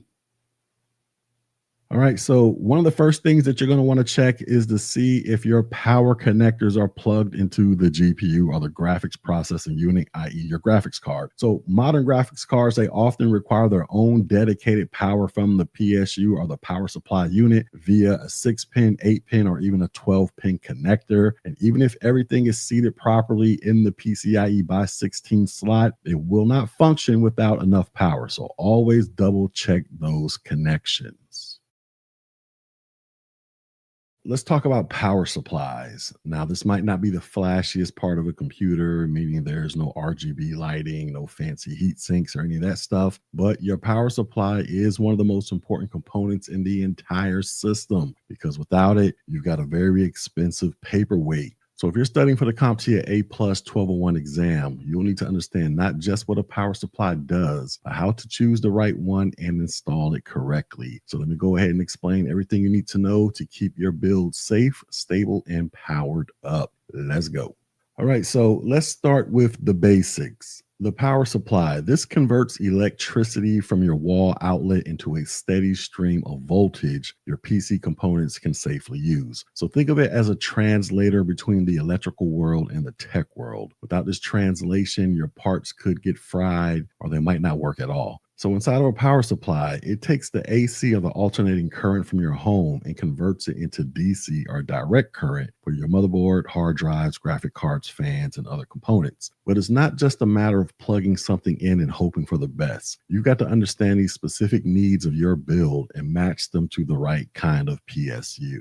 All right, next let's talk about input voltage. So depending upon where you live, the electricity coming out of the wall might be different. So here's a breakdown. If you live in North America, you're usually dealing with 110 to 120 volt AC. In Europe, Asia, and Africa, they typically deal with 220 to 240 volts AC. So what does that mean for you? Well, many modern PSUs are auto switching or using dual voltage, which means they can automatically adjust to the voltage being supplied. But some older or budget models, they might have a manual switch, and setting that the wrong way, this can fry your system. So you always want to double check before you plug anything in. Now, if you're building or repairing PCs internationally or importing components, this becomes especially important.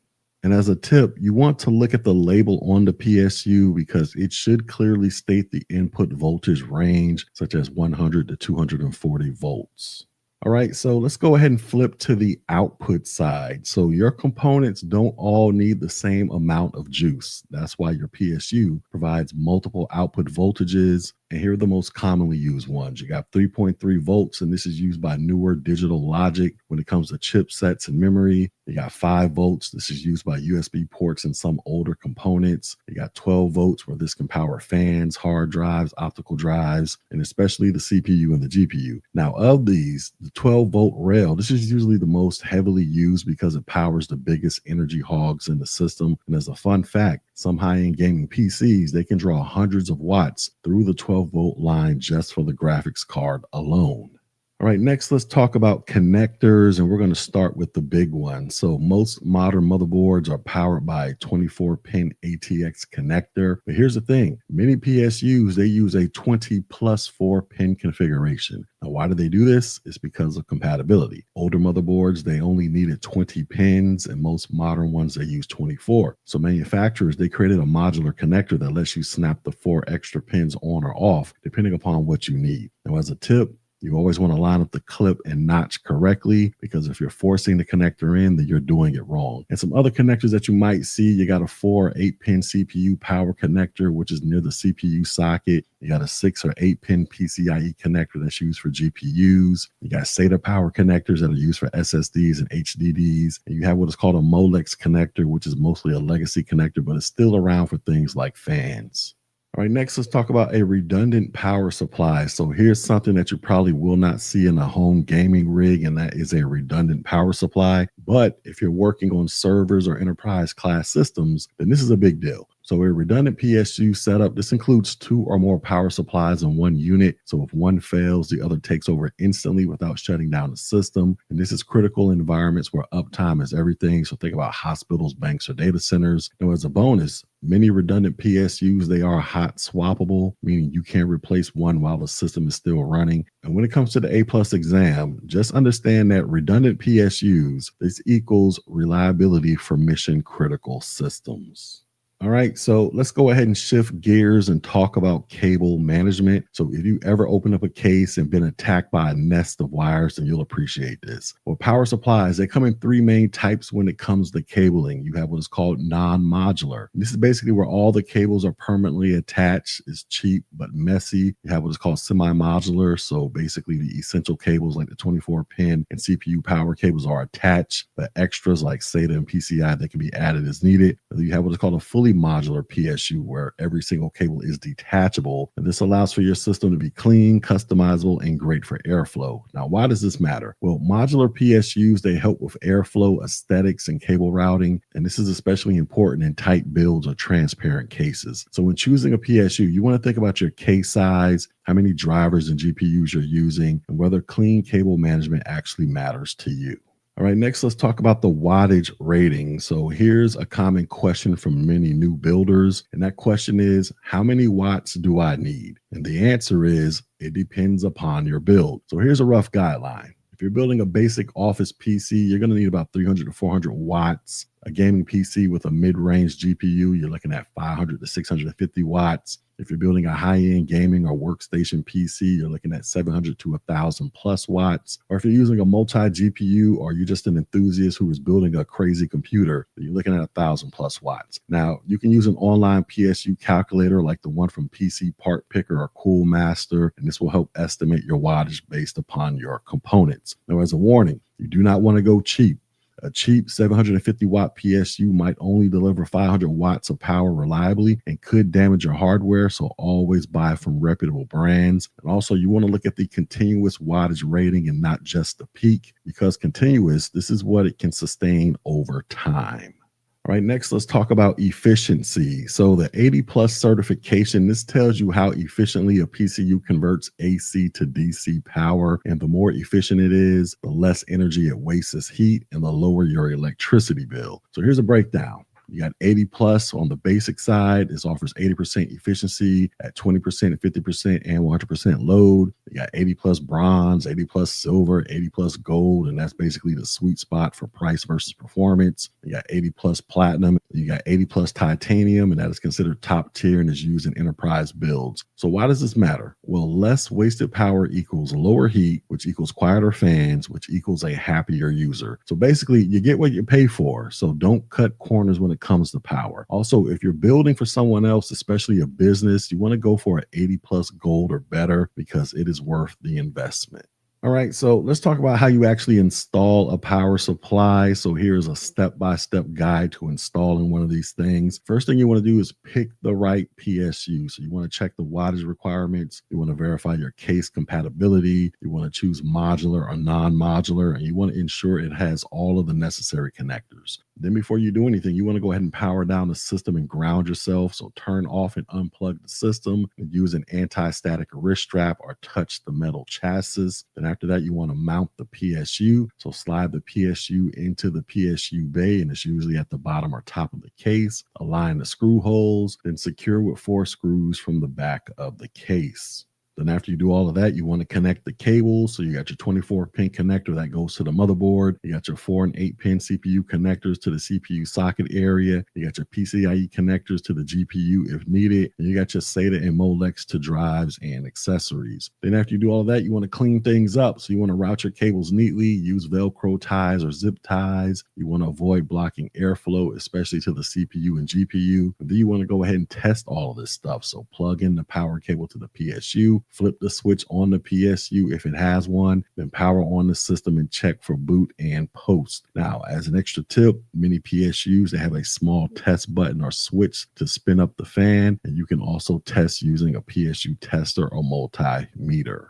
All right, next, let's talk about some scenarios that you might come across on your A+ exam. So scenario 1 might be something like the computer randomly shuts off under a load. And this could be due to a failing PSU, insufficient wattage, or overheating from poor airflow. Your solution to this problem would be to check the wattage rating, verify voltages, clean the case, and possibly upgrade to a better PSU. Another scenario is you're installing a PC in the UK, but it will not power on. So you want to go ahead and check the input voltage. If the PSU is manually switched to 110 volts, but the outlet is 230 volts, it could damage your PSU. So as a solution, you want to use an auto switching PSU or change the switch to the correct input voltage before plugging it in. Another scenario is a customer wants to upgrade their GPU. So what you need to do is you need to make sure the PSU has enough voltage. It includes the right PCIe connectors, and there's room in the case for this thing. As a solution, you want to replace the PSU with one that has higher wattage and modular PCIe connectors. Another scenario that you might encounter is the server in your office must remain online 24/7. If that's the case, you want to use a redundant PSU setup to minimize downtime in case of a failure. Then another scenario might be you're building a gaming PC with a clear case and custom lighting. If that's the case, you want to go with a fully modular PSU to keep things neat and airflow optimized, and also consider an 80+ gold rating for efficiency.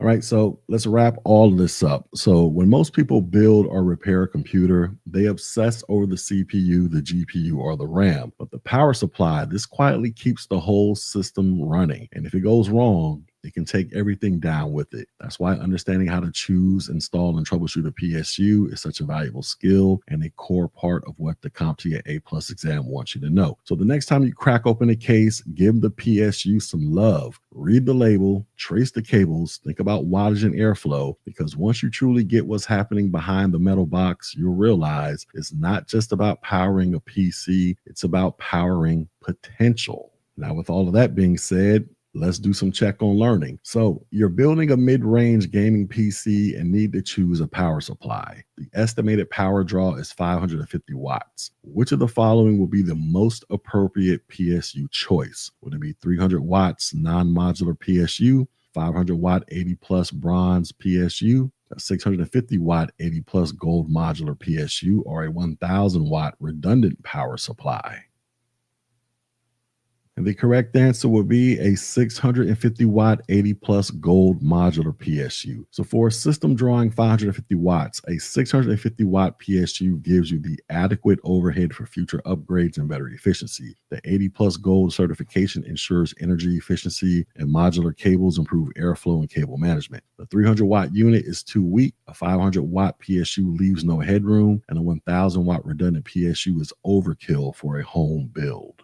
Next question. A technician is installing a power supply in a PC that will be shipped to a country using 220 to 240 volts AC. What should the technician verify before plugging it in? Should he verify that the PSU supports at least 1000 watts, that the PSU has a 20-pin connector only, that the PSU is modular, or that the PSU supports 220 to 240 volts input or is set to the correct voltage? And the correct answer is the tech should check that the PSU supports 220 to 240 volts input or is set to the correct voltage. So different regions have different voltage standards. Plugging a PSU that is set to 110 volts into a 240 volt outlet could permanently damage it. Many modern PSUs, they do offer auto switch, but if it's a manual model, then the voltage switch needs to be correctly set. And our final question is, which voltage rail on a power supply typically powers components like the CPU and GPU? Is it the 3.3 volts, 5 volts, 12 volts, or 24 volts?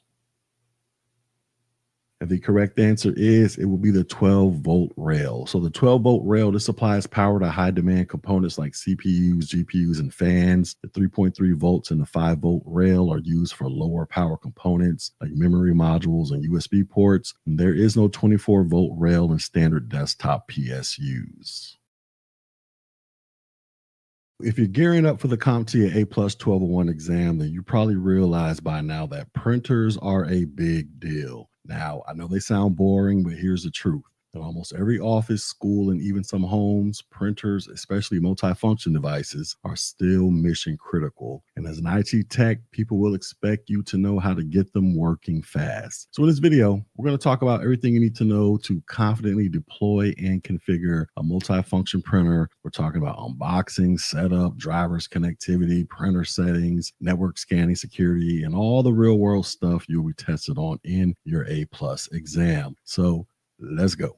All right, so before you even plug in a printer, take a breath and assess the situation. So when it comes to unboxing, here are the things that you want to do. You want to inspect for damage. So check the box and the printer itself. You want to remove packaging tape. You want to remove the tape that's inside and out, especially around the trays and the ADF or the automatic document feeder. You want to look for included items such as your cables, your driver CDs, toner, ink cartridges, and setup guides. You want to make sure none of that stuff is missing. And then you want to shake the toner if required, because some laser printers do recommend this to distribute toner evenly. Also, you want to choose the right setup location when it comes to things like ventilation, because laser printers, they can get hot and release ozone. You also want to make sure these devices are accessible, so make sure users can reach the trays, scanner lids, and output bins. You want to make sure they have network access, especially if they're near an Ethernet drop. And you want to make sure that they have power, so you want to make sure they're plugged into a surge protected outlet. Now, as a tip, if this is a shared printer, do not bury it in a closet. Make it easy to reach, but not in the way of foot traffic. All right, next let's talk about installing the right drivers. So let's get one thing straight. Windows will try to install a basic driver on its own, but for full functionality like scanning, duplexing, or advanced tray settings, you're going to need the manufacturer's drivers. And so where do you get the drivers? Well, the manufacturer's website is the safest bet, so always grab the latest version. You want to match the driver to your operating system in architecture, and you want to avoid random third-party driver sites because they're often sketchy or they're out of date. Now, sometimes you're going to be asked which driver type to install, and there were two common ones that you need to know. The first one is called PCL, or Printer Control Language, and this was developed by HP, and it's faster and great for general purpose printing. And then you also have what's called PostScript, and this was created by Adobe, and this is better for graphic design or desktop publishing since it handles complex images better. Now, unless you're printing high-end PDFs or publishing documents, then PCL is usually fine for most people. All right, next you want to update the firmware. So firmware, this is the software that lives inside of the printer. And why do you update the firmware? Well, it can fix bugs, it can patch security vulnerabilities, and it can add features or improve compatibility. So check the manufacturer's site and follow the update instructions carefully, because some updates require the printer to be on the network and idle. And also never cut the power during a firmware update because it could brick the printer.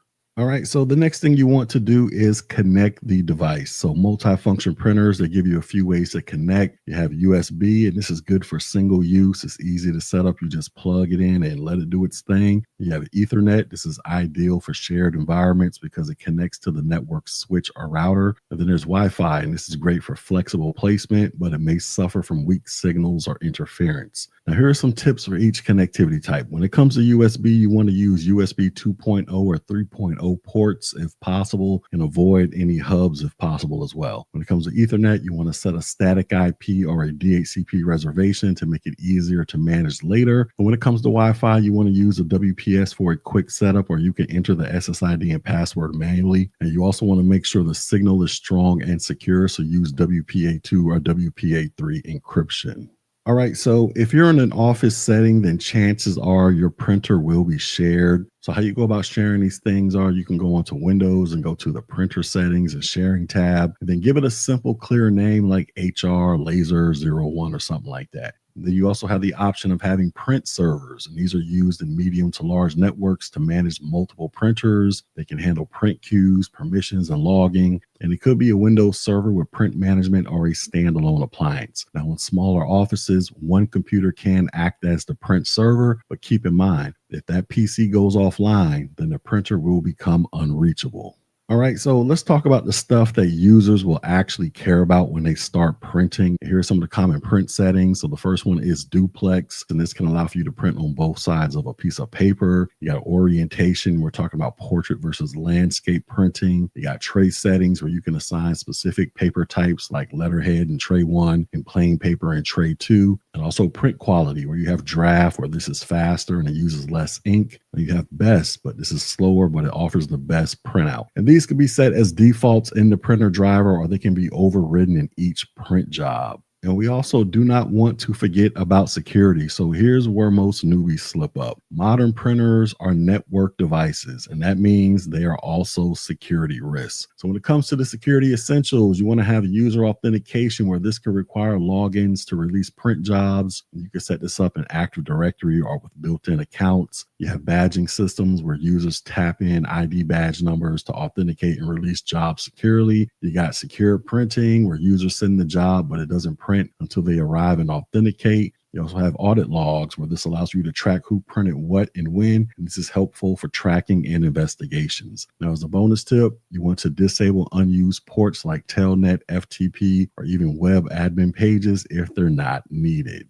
Another thing you want to do is enable network scanning features. So multifunction printers aren't just about printing, they can scan as well. So let's break down your options. You have email scanning, where you can scan a document and email it as a PDF or an image. However, this requires SMTP configuration for the outgoing mail server port and login credentials. You have SMB scanning or window share, where you can send the scan directly to a shared folder, but you're going to need the computer's network path, folder permissions, and sometimes a dedicated scan account. And you also have cloud services where you can scan directly to Google Drive, OneDrive, or Dropbox. And this typically requires linking accounts via the printer's web portal or admin interface. Now, that stuff is awesome once it's working, but it can be tricky to set up the first time.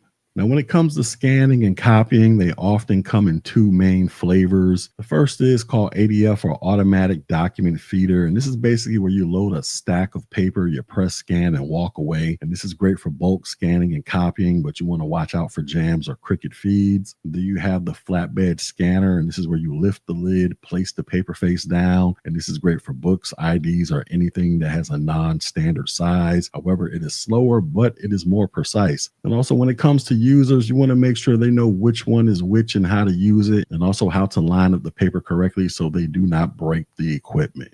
All right, so let's talk about some common printer issues that you're going to come across because even perfectly configured printers, they can act up sometimes. So here's a quick cheat sheet to fix all this stuff. When it comes to paper jams, you want to open up the right panel, pull out the paper slowly, and clean any rollers if needed. When it comes to ghosting or streaks, this is usually a toner or drum issue on a laser printer, so you want to replace or clean that. If you can't connect to the Wi-Fi, you want to double check the SSID and password, or try a different frequency because 2.4 gigahertz, this often works better than 5 gigahertz. You can have a driver mismatch. If that's the case, you want to reinstall with the correct operating system version. Or you could have some scan failures. If that's the case, you want to confirm the email, SMB credentials, and then check your permissions and firewalls. Then also, you want to restart the printer because this will more than likely clear out any issues that you possibly had.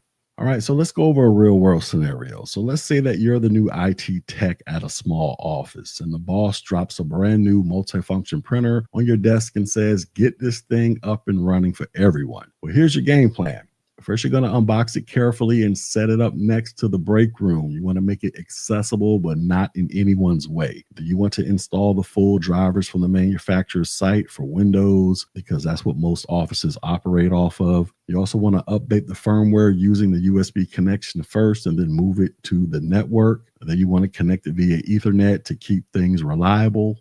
You then want to enable print sharing through the office's Windows print server. After you do all of that, you want to configure the tray settings. So once again, you want to set tray 1 for letterhead or tray 2 for plain paper, and then set the default to duplex. You then want to enable user authentication via Active Directory or turn on the audit logging. You also want to configure SMB scanning so the scans go directly to a scans folder on the Office file server. Then you want to train the staff on using the ADF for bulk scanning and the flatbed for ID cards. And then once you do all of that, you're going to be recognized as the Office hero, but more importantly, you will have hit every major point on the A+ exam objective as it relates to this topic. All right, so let me go ahead and wrap all this up. So multifunction printers might not be glamorous, but they are everywhere. And knowing how to set one up from box to network beast, this is a huge part of being a reliable IT tech. So the next time someone rolls a printer into your office and says, make it work, well, go ahead and smile because you've got the blueprint, because you learn how to unbox and prep like a champ. You learn how to install the right drivers and firmware. You learn how to set up a USB, Ethernet, or Wi-Fi connection. You learn about enabling sharing and print server access. You learn about configuring print settings and scanning features. And you learn how to lock it down with authentication and audit logs. And if you remember all of that for the CompTIA A+ exam, then you're not just passing the test, you're proving that you have real world skills. So with that being said, let's do some check on learning. So our first question is, which of the following is the most appropriate reason to install a manufacturer's driver rather than using a generic driver provided by the operating system? Is it the manufacturer's drivers provide full access to all printer features? Is it the manufacturer's drivers are smaller in size? Is it generic drivers are incompatible with wireless printers? Or is it the operating system drivers require an internet connection? And the correct answer is the manufacturer's drivers provide full access to all printer features. So while the operating system may install a generic driver to get basic print functionality working, the manufacturer's driver ensures full access to features like duplex printing, advanced tray settings, scanning, and secure printing. So always use the manufacturer's official driver when possible. Next question. A user wants to scan documents directly from a multifunction printer to a network folder on their Windows file server. Which scan service should be configured? Is it SMTP, SMB, PostScript, or PCL? And the correct answer is going to be SMB, or server message block. And this allows printers to scan documents directly to a shared folder on a network Windows computer or file server. SMTP, this is used for email scanning, and PostScript, PCL, these are printer language formats, not scanning protocols.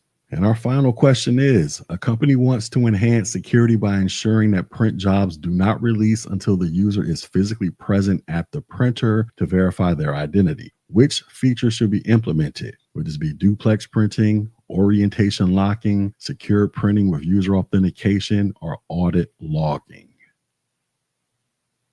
And the correct answer is going to be secured printing with user authentication. So secured printing holds the print job in queue until the user authenticates at the printer, typically using a username and password or a badge. This prevents sensitive documents from sitting uncollected and visible on the output tray. Audit logging this tracks activity, but does not delay print release. Printers, they could be some of the most frustrating devices in the IT world. One minute they're quietly doing their job, and the next they're flashing mysterious error codes, spitting out smudged pages, or jamming at the worst possible moment. If you've ever had to fix a printer while someone hovers over your shoulder tapping their foot, then you know the pressure. But here's the good news. Printer maintenance is not rocket science. So whether you're dealing with a laser printer, an inkjet, a thermal model, or an old school impact printer, a little preventative care can go a long way. So in this video, we're going to walk you through exactly what you need to know to maintain each type of printer. So let's go. All right, so before we get into the nitty gritty, let's quickly answer the why. Why does printer maintenance matter? Well, proper printer maintenance, this extends the life of the printer. It prevents costly breakdowns, it reduces downtime, it improves print quality, and more importantly, it keeps users happy and off your back. Now, with that being said, let's go look at each printer type, what makes it tick, and how you keep it running like a champion. All right, so let's start off with talking about laser printers. So laser printers, they are common in office settings because they're fast, efficient, and produce crisp prints, but they're not maintenance free. So here's how to keep a laser printer in good shape. First thing you want to do is replace the toner. Toner cartridges, they do not use ink. They use fine powder. So when print quality starts to fade or you see streaks, it's usually time to replace the toner. Now here's a tip. You want to shake the toner cartridge gently before replacing it to redistribute leftover powder, because this might help you get a few more prints out of it. Also, you want to apply a maintenance kit. So manufacturers like HP, they often sell maintenance kits that includes rollers, fuser units, and transfer belts. And these kits are designed to be installed after a certain number of pages, like for every 100,000 pages. And when you want to use them, you want to use them during frequent paper jams, if you're dealing with wrinkled paper or you're dealing with error messages that are prompting maintenance. And as another tip, you always want to reset the maintenance counter after installing the kit so the printer tracks usage accurately.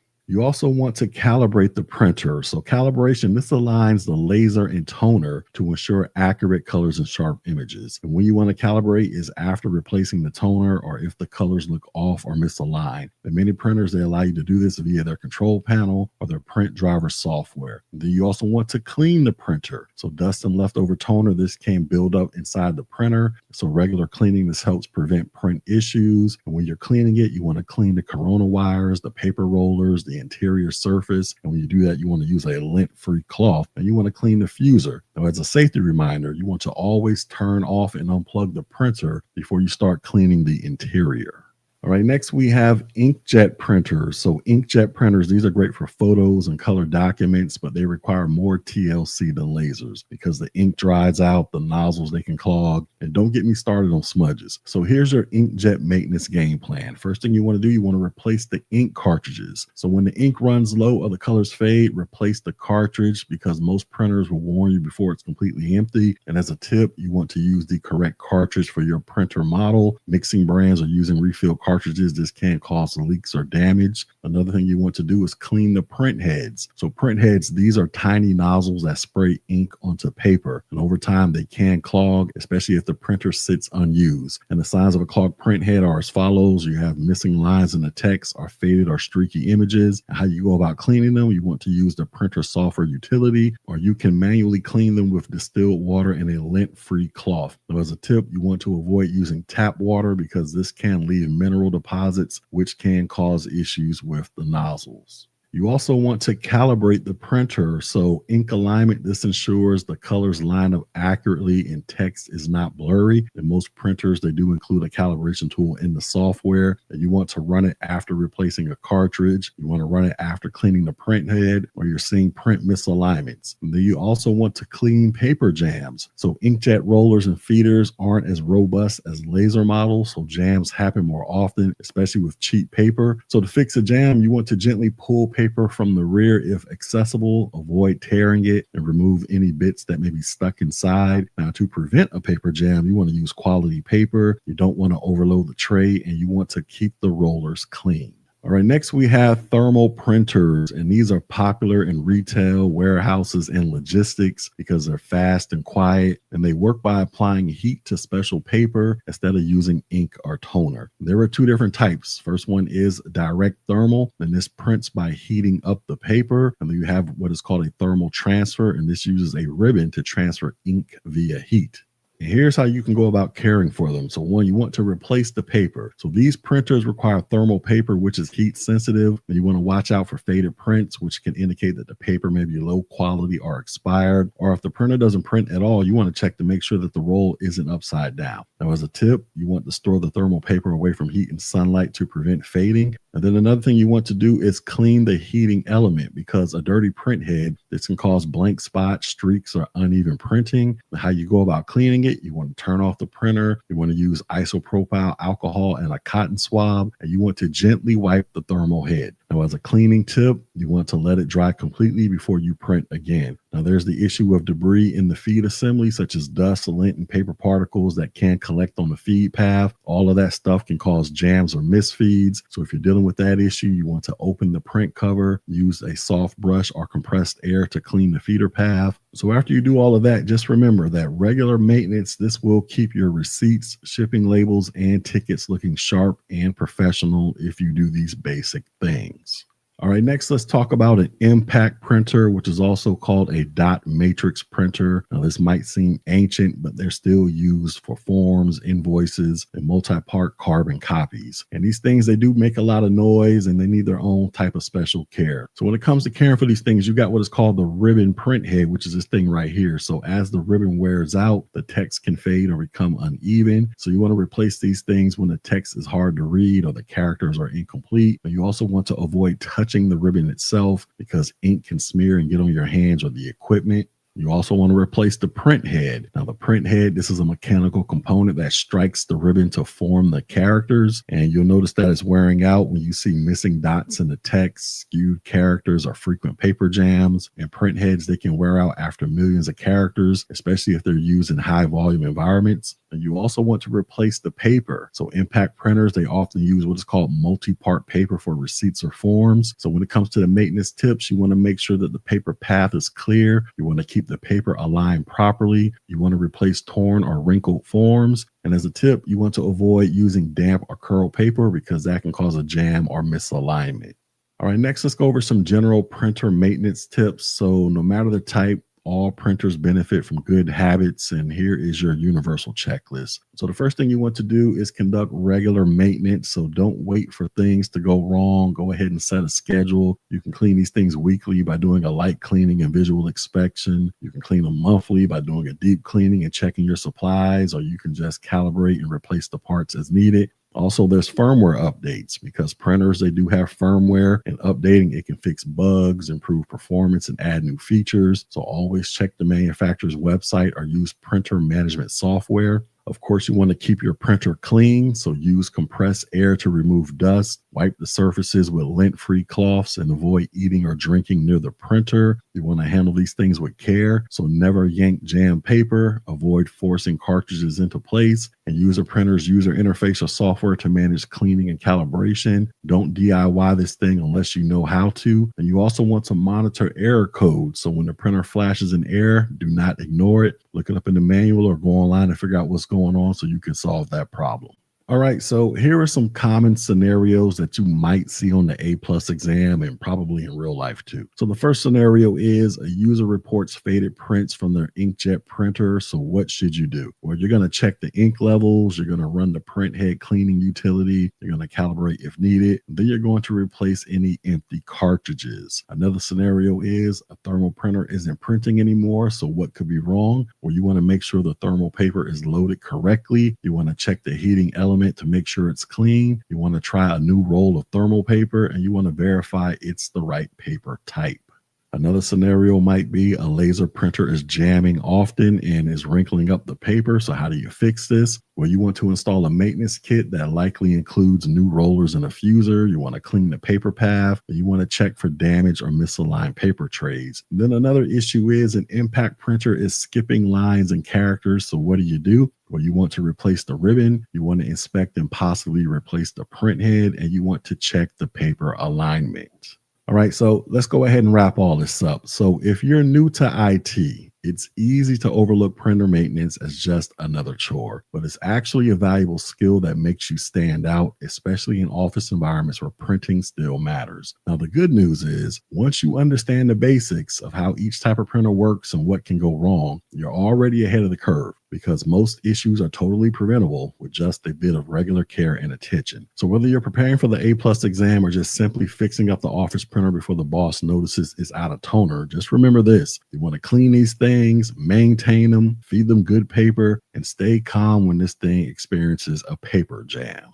All right, so with that being said, let's do some check on learning. So our first question is, a user reports that their laser printer frequently jams and the paper comes out wrinkled. What is the most appropriate maintenance step to take? Is it replace the toner cartridge, calibrate the printer, clean the print head, or apply the maintenance kit? And the correct answer is going to be apply the maintenance kit. So frequent paper jams and wrinkled output in a laser printer are often signs that the rollers or the fuser assembly are worn out. A maintenance kit typically includes these parts, making it the most appropriate solution, and replacing the toner or calibrating the printer will not fix these mechanical issues. The laser printers, they don't have print heads in the same way that inkjet printers do.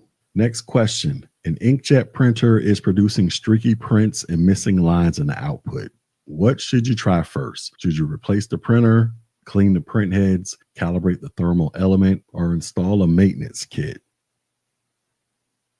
And the correct answer is going to be clean the print heads. So streaks and missing lines are common symptoms of clogged print heads and inkjet printers. The correct first step is to run a print head cleaning cycle using the printer software. Thermal elements and maintenance kits are not part of inkjet printer maintenance, and changing paper will not help in this situation.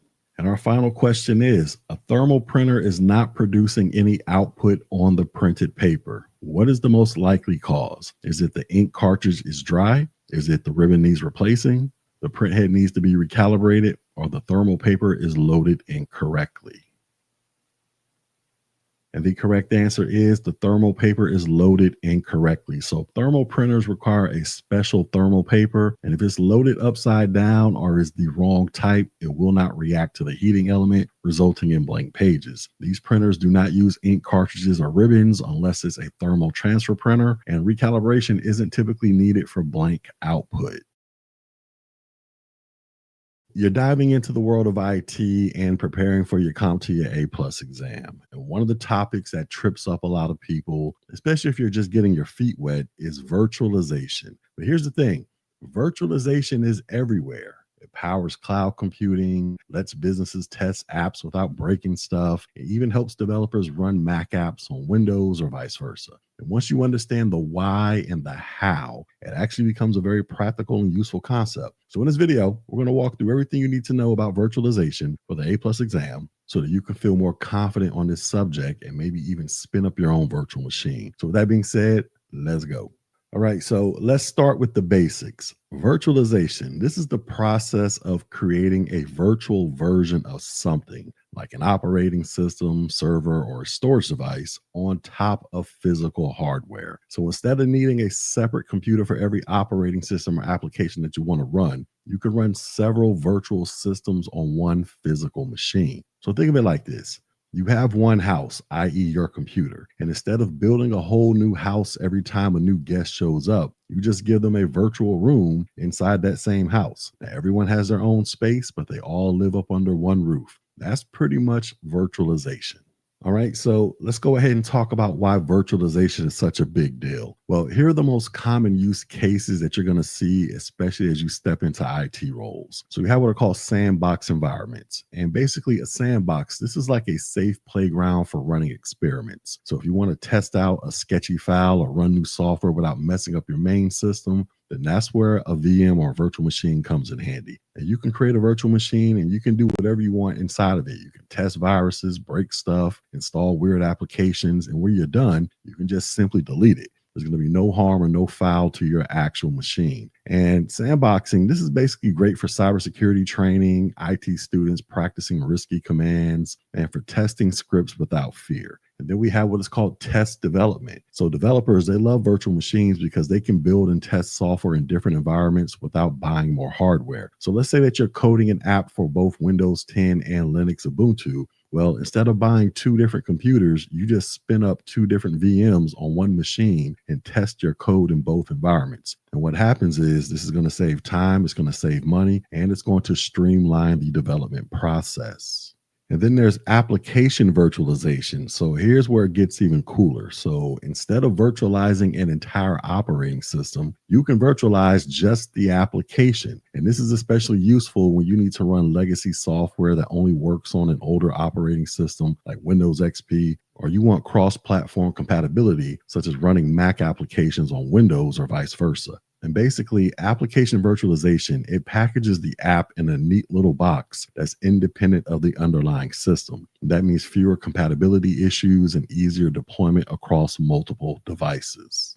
Virtualization is great, but it's not magic. It needs a solid foundation to work properly. So let's go ahead and break down the big three, and that's security, network, and storage. And let's start with security. So virtual machines, they need just as much protection as physical machines, and maybe even more. And the reason why is because if a hacker breaks into your host machine, they could potentially access all the VMs running on it. So here are a few must-dos. One, you want to use strong passwords and authentication. You want to isolate your VMs from each other, and you want to keep everything updated, meaning your VMs, your host operating system, and the virtualization software. And don't forget, just because it's a sandbox, that doesn't mean it's immune. Malware can still escape poorly configured VMs.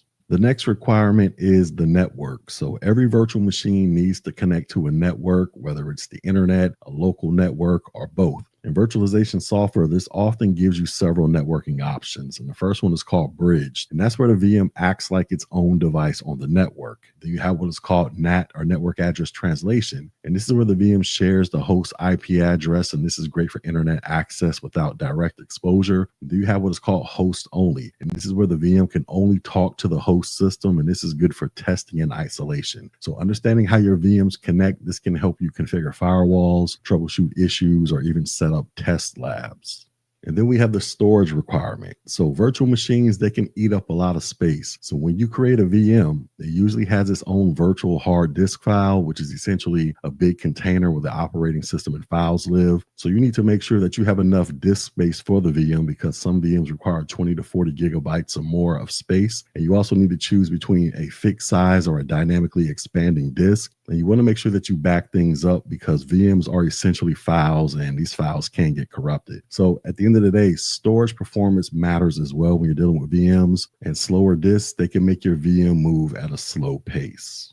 All right, next let's talk about desktop virtualization. So if you ever heard somebody talking about quote unquote working in the cloud, well, that's often powered by something called VDI, or virtual desktop infrastructure. And with VDI, basically you're not running Windows on your local laptop. They're accessing a remote virtual machine hosted on a server somewhere else. And everything that you do is streamed to your screen. And the common use cases for VDI are as follows. So they're used in call centers or help desks where everyone logs into the same VM image. You can find them in schools and libraries where you can reset sessions after each user logs out. And you'll find them in remote work environments where the tech department, they can control everything remotely. So basically, VDI makes managing hundreds or even thousands of desktops much easier for IT departments. They can do updates, backups, and implement security settings. And all of this is done at the server level. And it's not something that you're going to initially set up as a newbie at tech, but it's definitely something that you will encounter. All right, so here's a cool concept that you might have heard in developer circles, and that is the concept of a container. Now, containers, they are like VMs, but they're lighter, faster, and more focused. And instead of virtualizing an entire operating system, containers, they share the host operating system kernel, but run isolated applications. So think of it like this. VMs, these are full apartments where everybody has a separate room, a separate kitchen, and a separate bathroom. Containers are more like roommates in the same apartment who share the kitchen, but but they stay out of each other's bedrooms. Now, when it comes to containers, the most popular one out there is a company called Docker. And this is especially useful in cloud and DevOps jobs where speed and consistency matter. Now, for the A+ exam, you just need to know the following. You need to know that containers are isolated environments. They're faster and use fewer resources than VMs, and they're great for running multiple applications on one system without conflicts.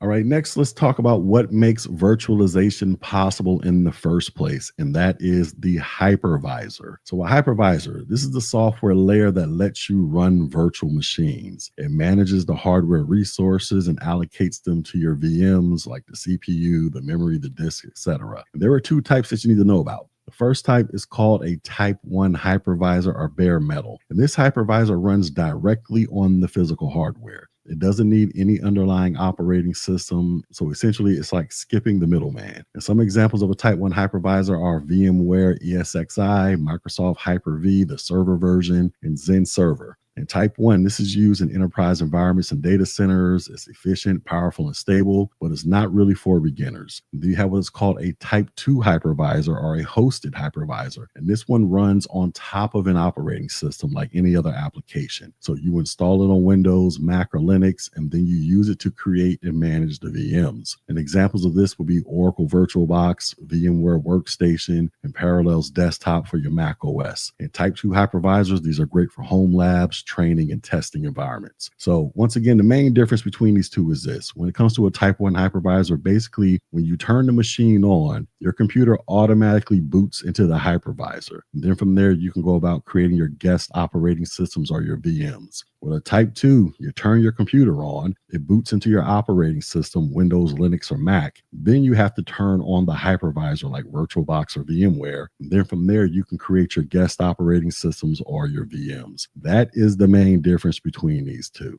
All right, so if you're still wondering where virtualization fits into actual IT jobs, let's go ahead and look at some real world examples. So if you find yourself doing help desk support, basically you're going to be troubleshooting VM login issues, mapping shared drives and VDI environments, and guiding users on connecting to remote desktops. If you're an IT technician of some sort, you're going to be spinning up VMs to test software, build sandbox labs, or deploy legacy systems. If you find yourself as a system administrator, you're going to be maintaining hypervisors, managing VM snapshots, allocating storage, and configuring virtual networks. If you find yourself as a cybersecurity analyst, you're going to use VMs to analyze malware safely and test patches before pushing them live. And if you're going into IT, just understand that virtualization is going to be a part of the job. So understanding this early, this will give you a serious leg up in your career.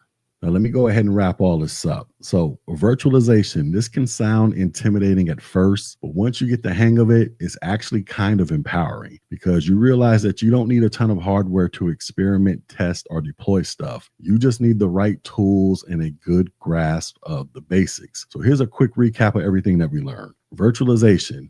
This is for creating virtual versions of hardware or software. Virtual machines, they are great for sandboxing, development, and running legacy software. You need strong security, proper network settings, and enough storage to operate a virtual machine. VDI, this is all about centralized desktop management. Containers, these are lighter application-focused versions of virtual machines. And hypervisors, they come in two types. You got Type 1, which is also called bare metal, and Type 2, which is called hosted. And remember, this isn't just something to pass the A+ exam. Virtualization is a real-world skill that shows up in nearly every IT role. Whether you're troubleshooting a virtual desktop or setting up a test lab at home, it's something you'll use throughout your tech career.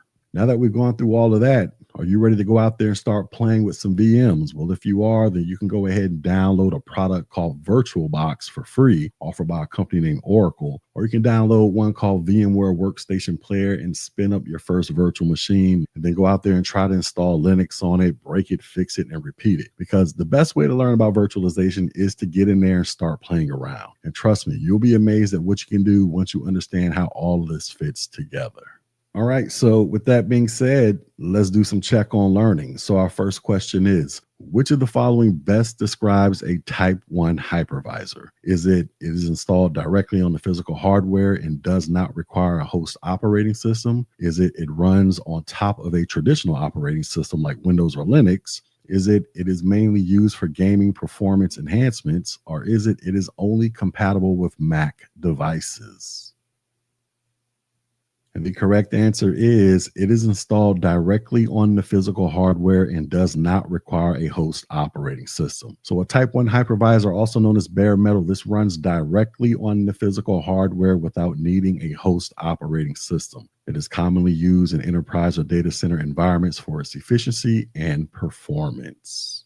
Next question. What is one key difference between a virtual machine and a container? Is it VMs use less system resources than containers? Containers that require a Type 1 hypervisor to run?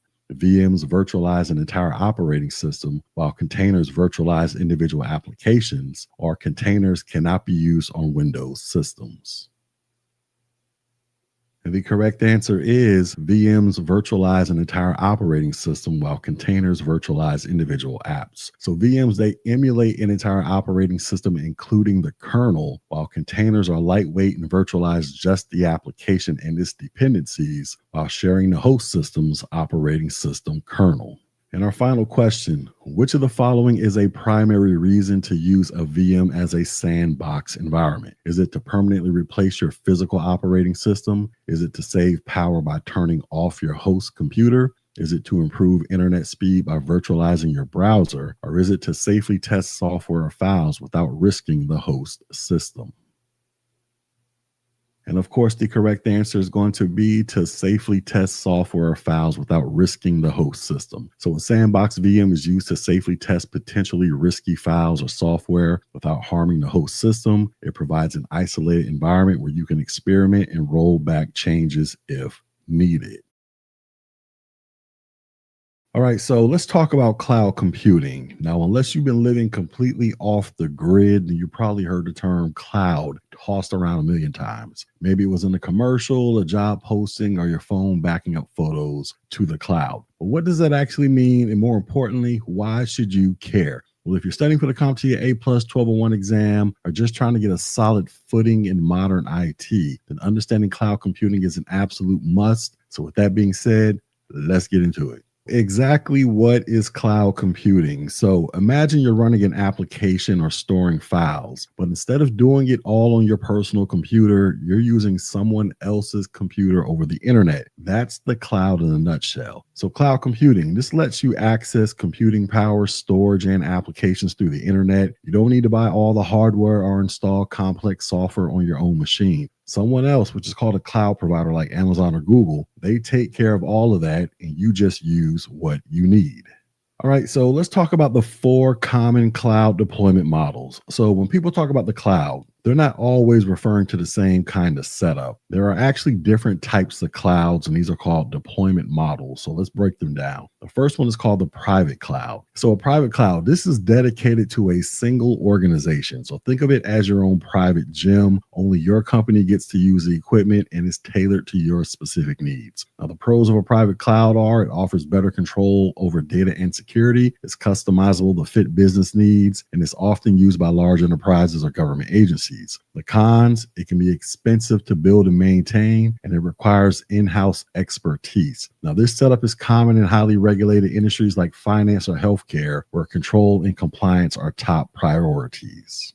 Next, we have what is called the public cloud, and this is the most common model. So services like Microsoft Azure, Amazon Web Services, or Google Cloud Platform, they fall into this category. So with a public cloud, multiple customers or tenants, they share the same infrastructure. This is like using a public gym. You still get to work out, but you're sharing the space and equipment with others. Now, the pros are it's affordable, it's scalable and flexible, and there is no need to manage physical hardware. The cons, you have less control over security, and performance can vary due to shared resources. So if you've ever stored files in Google Drive or streamed Netflix, then congratulations, you've used the public cloud.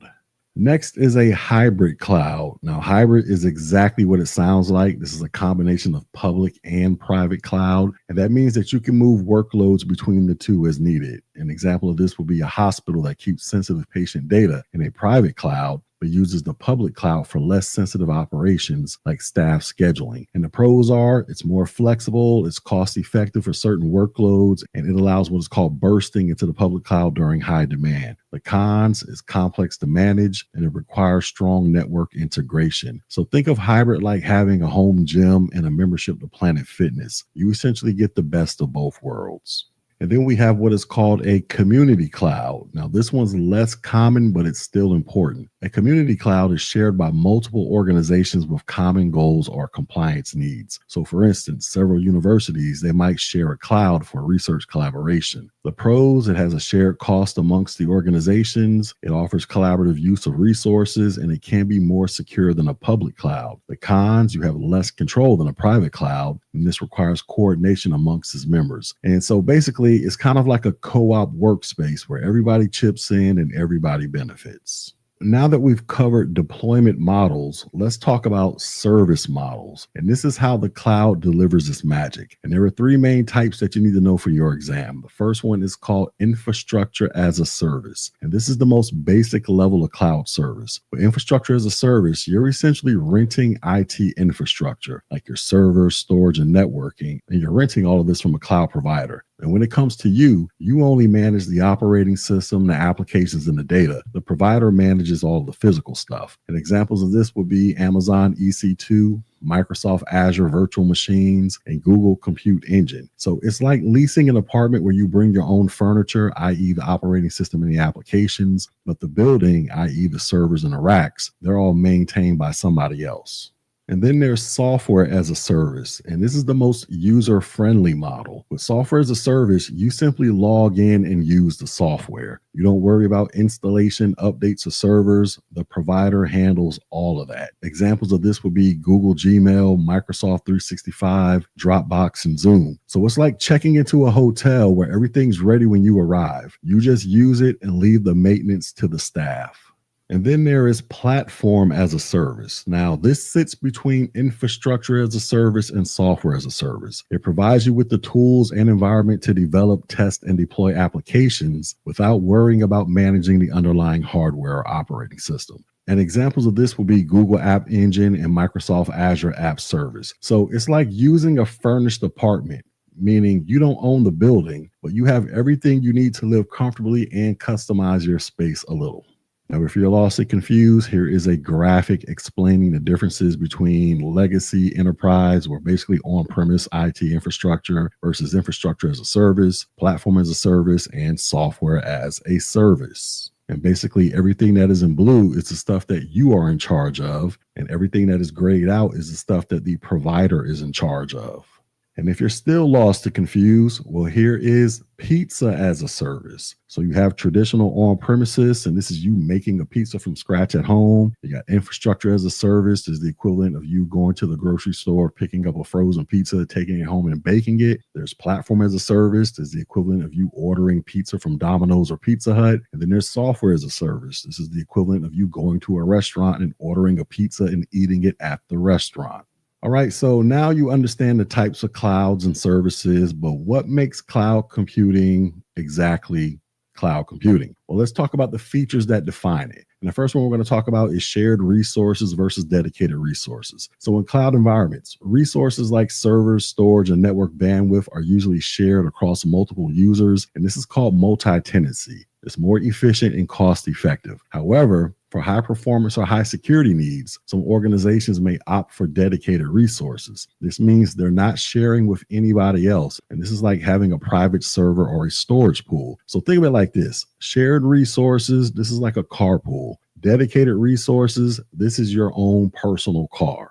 And then you have what is called metered utilization. And this is a big one because cloud services are typically pay as you go, meaning you're charged based upon what you use. It's like your electric bill, meaning the more you use, the more money that you're going to pay. And there are two key components here. You got what is called ingress, and this is data that's coming into the cloud. You have what is called egress. This is data that is going out of the cloud. And some providers, they charge more for egress traffic. So it's something that IT professionals need to watch closely. And then you have what's called elasticity. So elasticity, this means cloud systems can automatically scale up or down based upon demand. So if you get a sudden traffic spike on your e-commerce site, then the cloud can allocate more servers to handle it. And when the traffic drops, it can scale back down to save you money. And this flexibility is a game changer compared to traditional servers that are either over-provisioned, meaning they're wasting money, or they're underpowered, meaning they're slowing down under pressure.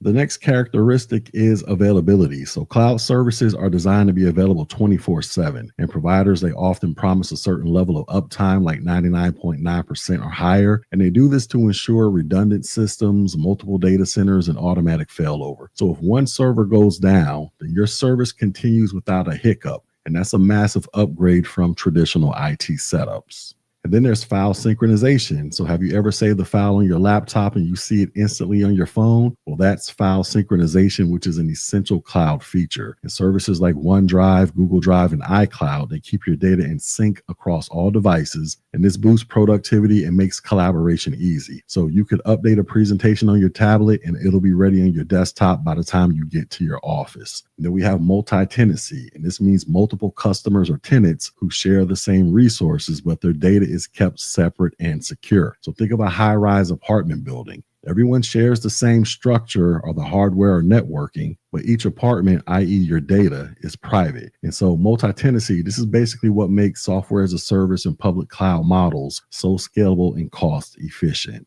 All right, so let's quickly talk about why cloud skills matter. So if you're aiming for a career in IT, especially in support, networking, or security, then cloud computing is no longer a nice to know. It's a you have to know this. So many organizations, they now use cloud-based tools for things like email, like Microsoft 365 or Gmail. They use it for file storage when dealing with OneDrive, Google Drive, or Dropbox. They use it for virtual machines and development environments. And they use it for remote collaboration tools like Zoom and Teams. And guess who configures, supports, and troubleshoots all of that stuff? You do. And the CompTIA A+ exam, it reflects this shift because they want you to understand not just the hardware and operating system basics, but how IT works in a cloud-powered world.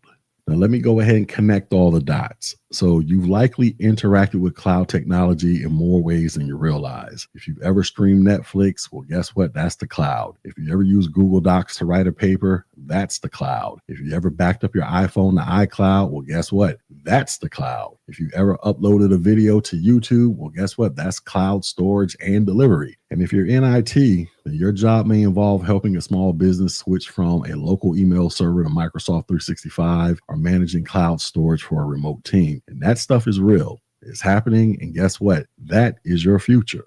All right. So let me go ahead and wrap all this up.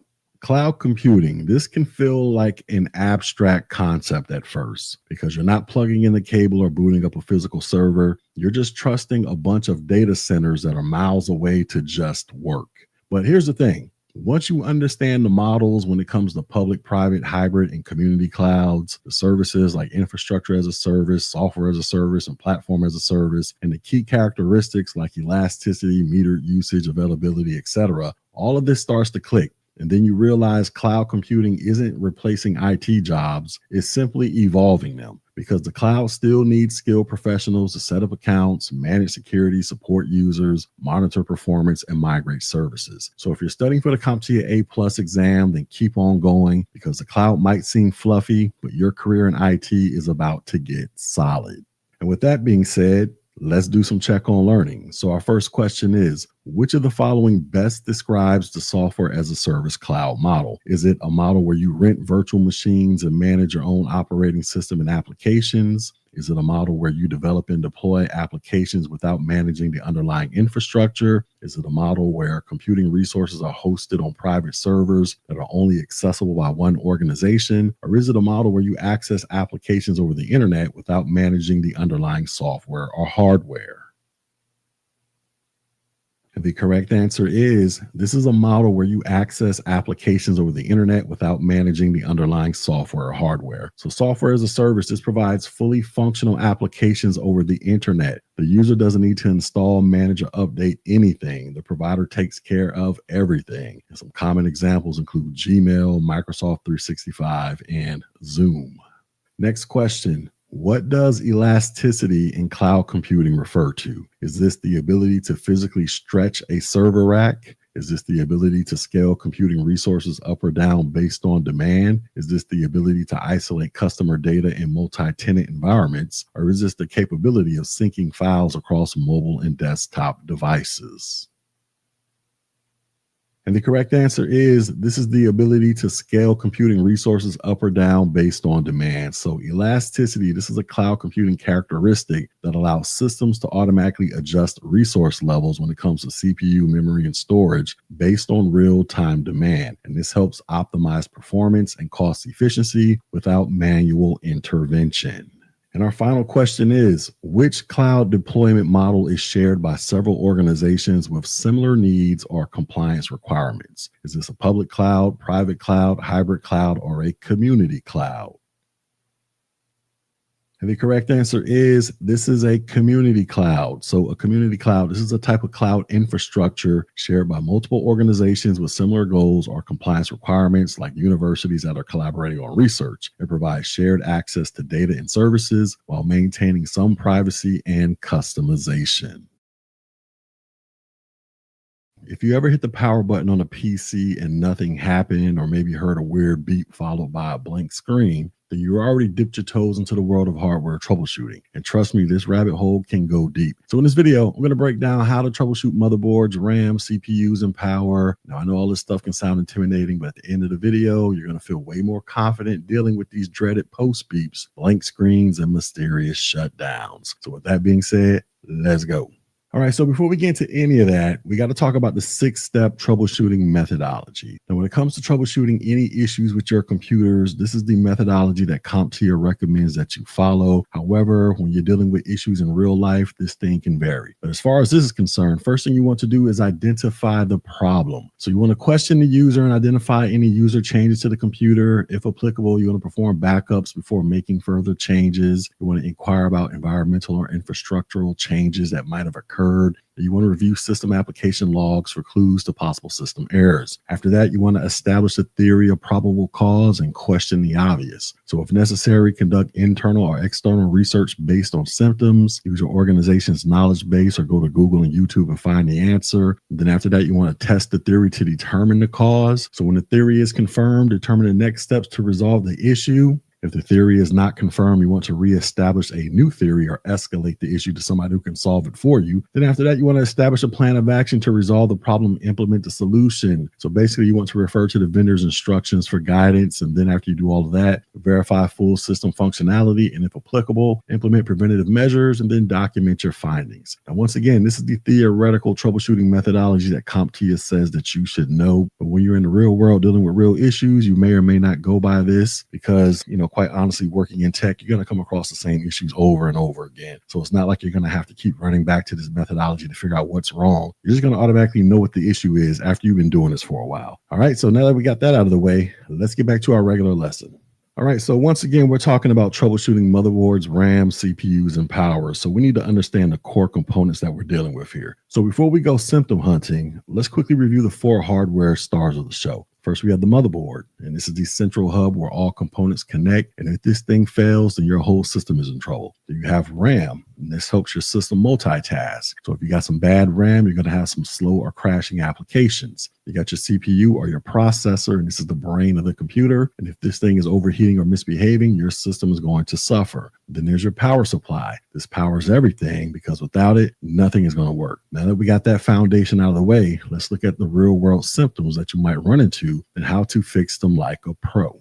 All right, so let's go ahead and talk about post beeps. So remember those beeps your PC makes when it starts up? Well, that's post, and that stands for power on self-test. Basically, this is your computer trying to talk to you. So if you have no beeps, then that can mean that there's no power, you have a dead motherboard, or a failed CPU. If you got one beep, that usually means everything is all good, depending upon your BIOS manufacturer. And if you get repeating beeps, this may indicate RAM issues, video card failures, or CPU faults. How you go about fixing this stuff? You want to look up the beep codes that are specific to the BIOS brand that you have. But you want to reseat the RAM and the GPU. You want to clear the CMOS, and basically you can just pull that little battery out and put it back in. You want to test your components one at a time. And as a tip, you always want to test on a non-conductive surface. So stay away from cardboard boxes on carpet. Another issue that you might run across is the proprietary crash screen, which is what you're looking at on your screen right here. So if you see a blue screen on Windows, also known as the blue screen of death, or a spinning pinwheel on a Mac OS, then something serious is up. And the possible causes are you can have faulty RAM, you can have an overheating CPU, you can have driver or hardware conflicts, or you can have a motherboard or chipset failure. How you go about fixing this stuff is you want to run memory diagnostics like the Windows memory diagnostic software. You want to monitor your CPU temperatures using free tools like HW Monitor. You want to check the event viewer for error codes, and you want to update your BIOS and UEFI and drivers. And don't just reset everything and hope for the best. You want to investigate the error code list, because this could be a huge deal. All right, next we have a blank screen, or you have no display. So you press the power button and the monitor just stays black. There's no logo, there's no boot, it's just complete darkness. And what can cause this? You have no video output, meaning you have a bad GPU or onboard graphics card. Your RAM is not seated properly, your CPU or motherboard is having some type of failure, or there's simply no power. And the fixes are you can check if the monitor is working on another machine. You can reseat the GPU and the RAM. You can remove all but one stick of RAM and try each slot. You can check for bent CPU socket pins, or you can listen for post beeps or test with a speaker. But then once you do all of that, you want to try a minimum boot with your motherboard and CPU on one stick of RAM and the onboard video to see if this computer comes back to life. Another issue is no power. So you hit the power button, nothing happens, no fans, no LEDs, nothing. And the root cause could be a faulty power supply, a loose power cable, a dead motherboard, a damaged power button, or incorrect voltage switch. How you fix this? You want to use a PSU tester or swap in a known good power supply unit. You want to check the power cable in the wall outlet. You want to ensure the front panel connectors are plugged in right. And you want to flip the voltage switch only if it's safe and appropriate to do so. And also, never, ever, ever open up a PSU or a power supply unit unless you enjoy getting electrocuted. Just simply replace those things. Do not repair them. So once again, if you have a faulty PSU, do not open it up, because you might be going to meet your maker if you do that. Just simply get a new one or replace it. Do not open it up. Another issue you might experience is sluggish performance, meaning everything works, but it's going extremely slow. And the reasons for this could be you're dealing with failing RAM, you're dealing with an overheated CPU, you got a bunch of dust that's clogging the cooling systems, you got background processes of malware, they're just eating up all your resources, or you got outdated firmware. Now, how you fix this? You can run the task manager to find memory-hungry processes and shut them down. You can clean dust from the fans and heat sinks. You can apply fresh thermal paste to the CPU. You can run malware scans, or you can upgrade to faster RAM or an SSD. So when it comes to this, basically a little cleaning and maintenance, this can go a long way to speeding up your computer. Another issue is that of overheating. So if your PC feels like a toaster, or it keeps shutting down when you're gaming or working hard, then you got some problems. And some of those problems could be a bad CPU fan or a heatsink issue. Your thermal paste is dried out. You have poor airflow, meaning you got a bunch of dust all in your case and it's blocking the vents, or you've overclocked without adequately cooling your system. How you fix this? You just want to reapply some thermal paste. You want to clean your fans and ensure airflow direction is correct. You want to add more case fans or replace with higher RPM ones. And you want to check your BIOS and CPU temperatures and fan speeds. Now, you don't need a liquid cooling system for most builds, but you do need clear airflow regardless of what type of build you have. Another issue is burning smells, and this is bad. So if your PC smells like burnt toast, then you want to shut this thing off immediately. And the reasons for this is you could be dealing with a failing PSU. You can be dealing with fried capacitors on the motherboard. You could be dealing with overheated CPUs or VRM. And it could be a bunch of dust that is short-circuiting the components. How you fix this? Unplug everything immediately, open the case and visually inspect all the components, look for scorch marks or swollen capacitors, and replace the PSU or the motherboard. And also remember that electrical fires are a real risk. Do not ignore any burning smells. Another issue is random shutdowns. So your PC just turns off for whatever reason. Well, what can cause that? That could be an overheated CPU or PSU, power surges, RAM errors, BIOS settings, or a failing power supply. How you fix this? You want to monitor the temperatures and how much power this thing is drawing. You want to use a surge protector or an UPS. You want to run RAM diagnostics, and you want to update your BIOS or check power management settings. Now, if the system reboots or turns off in a loop, then it's usually thermal or PSU related.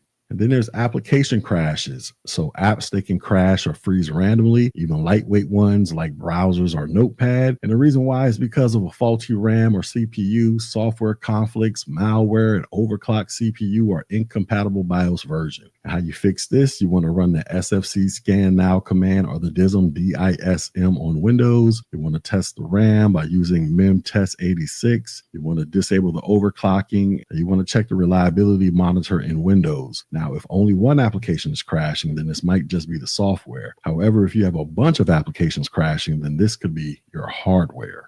Another issue is unusual noises. So if you hear some buzzing, clicking, or grinding, well, that is not the soundtrack of a healthy PC. And what can possibly cause all of that is a PSU fan or motherboard. You get your CPU fan bearings that are going bad, or something is hitting the fan blades like a loose cable, or you have shorting components. How you go about fixing all this, you want to clean and secure all of your cables, replace noisy fans, or consider a higher quality PSU with better components. Also, you can use a cardboard tube like a paper towel roll to isolate sound like a mini stethoscope. And then there's the issue of a capacitor that is swelling. And this is a visual one. So you're going to open up the computer and you're going to see a bulging, leaking, or corroded capacitor on your motherboard. And that's what you see in this picture right here. And so what does that mean? Well, it means that the capacitor is failing and the motherboard is likely unstable. And this can cause random shutdowns, boot issues, or damage to other components. So what do? Well, you got to replace your motherboard. Now, if you are skilled with a soldering iron, then you might be able to replace this thing yourself. But if not, just simply chalk it up and go get you a new motherboard.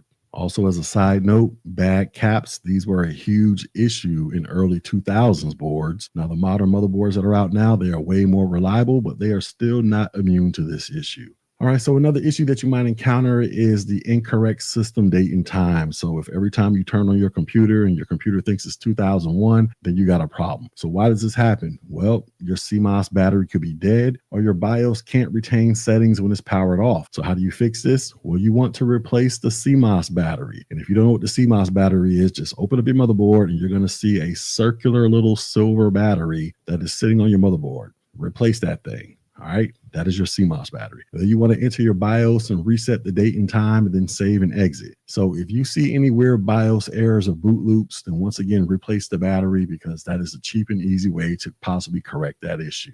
All right, so we've covered all common symptoms, but how do you actually approach a hardware problem like a professional? Well, here's your battle plan. First, you want to start simple. You want to check to see if the thing is plugged in. Is the switch flipped on the PSU? And are all of the fans spinning? Then you want to go ahead and strip this thing down. So you want to unplug unnecessary components. You want to try post with only the motherboard, CPU, and one stick of RAM. Then you want to swap known good parts. So replace with a working PSU, RAM, or CPU if available, and test questionable parts in another known good system. You also want to document everything. So take pictures of cable connections and keep notes of what you tried, especially for certification exams. And also you want to stay grounded. So use an anti-static wrist strap and work on non-conductive surfaces.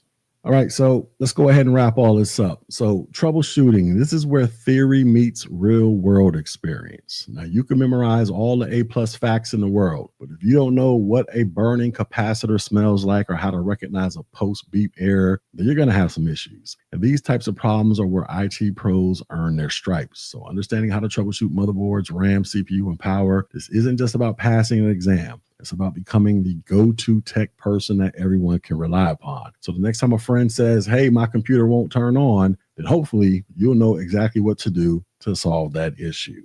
And with that being said, let's do some check on learning. So our first question is, you press the power button on a desktop PC, but nothing happens. There's no fans, no lights, no beeps. What is the most likely cause? Is this due to faulty RAM, a failed power supply unit, a corrupted BIOS, or a missing operating system?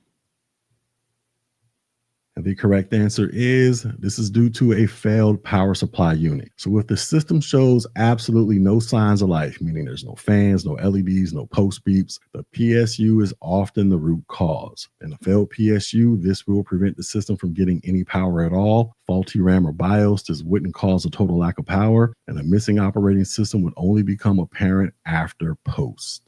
Next question. A technician notices a burning smell coming from the PC. Upon entering the case, they find bulging capacitors on the motherboard. What should they do next? Should they run a full antivirus scan, reseat the RAM modules, replace the motherboard, or reset the BIOS settings? And the correct answer is they're going to replace the motherboard. So bulging or leaking capacitors just indicate that the motherboard has suffered hardware damage and is no longer reliable. The only proper solution is to replace the motherboard. RAM or BIOS resets will not fix physical component failure, and antivirus scanning is irrelevant in this hardware context. And our final question is, a user reports frequent application crashes and system instability. The crash happens across multiple programs. What component is most likely causing the issue? Is this the video card, faulty RAM, power supply, or the hard drive?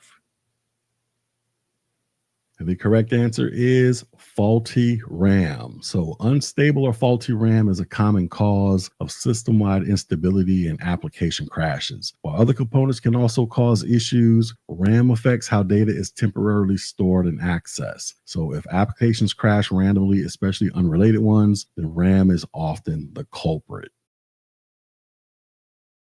When you're working in IT support, one of the most challenging but essential tasks is troubleshooting hardware, particularly that of storage devices. The hard drives and RAID arrays, they are the backbone of many systems, storing everything from operating systems to crucial data. However, these storage systems are prone to a variety of issues that can disrupt the functioning of your network or a user's data. So in this video, we're going to dive deep into how to troubleshoot hard drive and RAID issues, covering common symptoms, tools, and techniques that will help you identify and resolve problems swiftly and effectively. So let's walk through a few key scenarios and get you comfortable with diagnosing common storage issues.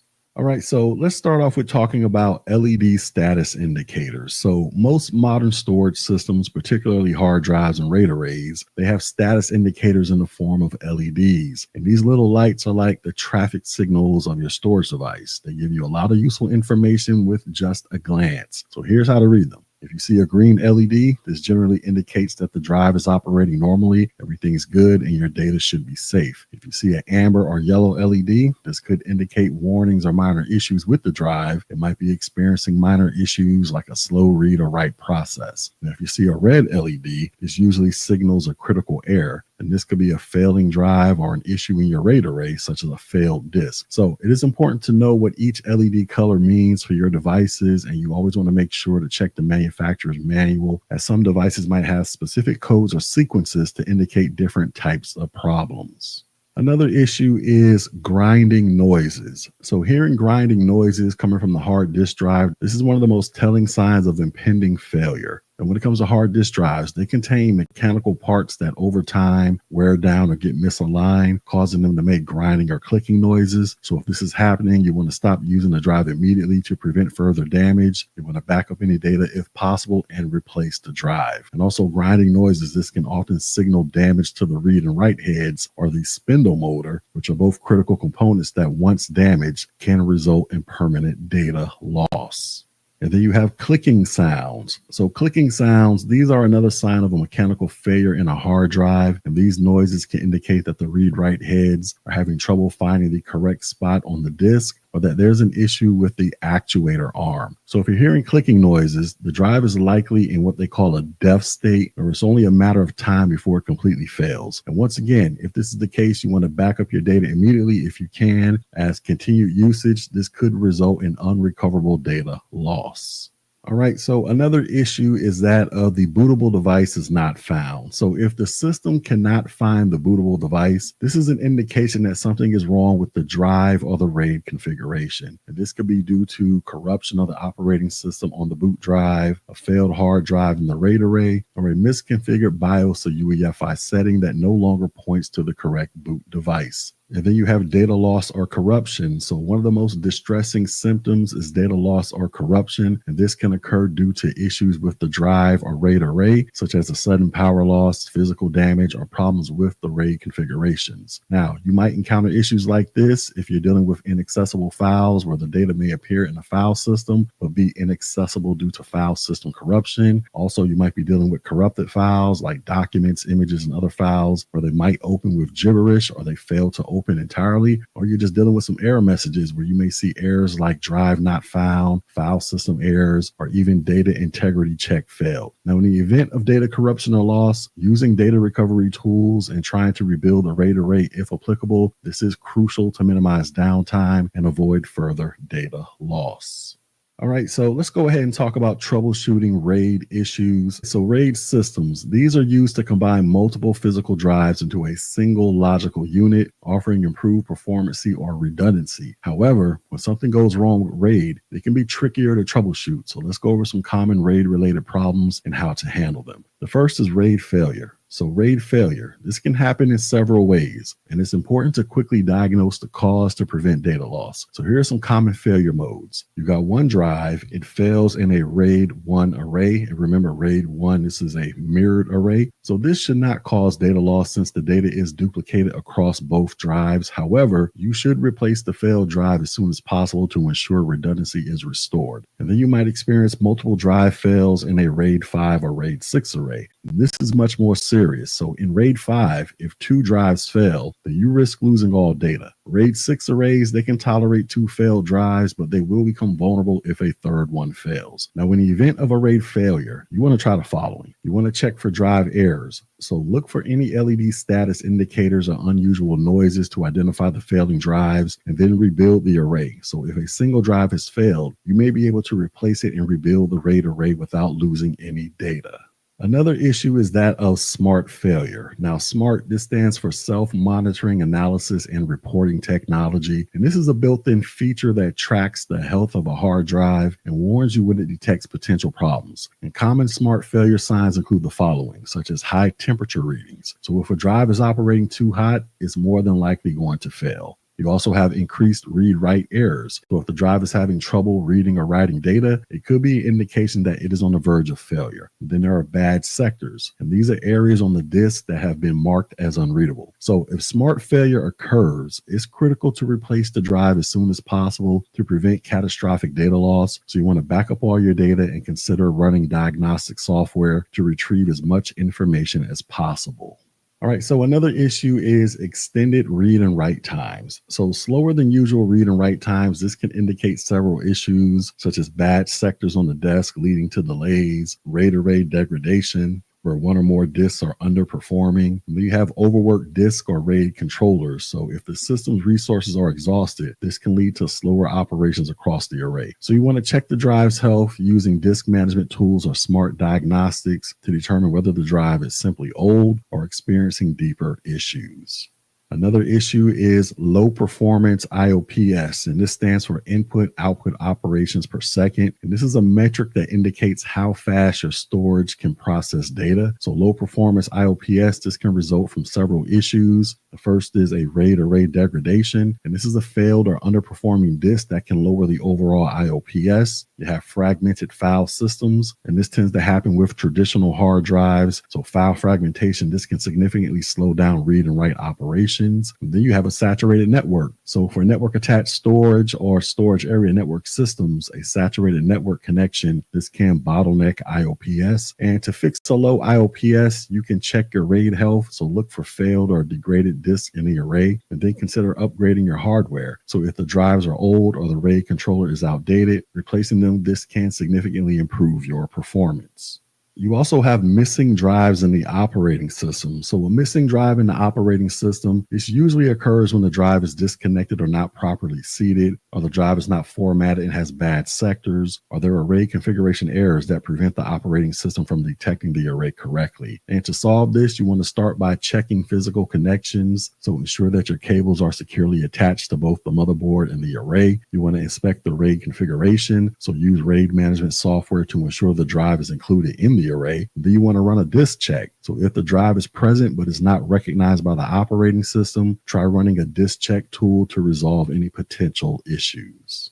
All right, so let's go ahead and wrap this up. So troubleshooting drive and RAID issues, this can be complex, but by understanding common symptoms and following a logical process, you can quickly identify and resolve most problems. So whether you're dealing with physical symptoms like grinding noises or technical errors like RAID failure, knowing how to read status indicators, check system logs, and using diagnostic tools, this will be key to ensuring you keep your systems running smoothly. And if you encounter a more serious issue that requires recovery or rebuilding RAID arrays, it's always important to have a backup strategy in place. Remember, proactive maintenance and monitoring, this can prevent many of these issues from escalating into full-blown failures. By mastering these troubleshooting techniques, you'll be able to maintain your system's performance and prevent major disruptions in your organization.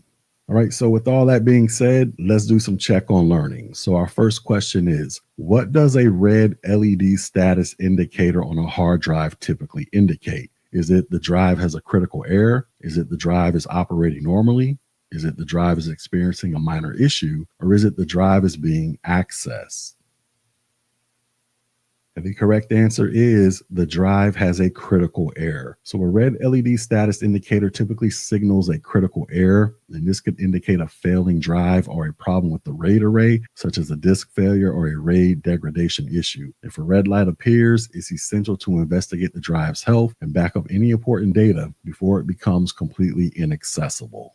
Next question. What should you do if you hear grinding noises coming from a hard drive? Should you ignore it and continue using the drive? Should you back up your data immediately and replace the drive? Should you run a disk check to fix the problem? Or should you restart the system to see if the noise stops?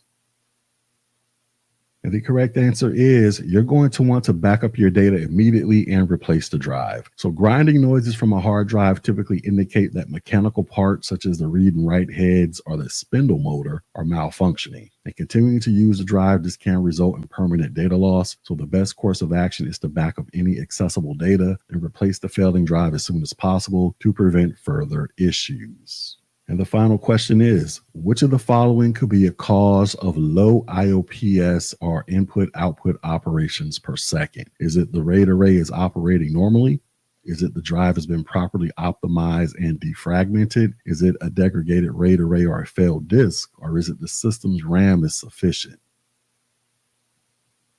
And the correct answer is a degraded RAID array or failed disk. So low IOPS, this often results from degraded RAID arrays or a failed disk within the array. And when one or more disks in the RAID setup are underperforming or failing, it significantly reduces the overall performance of the system. So monitoring RAID health and checking for a degraded disk, this is crucial in diagnosing performance issues that are related to IOPS. As an IT technician or support specialist, you'll often encounter video, projector, and display issues that can disrupt both business and personal operations. And being able to troubleshoot these common problems quickly is essential, and it not only saves time, but it also boosts your credibility. So if you're studying for the CompTIA A+ 1201 exam, understanding how to troubleshoot display-related problems is a crucial skill. So in this video, we're going to walk you through the most common symptoms you might encounter with video, projector, and display issues, and provide a step-by-step guide to help you diagnose and resolve them. So let's go.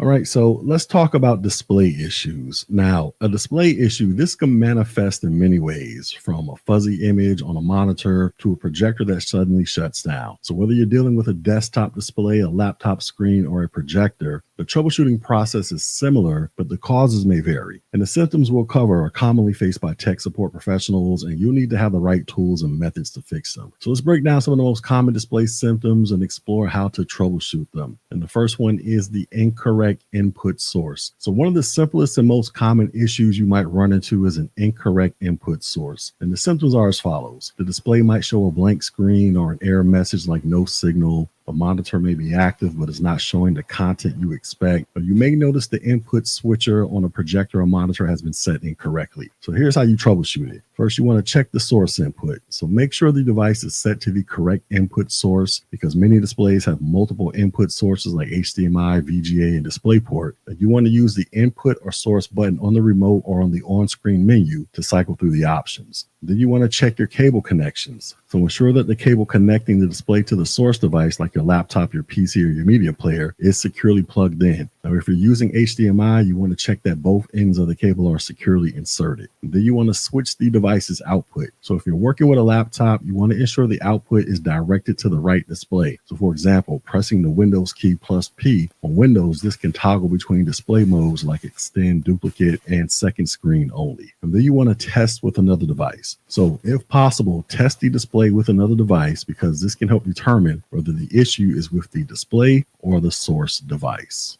All right, the next issue is physical cabling issues. So loose or faulty cables, these are a common culprit when troubleshooting video or projector issues, and even a slight disconnection, this can result in a blank screen or poor image quality. And some of the symptoms are you got flickering or static on the screen, you have no video output, you have a distorted or wavy image, or you have a black screen. Now, how you troubleshoot this, you want to check for loose or damaged cables. So inspect the cables for any visible damage. If you notice any fraying, kinks, or cuts, replace the cable. Also check that all cables are securely plugged in, because sometimes cables can work their way loose after being jolted or moved around. Also, you want to use different cables. So swap out cables if you have spare ones available. A faulty cable, this can sometimes be the root cause of many display issues, especially with high resolution signals like HDMI or DisplayPort. And also you want to try different ports. So plug the cable into a different port on both the display and the source device, because sometimes the port itself might be damaged, and switching to a different one, this could solve the issue. And next we have burnt out bulbs on a projector. So if you're dealing with projectors, a burnt out bulb, this is a frequent problem that can cause the display to either dim or stop working entirely. And the symptoms are the image from the projector becomes very dim, the projector turns on but produces no visible image, or a warning light or error message is displayed indicating a bulb issue. So here's how you troubleshoot that. Well, you want to check the bulb indicator. So most projectors, they will have a built-in indicator light to show the status of the bulb. And if the indicator is flashing or showing a warning, this could mean the bulb is near the end of its life. Then you want to test with a new bulb. So if the bulb is indeed burnt out, then you want to replace it with a new one. Now be sure to use the correct type and wattage for that projector model. And then you want to consult the projector manual. So some projectors, they have a feature that allows you to check the number of hours the bulb has been used, and this can help you determine if it's time for a replacement. All right, so another issue is fuzzy images. So a fuzzy image, this is another common display problem that can be caused by several factors. So some of the symptoms are the text appears blurry, the images and videos look out of focus, or the screen appears pixelated or unclear. So here's how you troubleshoot that. Well, first you want to check your resolution settings. So you want to ensure that the display is set to its native resolution. If the resolution is too low or not supported, then the image can become distorted or fuzzy, and you want to right click on the desktop and then select display settings on Windows or the equivalent on other operating systems to adjust the resolution. Then you want to examine the cable quality. So a low quality cable or one that's too long, this can cause a fuzzy image. So consider using a high quality HDMI or DisplayPort cable that's appropriate for your display's resolution. And then you want to test on another monitor. So if the image is fuzzy, then try connecting your device to a different monitor or projector, because this will help you determine if the problem lies with the display itself or the source device.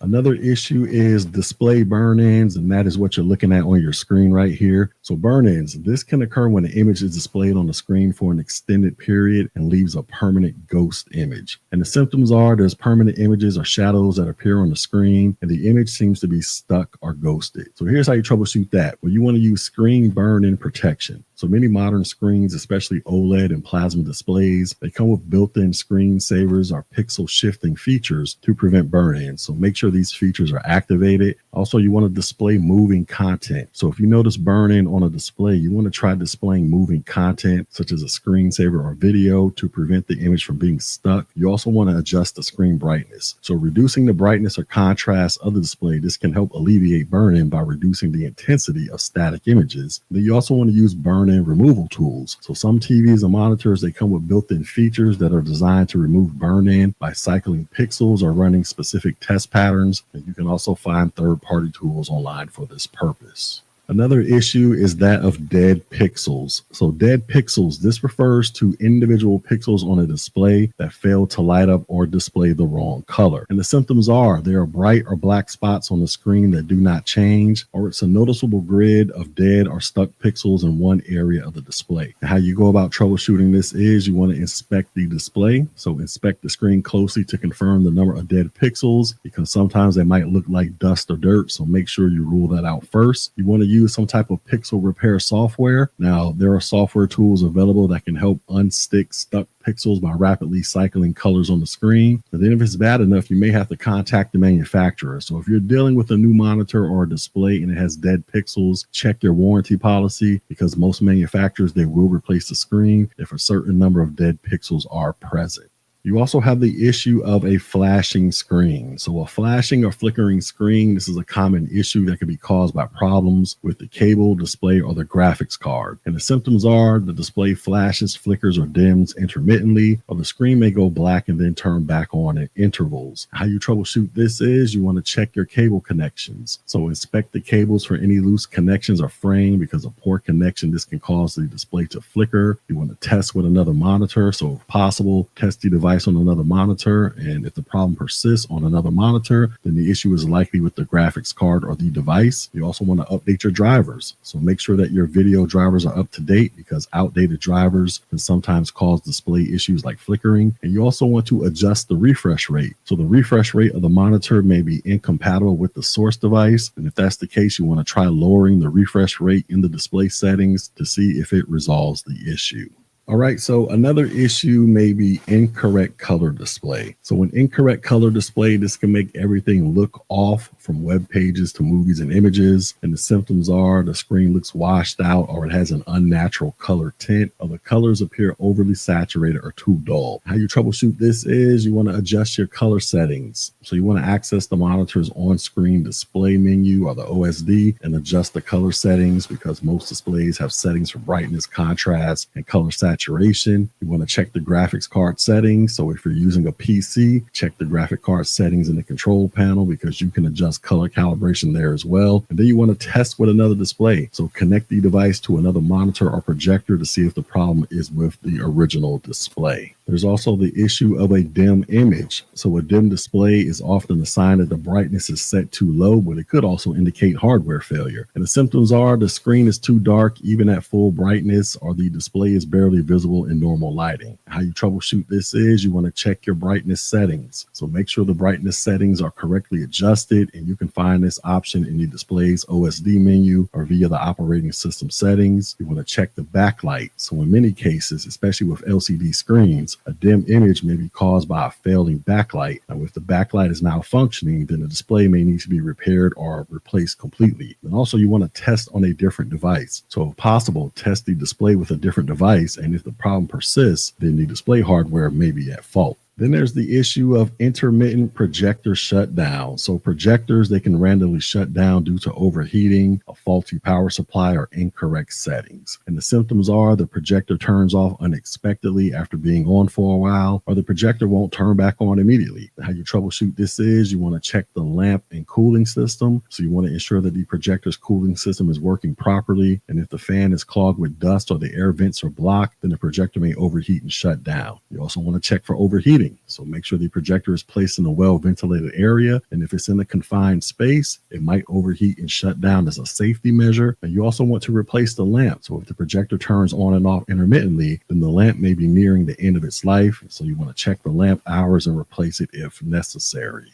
Another issue is that of sizing issues. So sometimes the image doesn't fill the screen properly, or it looks stretched out. And the symptoms are the image is too small or too large, or it's cropped or stretched out of proportion. And here's how to troubleshoot that. So you want to adjust the aspect ratio. So check the aspect ratio settings on the display or projector, and the aspect ratio should match the content that you're viewing. You also want to check your display resolution. So ensure that the resolution is set to match the display's native resolution, because a mismatch can lead to image distortion or incorrect sizing. And then you have a distorted image. So a distorted image, this can be caused by problems with the cables, graphic card, or the display settings. And the symptoms are the image appears stretched, warped, or has weird shapes, or the screen shows pixelated or garbled images. So here's how you troubleshoot that. You want to check the cable connection. So ensure the cable is securely connected and not damaged. Check your resolution settings. So verify that the resolution and refresh rate settings are correct for both the display and the source device. And then once again, test on another device. So if possible, test the device on another monitor or projector to isolate the problem. All right, so let's wrap all this up. So when it comes to troubleshooting video, projector, and display issues, it's essential to understand the symptoms and apply logical steps to resolve them. And by following the troubleshooting process outlined in this video, you're going to be equipped to handle many common issues that users encounter. And this is not only helpful for your day-to-day work, but it also will prepare you for the CompTIA A+ 1201 exam. So remember, sometimes it's the simple things that causes the biggest headaches. Always start with the basics like checking cables, input sources, and settings before you dive deeper into hardware-related issues. And with that being said, let's do some check on learning. So what should you check first if a projector displays a no signal image? Should you check the resolution settings on the source device, the projector's lamp life, the input source settings on the projector, or the projector's cooling system? And the correct answer is you're going to check the input source settings on the projector. So when you see a no signal message, the first thing to check is whether the projector is set to the correct input source like HDMI or VGA, because a mismatch in input source, this is a common cause of this issue. If the input source is correct, then you can move on to checking other potential causes such as cables or the source device settings. Next question. If a display is showing dead pixels, what is the best first step to troubleshoot? Is it to increase the screen brightness, use a pixel repair software, replace the display cable, or replace the graphics card? And the correct answer is you're going to use a pixel repair software. So dead or stuck pixels are usually a sign of a malfunctioning display. And one effective first step in troubleshooting is to use pixel repair software, which rapidly cycles colors to try and unstick the dead pixels. If this doesn't work, then you can further inspect the display or consider contacting the manufacturer for warranty support, especially if the screen is brand new. And our final question is, what is a likely cause of a projector intermittently shutting down after a period of use? Is it incorrect resolution settings, the cooling system is clogged or malfunctioning, the HDMI cable is faulty, or the input source is incorrectly selected?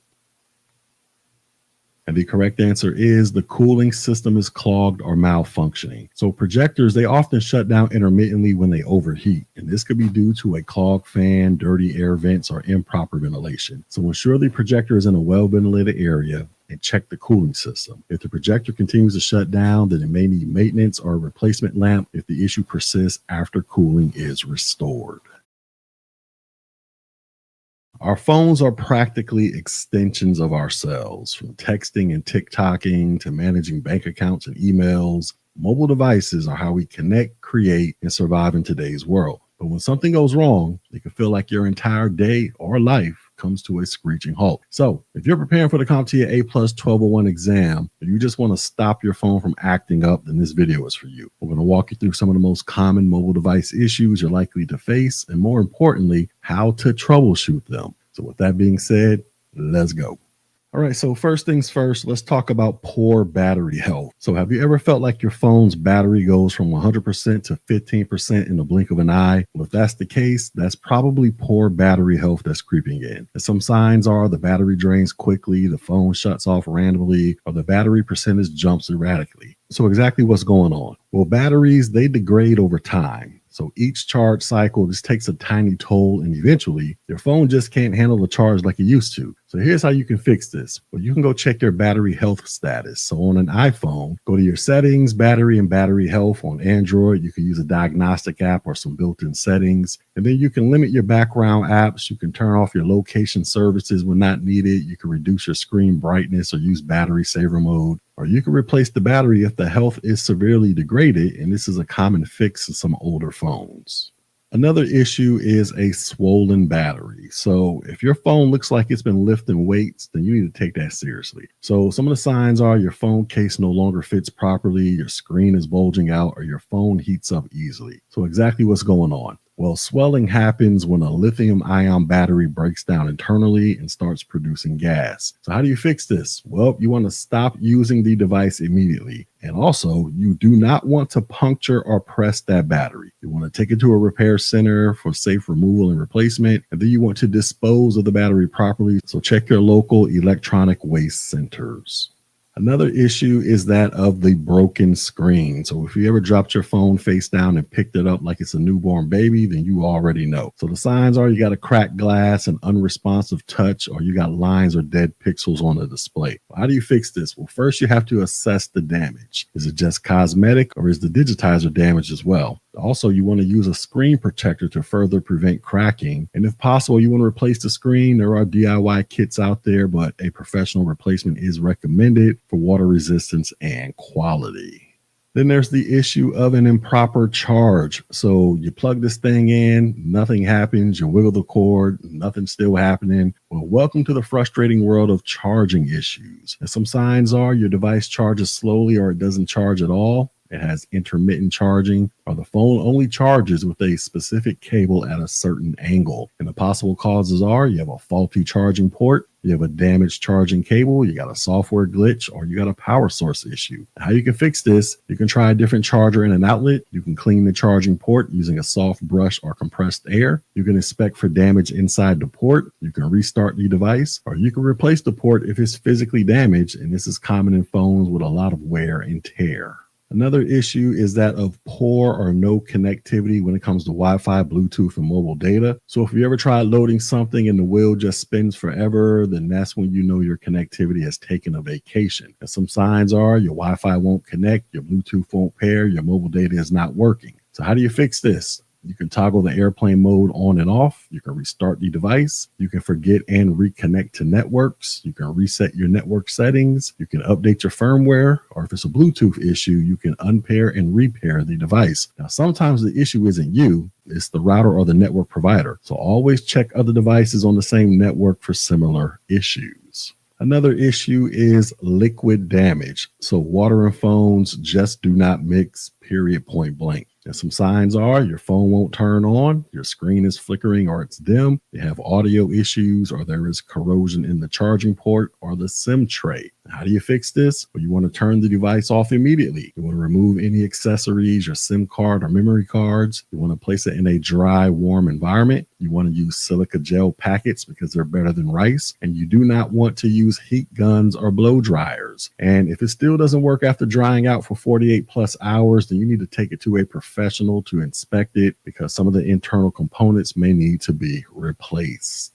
Another issue is overheating. So phones, they can get warm, but if it feels like you can fry an egg on it, then something's wrong. So some signs are your device is hot to the touch. It randomly shuts down. Your applications keep crashing. And you keep getting on-screen overheating warnings. And some causes are you have resource-heavy applications that are running, your phone is sitting in direct sunlight, there's poor ventilation because you're using your phone up under the pillow or under the blankets, or you might have some malware. And how do you fix this? Well, you want to close any background applications. You want to avoid heavy gaming or 4K video in hot environments. You want to remove the case to help cool it. You want to restart your phone, and you want to check for rogue applications or malware. Now, if it overheats, even with minimal use, then a deeper hardware or battery issue might be the problem. Another issue is the digitizer. So the digitizer, this is what translates your touch into action. And when it goes rogue, so does your ability to use the phone. And some signs are your touch inputs are not registering. Only part of your screen responds, or there are phantom touches, also known as ghost typing. How do you fix this? Well, you can restart the device. You can clean the screen thoroughly. You can remove the screen protector because sometimes that interferes with the sensitivity. You can boot into safe mode to rule out any application conflicts. You can do a factory reset as a last resort. And if all else fails, then it's likely a hardware issue and you'll need to have your digitizer replaced.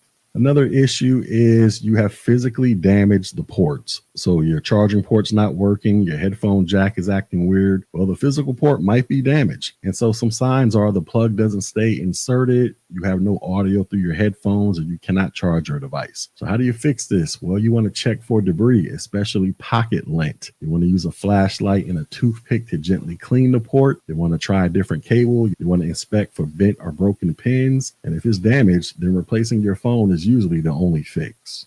Then there's the issue of malware. And yes, mobile devices, they can get infected. And some signs are you'll have pop-ups everywhere, you'll have sluggish performance, you'll have applications that are installing themselves, and also your battery might be draining unusually fast. Well, how do you fix this? Well, you can boot into safe mode if supported. You can uninstall suspicious applications. You can install some reputable mobile antivirus software. You can clear your cache and your storage, or you can do a factory reset if the infection is deep or persistent. Now, if this is an issue you're dealing with, for future reference, when it comes to downloading applications, you only want to download applications from trusted places like Google Play Store or the Apple App Store.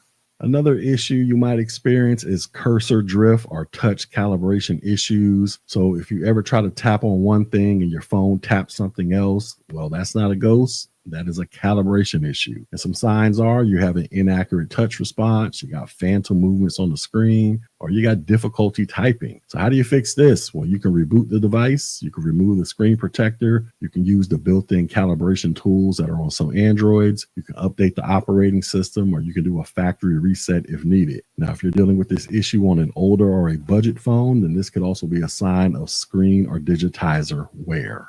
Another issue is your inability to install new applications. So an application won't install no matter how many times you tap download. Well, that's a red flag. And some signs are you get an error message saying insufficient storage, or the app is not compatible, or the application never finishes downloading, or the store won't load. Well, how do you fix this? Well, you can clear the application store cache. You can free up some storage space. You can check for application compatibility. You can update the device software, and you can restart and try again. Now, if it persists, you want to try downloading over a different network like Wi-Fi instead of mobile data, or you can use a VPN to rule out regional issues. Another mobile device issue is your stylus does not work. So for all of you out there who use a stylus with your Galaxy Note, and some of you tablet folks out there, a non-working stylus is a buzzkill. Here are some signs that you got a bad stylus. So you have no on-screen reaction to your stylus input, your pressure sensitivity is gone, and the buttons on your stylus is not working. So how do you fix this? You want to check the battery in the stylus if applicable. You want to repair your Bluetooth connection, restart the device, check for any firmware updates, and inspect for damage or dirt on the tip. Now, if none of that works, then you may need to replace your stylus or your digitizer. And then there's degraded performance. So when your device starts moving like it's stuck in molasses, then you know something's up. And some signs are you got laggy interference, your applications keep crashing or freezing, or it's slow to boot. How do you fix this? Well, you want to restart the device. You want to clear your cache partition, especially on an Android. You want to close or uninstall resource-heavy applications. You want to free up some storage. You want to disable animations, and you want to update the operating system. Now, if it's still lagging, then this could be time for a factory reset, or just simply go out there and get a new phone if it's just old hardware that's showing its age. All right, so let's go ahead and wrap all this up. So whether you're studying for the CompTIA A+ certification or just tired of your phone acting like it needs therapy, knowing how to troubleshoot these issues is a game changer. And here's the best part. You don't need to be a genius to know how to do this. You just need a little patience, a logical approach, and a willingness to learn. Because every issue we covered, this ties back to one core principle. Start with the obvious, isolate the variable, and always test your theory. Mobile devices, these are just mini computers, and the more you practice with real-world problems, the better you'll get at diagnosing and fixing them. And who knows, you might even become the go-to tech person in your circle. So the next time your screen cracks, your battery swells, or your Wi-Fi ghosts you, do not panic. Just take a breath, pull out your toolkit, and get to work. Now, with all that being said, let's do some check on learning. So our first question is, a user reports that their phone screen is bulging out slightly and the back of the device feels unusually warm. What is the most likely cause? Is this a swollen battery, a malware infection, poor Wi-Fi connectivity, or a broken digitizer? And the correct answer is this is a swollen battery. So a bulging screen and excess of heat are signs of a swollen lithium ion battery, which is potentially dangerous. And this occurs due to internal chemical breakdown producing gas inside the battery. In the device, it should be powered down and taken to a professional for safe battery replacement. Next question. A mobile device can only charge when the cable is positioned at a certain angle. What is the most likely issue? Is it an overheating CPU, improper charging due to a faulty charging port, malware corrupting the power settings, or a touchscreen calibration problem? And the correct answer is improper charging due to a faulty charging port. So when the device only charges at a specific angle, it usually points to physical damage or looseness in the charging port. Over time, frequent plugging and unplugging this can wear out or damage the port, requiring cleaning or a full replacement. And our final question is, a user complains that their stylus is no longer functioning with their tablet. What should you check first? Should you check whether the digitizer is cracked, if the device has malware, if the stylus battery or Bluetooth is pairing, or if the device has enough RAM? And the correct answer is the stylus battery or Bluetooth pairing. So stylus functionality, this often relies on battery power and or Bluetooth connectivity, depending upon the model. Now, before assuming a hardware failure, it's important to check whether the stylus needs charging or repairing with the device. You're sitting there ready to jump into a Zoom call, stream some Netflix, or upload that big presentation, and then bam, the Wi-Fi drops again. Or maybe your connection feels like it's stuck in molasses, or worse, your voice on a VoIP call starts sounding like a robot underwater. Now, isn't that frustrating? Well, you're not alone. Network issues, these are some of the most common tech headaches out there, especially for IT support professionals and everyday users alike. So in this video, we're going to dive into real-world symptoms and common network issues, breaking them down in layman's terms and showing you how to troubleshoot these problems. So whether you're just getting into IT or you want to impress at your next help desk gig, then this video is for you. So let's go.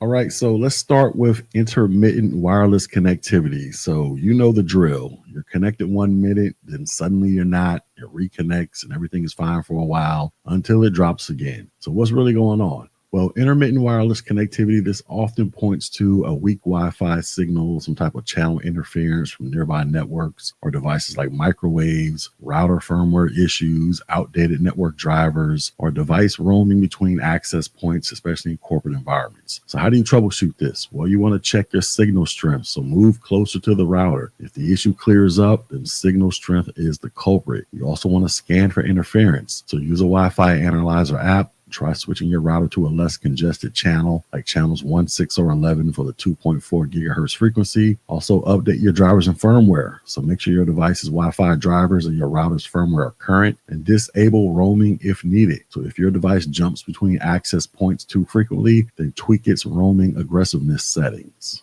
Another issue is slow network speeds. So you finally get online, but everything is moving at a snail's pace. Web pages, they load slowly, and videos buffer like it's 2003. So what's really going on? Well, you got bandwidth hogs where devices are streaming or downloading large files. You got network congestion during peak hours, outdated equipment like a slow router or old cabling. You got malware background processes that are consuming all your bandwidth, or you have poor ISP performance. So how do you troubleshoot this? Well, you want to run a speed test. So check to see if you're getting the speeds that you're paying for. You want to check the task manager. So look for background processes or malware sucking up your connection. You want to reset your router. So sometimes a simple reboot, this can clear up memory and temporary glitches. You want to upgrade your equipment. So if your router is 5+ years old, it might be time for a new one. And you want to use QoS or quality of service. So if this is available on your router, set up the QoS rules to prioritize critical traffic like video calls.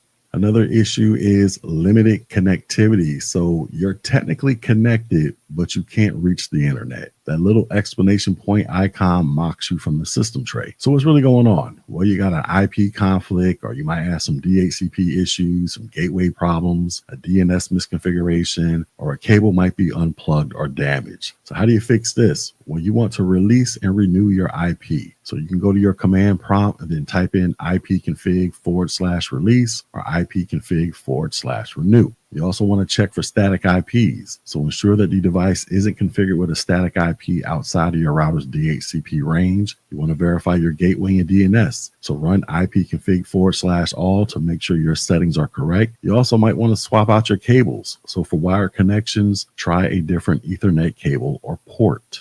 Then there's the issue of jitter. So inconsistent delays in packet delivery, that is jitter, and this can ruin a VoIP call, online gaming, or video conferencing. So what's really going on here? Well, you're dealing with network congestion, you're dealing with buffer bloat, you're dealing with poor routing by your ISP or inadequate QoS settings. So how do you troubleshoot this? Well, you want to run a ping test. So use ping-n20 in the IP address you're trying to connect to test latency and jitter. You want to try a wired connection. So Wi-Fi jitter, this can often be solved by plugging in directly. You want to use QoS to where you prioritize real-time traffic on your router, and you want to limit other usage, so pause downloads or streaming during important calls. Another issue is poor voice over IP quality. So if you're dealing with a robotic voice, choppy sound, echo, or just one-way audio, then VoIP issues, they can be brutal when you're trying to look professional. So what's really going on here? Well, you're dealing with high latency or jitter, you're dealing with packet loss, firewall or network address translation issues, or misconfigured codecs. So how do you fix this? Well, you want to test your connection. So use VoIP-specific testing tools like Ping Plotter or My VoIP Speed. You want to enable SIP ALG or disable it, because some routers, they help VoIP with SIP ALG while others make it worse. So try toggling it. You want to check your ports. Ensure your router or firewall isn't blocking necessary VoIP ports like 5060 for SIP. And you want to update your VoIP client settings. So try switching codecs or updating your software. Then there's the issue of port flapping. So 1 second your Ethernet port is up, the next is down, it's up, it's down, and so on and so forth. It's like it can't make up its mind. So what's really going on here? Well, you're dealing with a faulty switch or port, or you're dealing with a bad Ethernet cable, or you're dealing with some power saving settings or a duplex mismatch. So how do you troubleshoot this? Well, you want to try a new port or switch. So move the cable to a different port. You want to replace the cable. So use a known good cable. You want to disable your power settings. So turn off energy efficient Ethernet features in your network adapter settings. And you want to force duplex settings. So set both ends to switch in a PC to full duplex or auto negotiate just to make sure they match. Then there's the issue of high latency. So high ping makes everything feel delayed. Online gaming can be miserable. Remote desktop lags, voice and video, just forget about it. So what's really going on here? Well, you might be having ISP routing problems, or you could be having wireless interference or heavy traffic on the network or congested servers, especially with remote and cloud services. So how do you troubleshoot this? Well, you want to ping a local router. So if latency is low locally, the issue is likely upstream. You also want to check at different times. So is latency high only during the evening? This could be peak time congestion. You want to switch to Ethernet. So eliminate Wi-Fi as a variable, or you want to contact your ISP because they may need to reroute traffic or investigate upstream issues. Then there's external interference. So is your Wi-Fi dropping when the microwave is turned on, or does the signal crash in certain rooms? You might have interference from outside sources. So what's really going on? Well, you might be dealing with issues from your microwave because it produces a 2.4 gigahertz frequency that can interfere with your Wi-Fi. You could be dealing with issues from baby monitors, cordless phones, neighboring networks, or thick walls or metal objects. So how do you fix this? Well, you want to use the 5 gigahertz Wi-Fi. Why? Because it's less crowded and less prone to interference. You want to relocate your router. So centralize it and keep it away from metal and electronics. You want to switch channels. So use a Wi-Fi scanner and hop on a less congested one. And you might want to consider using Ethernet because sometimes nothing beats a hardwired connection. Then there's the issue of authentication failures. So you know the password, you typed it in 10 times, and there's still no connection. So what's the problem? Well, you might be typing in the wrong Wi-Fi password, or you might be dealing with changed credentials, expired or revoked access, especially in enterprise networks, or incorrect security types when it comes to WPA2 or WPA3. So how do you fix this? Well, you want to double check the password because typos do happen. You want to forget and reconnect. So delete the saved network and connect to a fresh one. You want to check your security settings. So make sure the security type matches the router settings. And you also want to reboot the router and the client because sometimes cache credentials can cause issues.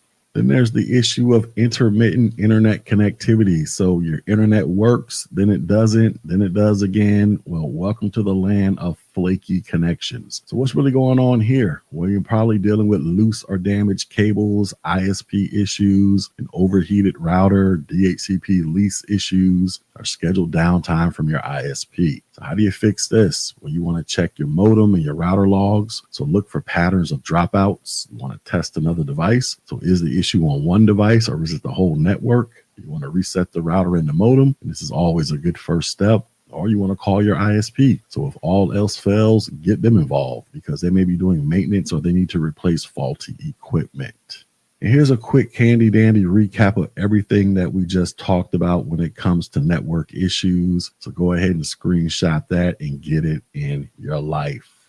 All right, so let me go ahead and wrap all this up. So when troubleshooting, do not jump straight to the complex stuff. Think in layers. Think about the physical layer. So are things plugged in? Is there damage? Think about the data link layer. Is the NIC enabled? Is the cable good? What about the network layer? Are the IP, subnet, and gateway settings correct? What about the transport and application layers? Is DNS resolving and are services responding? Why? Because this approach saves time and it makes you look sharp in front of clients or employers. So whether you're going for your CompTIA A+ certification or you're just tired of yelling at your Wi-Fi, mastering network troubleshooting is a game changer. It's not about memorizing fixes. It's about understanding symptoms, asking the right questions, and following a logical path to the root cause. Because the more you troubleshoot, the better your instincts will get. And one day, you'll hear someone say that their Zoom keeps freezing. And you'll casually say, well, it sounds like jitter or packet loss. So let's go ahead and run a quick ping test. Now, with all of that being said, let's do some check on learning. So our first question is, a user complains that their Wi-Fi keeps disconnecting randomly, especially when they're in the kitchen. What is the most likely cause? Is it the router needs a firmware update? DNS server is misconfigured, external interference from kitchen appliances, or the computer is infected with malware? And the correct answer is you're probably dealing with external interference from kitchen appliances. So microwaves and other devices in the kitchen, they often operate on the 2.4 gigahertz frequency, which can interfere with Wi-Fi signals and cause intermittent connectivity. And this is especially common when devices are close to the microwave or other electronics that emit electromagnetic interference. Next question. You receive a help desk ticket where a user says their Ethernet connection drops and reconnects repeatedly. Which of the following is the best first step in troubleshooting? Is it change the wireless channel, replace the Ethernet cable, flush the DNS cache, or upgrade the network driver? The correct answer is you want to replace the Ethernet cable. So port flapping, this is where a network port goes up and down frequently, and this is often caused by faulty or loose Ethernet cables. So swapping it out, this is a simple and effective first troubleshooting step before diving into more complex issues. And our final question is, a user reports that their VoIP calls sound robotic and choppy. Which of the following issues is most likely the cause? Is it incorrect static IP configuration, jitter and high latency, expired DNS record, or port flapping on the switch?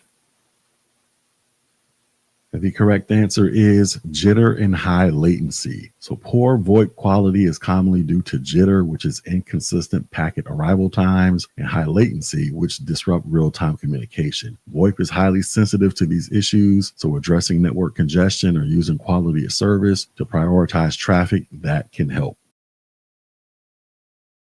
Printers, they are like the one friend who's mostly reliable but always acts up at the worst possible time. So whether you're about to print a resume before a job interview or prepping handouts for a big meeting, your printer always seems to know when to misbehave. And if you're preparing for the CompTIA A+ 1201 exam, or if you're just the unofficial tech person at your job or home, then knowing how to troubleshoot common printer issues is essential. So with that being said, let's go.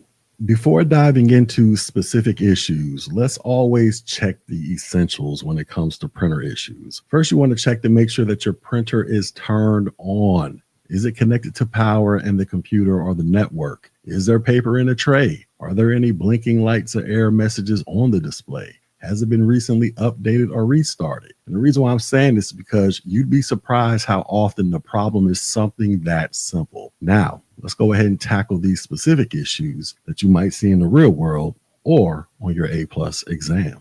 All right, so let's talk about lines down the printed page. So if you've ever seen long vertical or horizontal streaks running down the page, well, that's usually a telltale sign of one or two things. And some of the possible causes are you got dirty print heads or rollers, you got damaged or low toner cartridge, or these are drum unit issues in laser printers. So how do you fix these? Well, you want to run the printer's built-in cleaning cycle, and this can be found in the settings or maintenance. You want to inspect and clean the print heads manually if you're dealing with an inkjet printer, and you want to replace the toner or drum if the cleaning doesn't solve the issue. Now, as a tip for the exam, you want to know the difference between issues caused by the toner cartridge and the drum. The toner, that holds the powder, and the drum, that transfers the image.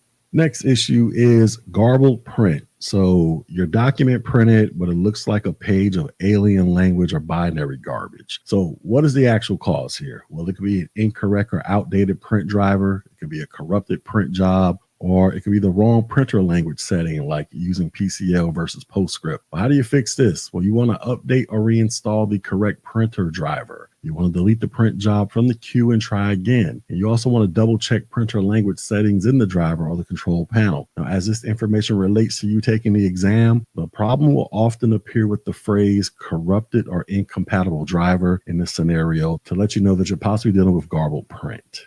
Next, we have paper jams. Yes, the infamous paper jam. And this is the number one reason people threaten to throw their printer out the window. So what are the common causes? Well, it could be paper misalignment or loading too much paper, torn or low quality paper, debris inside of the rollers, or worn out feed rollers. How do you fix this? Well, you want to gently remove jam paper from all access points and never yank it out. You want to inspect the rollers for debris or damage. You want to use good quality paper and do not overfill the trays. And you want to replace rollers if they're visibly worn. Now, as a real world tip, you always want to power off the printer before removing jam paper to avoid any type of mechanical damage.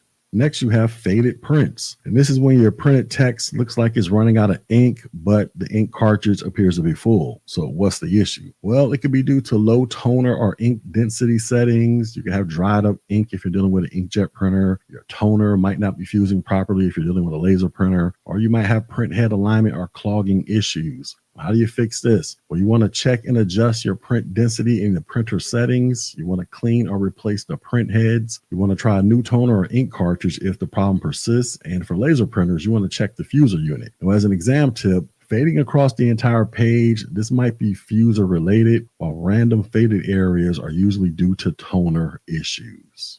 Another issue is the paper is not feeding. So you hit print and nothing happens. The paper just sits there looking at you all smug. So what are the possible problems? Well, it could be due to worn out, dusty feed rollers, improperly loaded paper, incorrect paper type selected, or a paper tray misalignment. So how do you fix this? Well, you want to clean the feed rollers with a lint-free cloth. You want to reload the paper and make sure it's properly aligned. And you want to check your printer settings for paper type and tray selection. Now, as a tip, if paper feeds only after nudging it, then the rollers are likely worn out and they need to be replaced. Another issue is the multi-page misfeed. So you asked for one page and the printer sent out 3. Great. Now you're wasting paper. So what can cause this? Well, the paper is too thin or sticky. You got pages that are stuck together due to humidity. You got faulty or worn separation pads, or you got feed rollers pulling multiple sheets. So how do you fix it? Well, you want to use proper paper and try to fan it before you load it up in there. And you want to replace your separation pads or rollers if the misfeed continues. Now, as an exam tip, the phrase feeds multiple pages at once, this usually points to a faulty separation pad. Another issue is multiple prints that are pending in the queue. So you sent one job to the printer and nothing prints, then suddenly everything you ever printed shows up in one burst. So what's causing that? Well, you got a frozen print queue, your printer's offline, your spooler service has crashed, or there are network delays. So how do you fix this? Well, you want to open up the print queue and cancel unnecessary jobs. You want to restart the print spooler service, and you can do that in Windows by going to your services.msc, looking for print spooler, and then hit the restart button. You can also reboot the printer and the computer, and then you can clear and reset the queue if it's stuck. Now, as a real world tip, you want to create a desktop shortcut to services.msc for quick access to the spooler. Another issue is speckling on printed pages. And this is where you're seeing tiny dots or toner flakes all over your prints. That's called speckling. So what causes that? Well, you got toner leakage inside of the printer. You got a defective or overfilled cartridge, or you have a contaminated drum or transfer roller. So how do you fix it? Well, you want to remove and gently shake the toner cartridge. You want to clean inside the printer with a soft cloth while it's powered off. And you want to replace any defective cartridges. Now, as an exam tip, laser printers, they are more likely to show speckling than inkjets. So keep that in mind.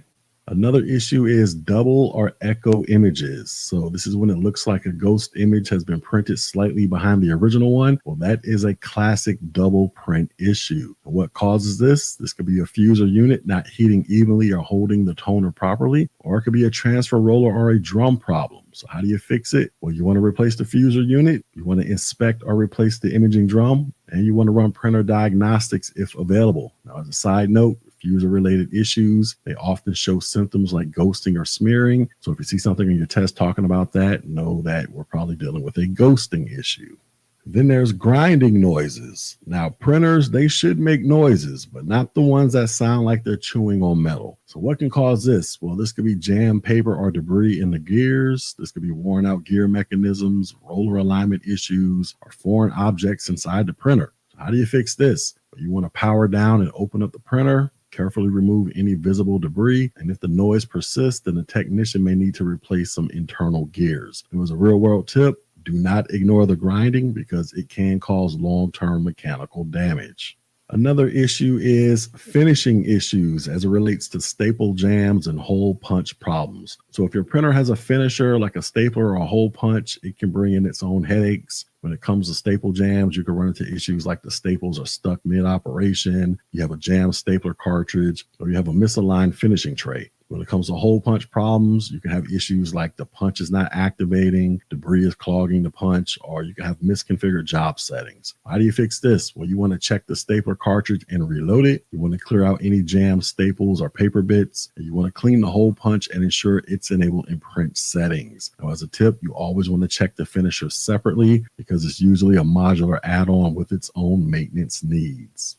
Then there's the issue of incorrect page orientation. So you print it in portrait and your printer gives you landscape, or worse, it prints it upside down. So what causes this? Well, incorrect orientation settings in the print dialog box can cause this issue, or you can have application level print settings that override the system defaults, or you can have mismatched driver settings. So how you fix it? You want to check your page setup in the program you're printing from. You want to double check your driver settings, and you want to do a test print with the print preview enabled. So as an exam tip, orientation issues, these are software level problems. They are not hardware related.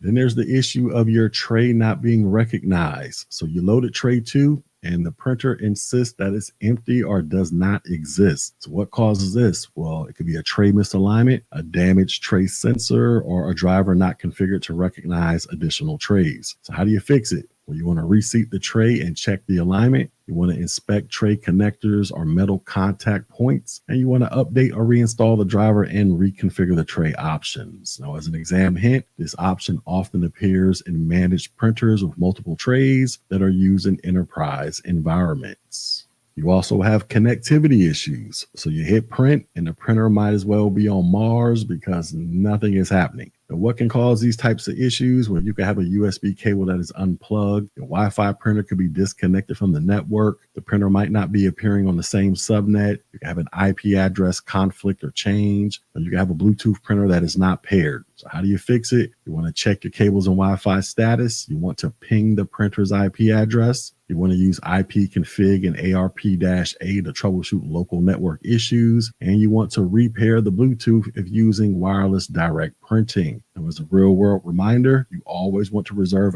IP addresses for network printers via DHCP to avoid any future headaches. And then we have the issue of a frozen print queue. So sometimes the print queue just stops. There's no error, there's no message, it's just stuck. So what can cause this? Well, this could be a corrupted print job. You can have your print spooler service crash, or there could be too many jobs in the queue. So how do you fix it? You want to open the print queue, cancel all jobs, restart the print spooler service, delete any temporary spool files, and then restart the printer and computer. Now, as a bonus tip, You can create a batch script to automate cleaning the print queue. And this is great for those of you who are help desk technicians. All right, so we've gone through all of that. So let me go ahead and wrap this up for you. So here's the deal. Printers might be frustrating, but they are not mystical creatures. Most of their problems boil down to a few repeat offenders. You're dealing with outdated drivers, dirty components, misfeeds, and software misconfigurations. So if you're studying for the CompTIA A+ 1201 exam, you need to know how to identify and troubleshoot these issues because that is key. But more importantly, understanding why the problem happens, this can give you the confidence when facing real-world printer drama. And with that being said, let's do some check on learning. So a user complains that their printed pages have long vertical streaks running down them. What is the most likely cause? Is this due to incorrect page orientation, worn or dirty drums or print heads, paper tray misalignments, or outdated print drivers? And the correct answer is worn or dirty drum or print heads. So vertical streaks on printed pages are typically caused by issues with the drum in a laser printer or dirty or clogged print heads and inkjet printers. And these components are responsible for transferring the image onto the paper. And when they are dirty or defective, they can leave visible lines or streaks. Next question. A network printer suddenly stopped printing. The jobs are stuck in the print queue. You try restarting the computer, but nothing happens. What should you do next? Should you delete all pending print jobs and restart the print spooler service? Should you replace the toner cartridge? Should you print a test page from the application? Or should you adjust the page orientation settings? You're going to want to delete all the pending print jobs and restart the print spooler service. So a stuck or frozen print queue is often resolved by clearing out the jobs and restarting the print spooler service, which manages print jobs and windows, and replacing the toner or adjusting the settings. This will not resolve a spooler level issue. And our final question is, which of the following would most likely fix an issue where multiple sheets of paper feed through a printer at the same time? Would you need to replace the ink cartridge, adjust the paper orientation in the print dialog box, replace the separation pad or clean the feed rollers, or run a nozzle check utility? And you're going to want to replace the separation pad or clean the feed rollers. So when a printer pulls multiple sheets at once, it's often because the separation pad is worn or the feed rollers are dirty, and these components are responsible for pulling one sheet at a time from the tray. Replacing or cleaning them, this will typically solve the problem.